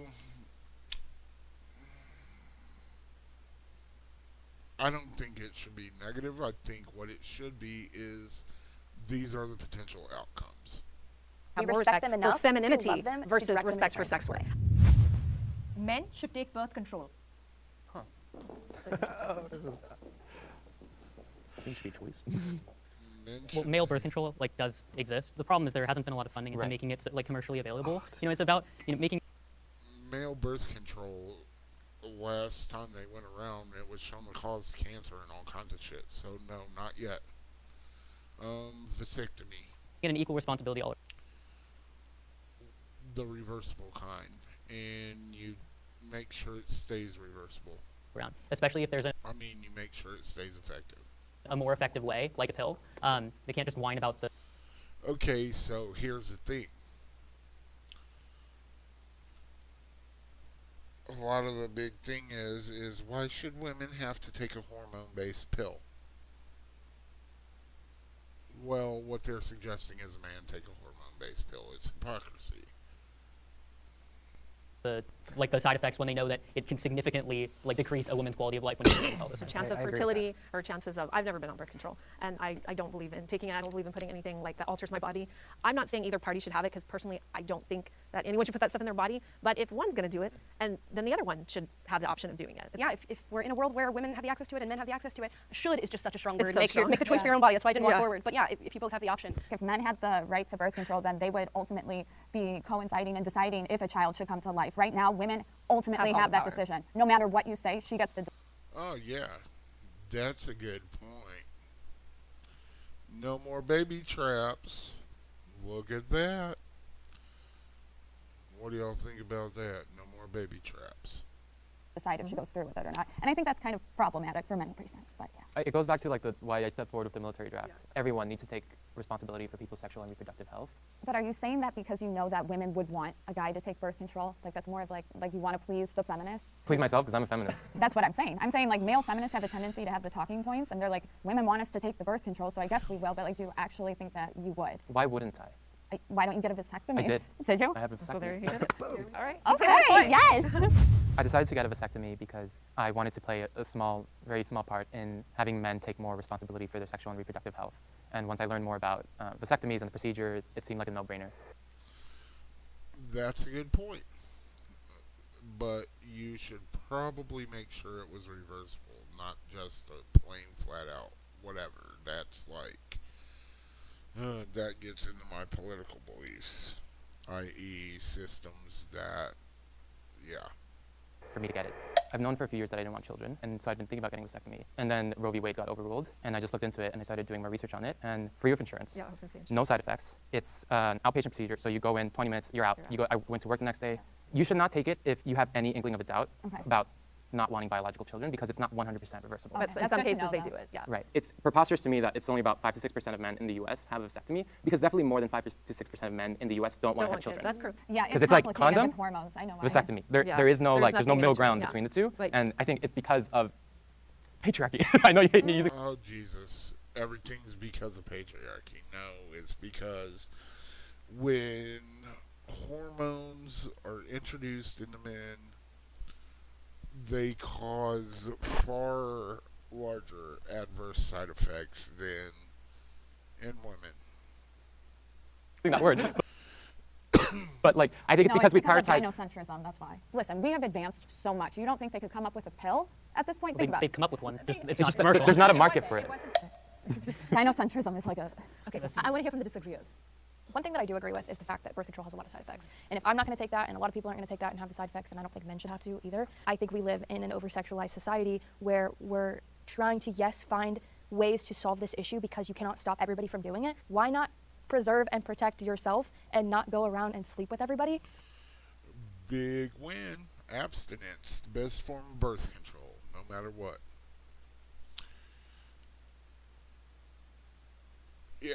But that is There's a very, very very small small group of right, people that believe that, might. mostly in the faith-based communities. But as far that's as your right to be able to do that and make that decision, and you know, totally. I just don't think it's ever going to get. I don't think it should be like imposed on everybody type of a thing. I'm not for male birth control by force. If somebody wants to take that, yes, but I think there needs to be more comprehensive research and stuff. Female birth control is a little sketchy at times because there have been incidences where they've had to recall stuff because they kind of, I think one of them was like the old Yaz, they had to recall because it was causing like blood clots or something. Yeah, that's very common. Most birth controls cause. Yeah, and I hope we get to a place where we're not using things where hormones, because the other thing is a lot of people don't get blood tests to check their hormones on a regular basis. And actually, technically, birth control, female birth control is an oral steroid. Yeah. So that's what it is. It's actually a 19 nor, and like people are taking steroids. I think we're going to find out decades from now how harmful this actually is, probably for both sexes. And like, unfortunately, like the pharmaceutical industry is so based on profit that like if they think men aren't going to take male birth control, they're not going to put in the research, they're not going to create it, they're not going to invest in it. So if we socialize and say, hey, like, this is a responsibility men should also have, then we can get research into all birth control to make it safer and more effective for everyone, so that we don't, not everyone has to be like experiencing these horrible side effects.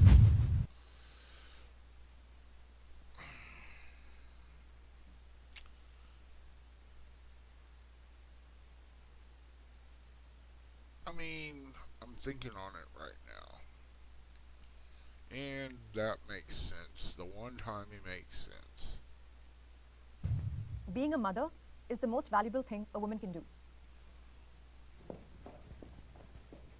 You are a mother. I am almost, I am a mother, but she'll be born later. When you choose to have a kid, you're putting aside what, not necessarily what you want to do in the future, because I believe that women have every opportunity to still pursue what they want to do, even becoming a mother. It's very fulfilling, in a sense, to be that selfless, to bring a human being into the world and give everything to them and watch them grow up. And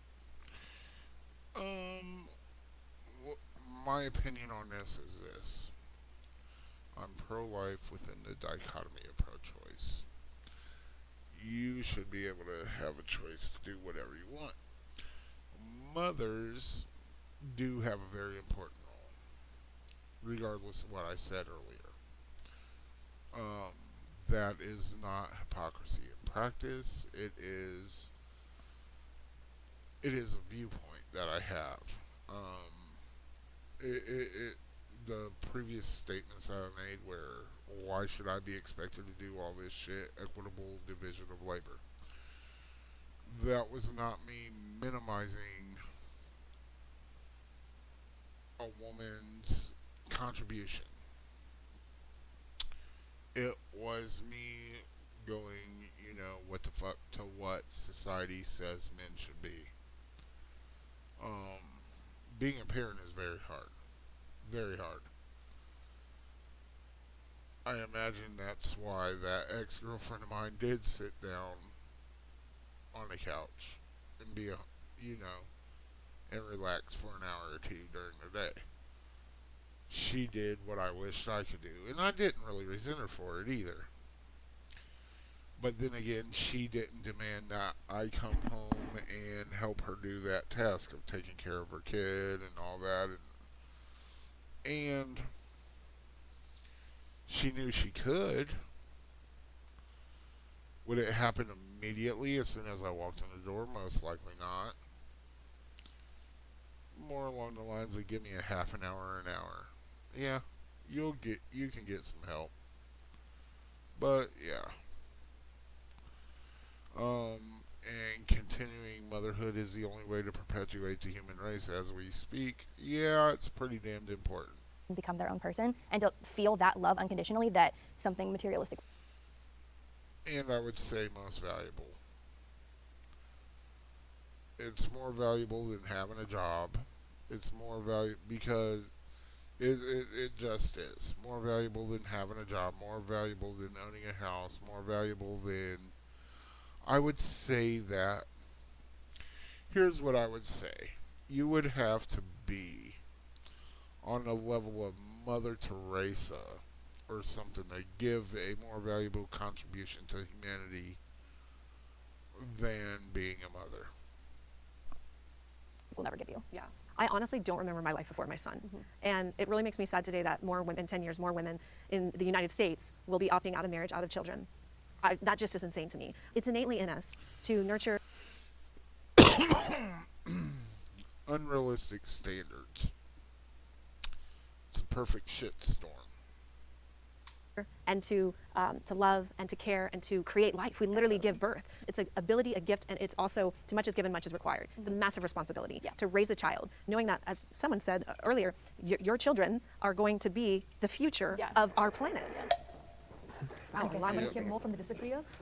We're running the moms through the dirt. That's right, Earth. I think it's going to be the most valuable thing that I do in life to have children and create a family. It's just such a subjective thing, and there's so many things that people contribute to the world. And for, I think, most women, when they leave this earth sitting on the deathbed, they probably will think the most powerful and valuable thing they've ever done is to create children. You know, there's like the famous quote, the greatest two things that you can leave on this earth when you die is art and children. And I think a lot of people are going to feel that way. I just don't want to subscribe value to somebody who doesn't see that as or somebody who can't have kids or just chooses not to. Right. You know, there's other ways to achieve greatness, but being a mom is a great thing. I think we all. There's a difference between value and achieving greatness. You can achieve notoriety, which is a form of greatness, a negative form of greatness. You can achieve you would have to like find the cure for cancer, or something equal that contributes to so many people in the human race that it outweighs any negatives you have ever done in your life or will do, in order for the perpetual. Because see, the reason why I say that is this: you have your parents, they have their parents, and those people have their parents. You are the culmination of thousands of people's efforts and struggles. And it's like, who are you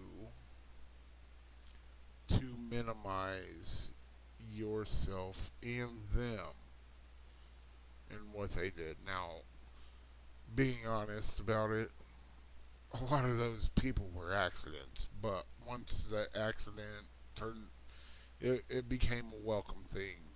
Hopefully, for the most part, it was a welcomed accident. And they had so much energy poured into them.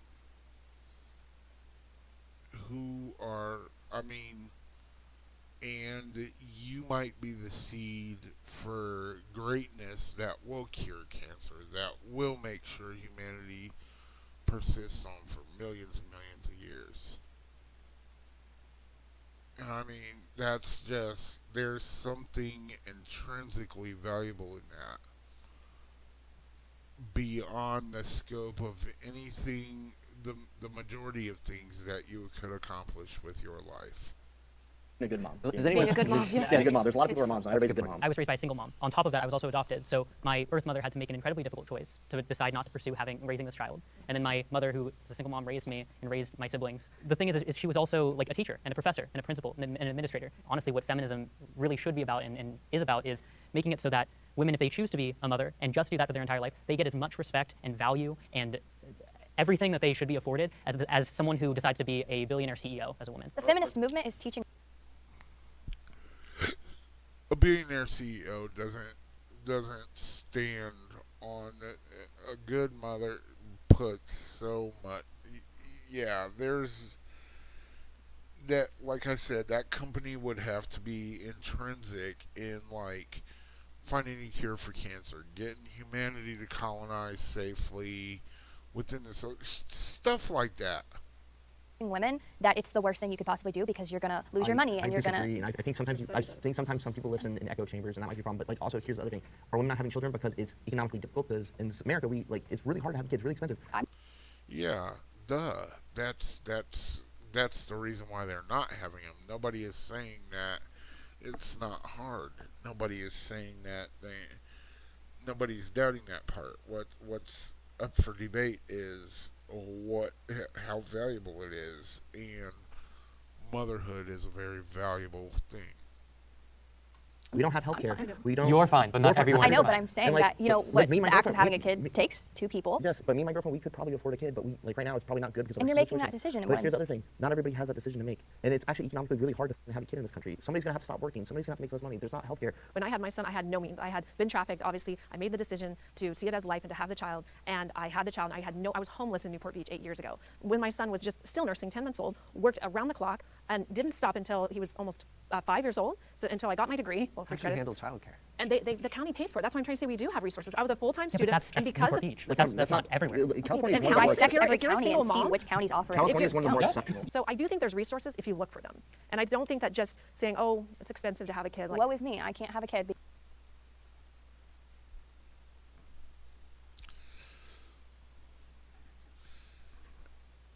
And AFK a second.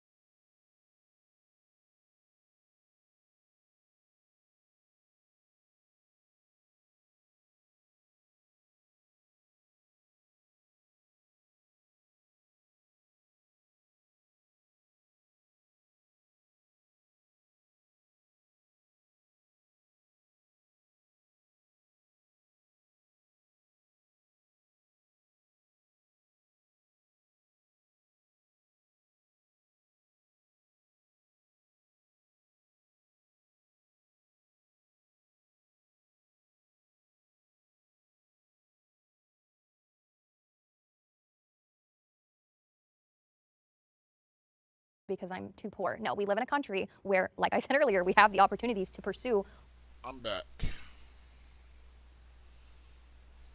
what we can and what we want to do. And I don't think the feminist movement has any place to tell someone that they're too dumb or too poor to be able to have a kid. Oh, absolutely not. But that is what the feminist movement is doing. I agree. Yeah, maybe it's not as cool or fashionable to become a parent. Maybe like that's not, what people are valuing. Feminism to me, and I think to the other guys here, is just like viewing the sexes equally and feeling like they should have equal opportunity. I don't think it expands much beyond that. No one here is saying it's not cool to be a mom, or women shouldn't aspire to be a mom if that's going to be fulfilling to them. If that's like your path, by all means, I think you should do it. My wife was very specific and like direct with me when we started dating. She's like, I want to have kids. This is important to me. Are you on board or not? And that was a goal that we set for ourselves. But she's not just a mom. You know, there's other things. She has other ambitions, and she can.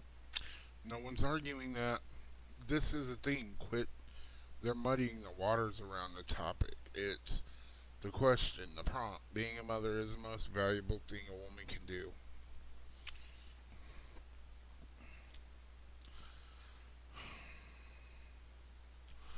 I honestly feel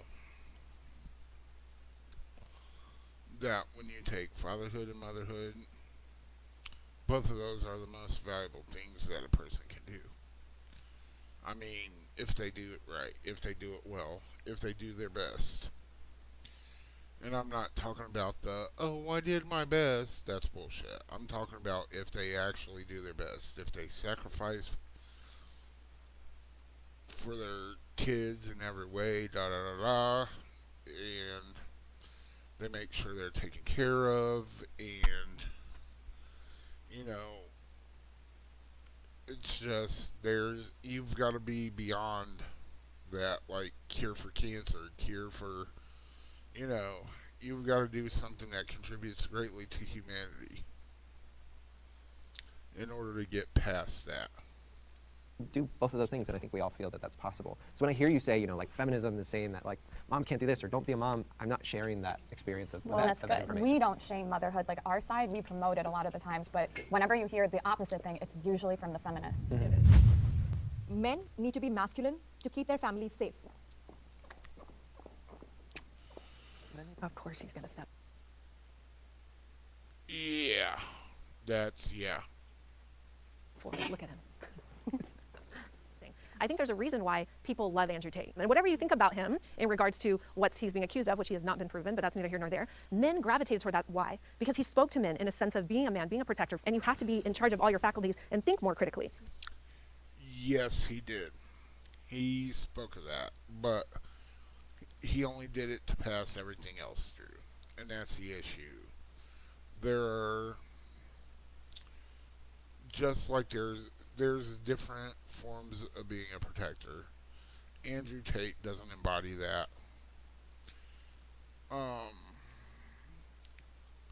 He can speak on it, but he doesn't embody it. And he spoke on it only to make the rest of his message more palatable, which at the end of the day, he's a scammer. So, I mean, he had some good talking points, but as an individual, he was opportunistic. He was a man. That's it. So those aspects of masculinity appealed to men because men want to innately protect. If I go on a date and you take me on a date and we're... Oh, men don't want to innately protect. Men innately... Well, I mean, it's practicality. Men are wired for practicality. And practically speaking, who's more liable to survive a fight, a man or a woman? It's reality. There are exceptions, but the exception doesn't make the rule. He's like, no, I wouldn't, but that's okay. And you take me to a dinner, and you don't sit facing the door. I'm never going out on another date with you. It's not like we're helpless, like, oh, I can't do anything. But having a man stand by you, protect you and your family and your children, masculinity is very important. There are situations, like, for example, like 230 pounds, my girlfriend's like 110, 5'2". Like, there's no way if somebody breaks in the house that she's going to fight them off, unless she has a gun or something. But so in that situation, there's the practicality. I would build that masculine role. But, like, anybody can be strong. Like, in a situation where I'm not there. Anybody can be strong. The thing is that more times than not, a man is going to be stronger than a woman. It's just genetics. It's biological engineering of the of evolution. I would hope if we had kids, she could protect them and defend them like the best she could. Where I get the issue with like, oh, men need to be masculine. It's like, oh, men need to always go work and bring the money and all this stuff. Because my girlfriend, she's highly educated. She actually makes way more money than I do, like way more. I work as a personal trainer. I don't make as much as she does.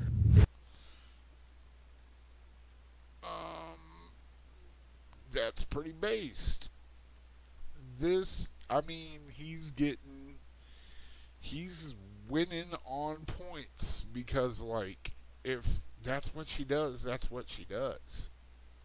Is traditionally not very masculine for a woman to make more money than a man. And I know some people, they will be like, oh, you're not a real man if your woman makes more money than you. Bullshit. It's a reality that women are graduating college, so that's going to become the norm. I'm looking at 20, 30, 40 years down the road, women are going to be the breadwinners in the house. That's pathetic. Why is she with you? You sound like a loser. Things like that. And I don't let that define my masculinity. I used to be insecure about it, but now I've grown more mature, and I feel like we're getting to a society where that's less of a problem. And like some people might disagree with this, and like, but it's just my opinion. I think to raise a son, it's easier if you're a man. It doesn't have to be a father. It could be an uncle or some positive role model. Same thing with a positive female role model. Because like, I don't know what it's like to be like positive role models, and that's the problem. Society is lacking role models. This dude.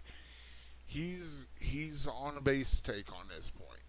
You know, going through puberty. But I was a young man. Right now, a lot of our young men are misguided, and a lot of them are making bad decisions. And it's because like a lot of these young men get this testosterone boost, their brains aren't fully developed, and they like the vast majority of crimes are committed by 16 to 23-year-olds. The reason I walk forward is about exactly what you just said. Men have these feelings and this aggression often deep inside them, and it's about using that aggression or those feelings that you have to protect rather than to. That aggression is most likely based in testosterone more than anything else. Inflict. I guess I'm just not entirely sure what, like, just masculinity in general has to do with keeping people safe. Could I quickly respond? Oh my God, that is a disingenuous argument. Of course, guns are great equalizers, pew pews, but end of the day, yeah, that's so disingenuous. It's just basic practicality, dude.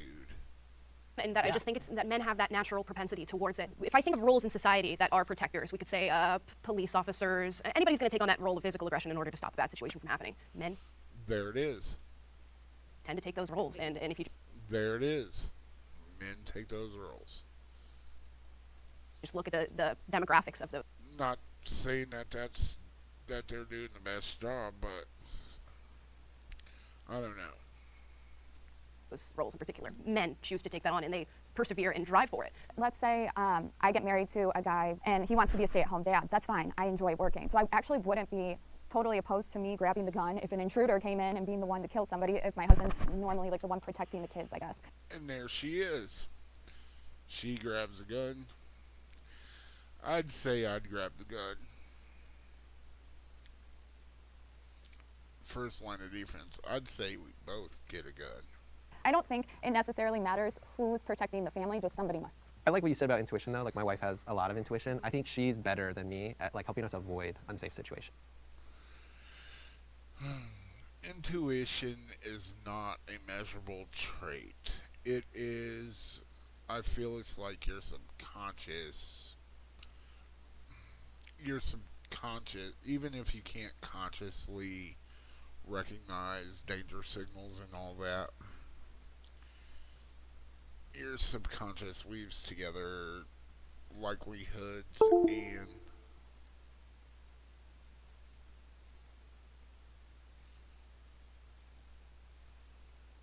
what was that? Huh, look at that. My webcam decided to disconnect.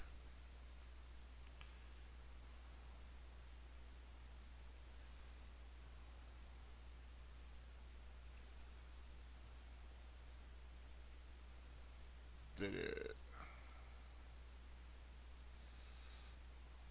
over? What's going on?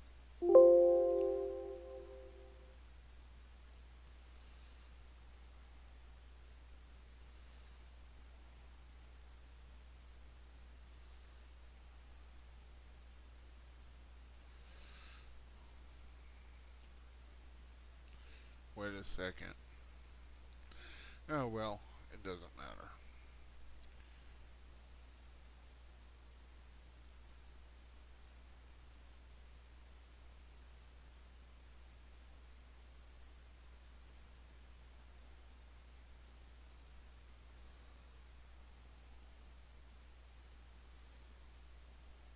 Let's see what's going on.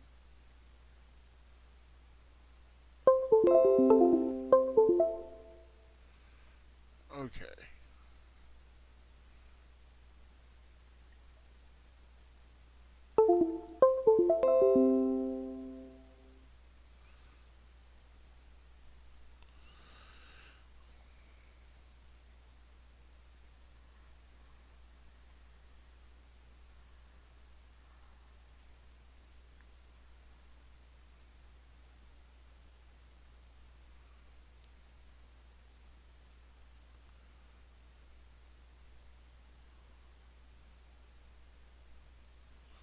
We're back. Okay. So.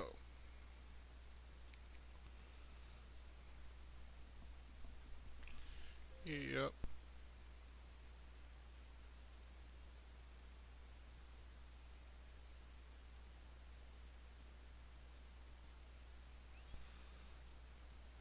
But to physically combat a stranger that's at your door with a gun and mask on and is breaking in. Yeah, it's convenient to have someone who's more like him than. But would you send your wife But I who's just don't think intuitive to men- use her intuitive powers to handle that, to protect? Or would you use your masculine, my daughter's.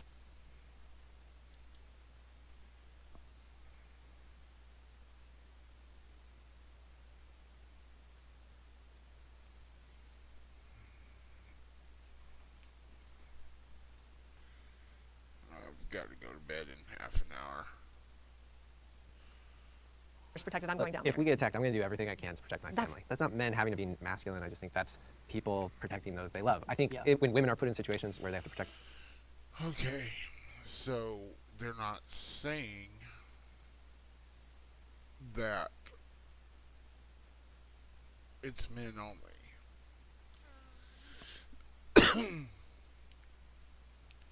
They're saying that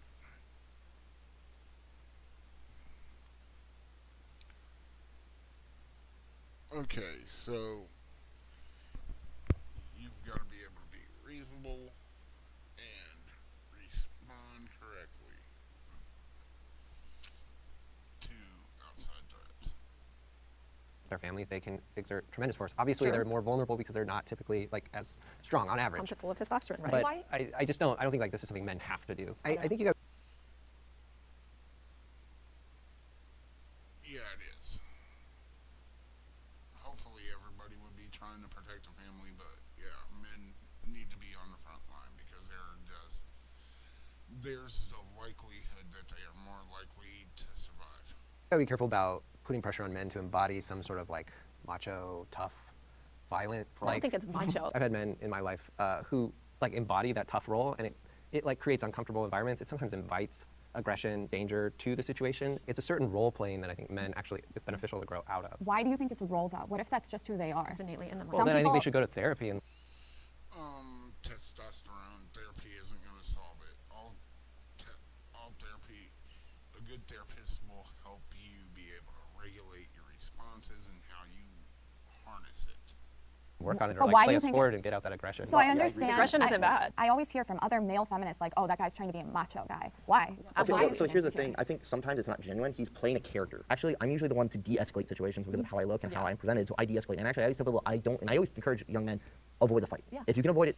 Yeah, avoid the fight. That's just basic. The easiest way to survive a fight is not to have one in the first place.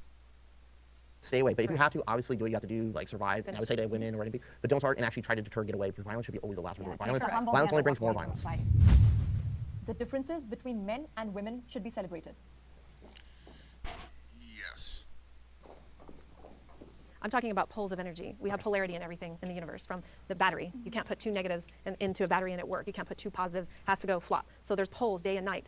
Everything, yin yang. It's energy, and we are energy. I don't think everything's polar. It Like, is, though. why apply one lens to Well, the you whole just stepped universe? forward with the prompt that said that masculine mean- men and women's No, differences should be celebrated. I want to celebrate the difference So- between men and women, but I feel like you have this tendency to apply sometimes like these quantum or Because like it is, because we live in a these quantum macro universe of ideas masculine and to feminine everything. energy. But you It guys just do doesn't the have to same be thing too, though. You I think he's just saying to celebrate differences doesn't mean we exist on two opposite poles. And I'm saying that. Yeah, So like, I'm saying that. there's things exist in nature that are triangles or triads. Like not everything's yin and yang. You know, But it kind of is. I actually Well- believe that the masculine energy is elevated in a sense that they have more responsibility as protector provider. And so for women, we like lean to them and we look up to them as the leader. So not to say that they're not equal, but there's a little bit more responsibility in the masculine field. And without those outlines of structure, then we have chaos and we don't have a society.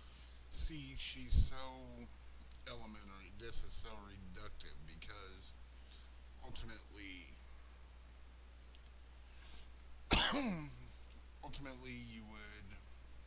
leadership is defined by the task at hand.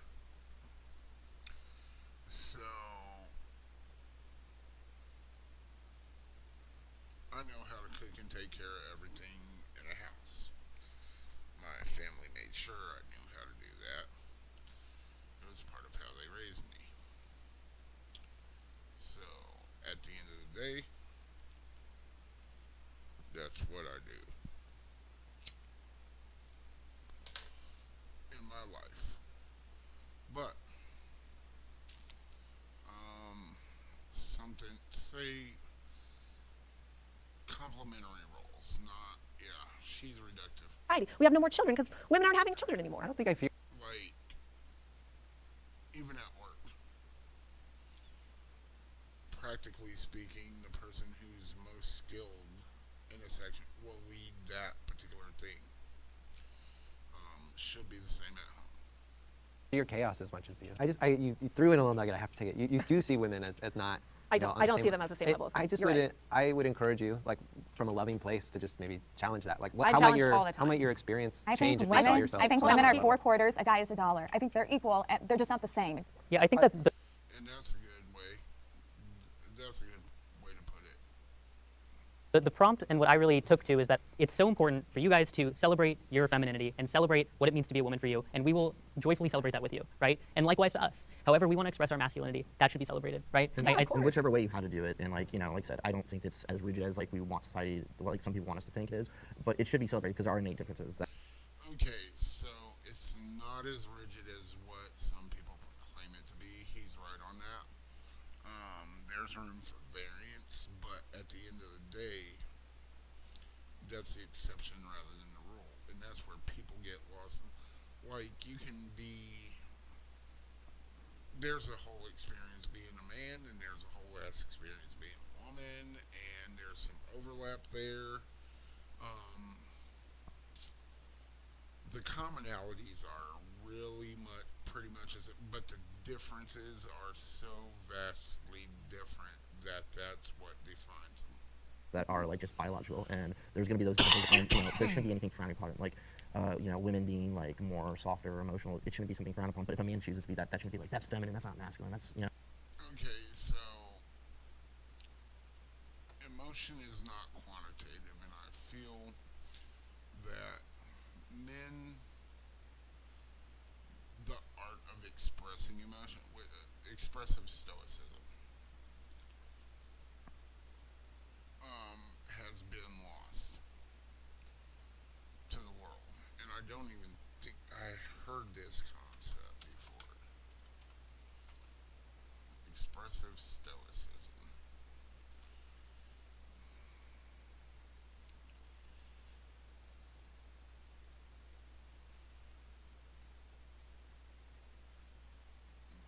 Okay, so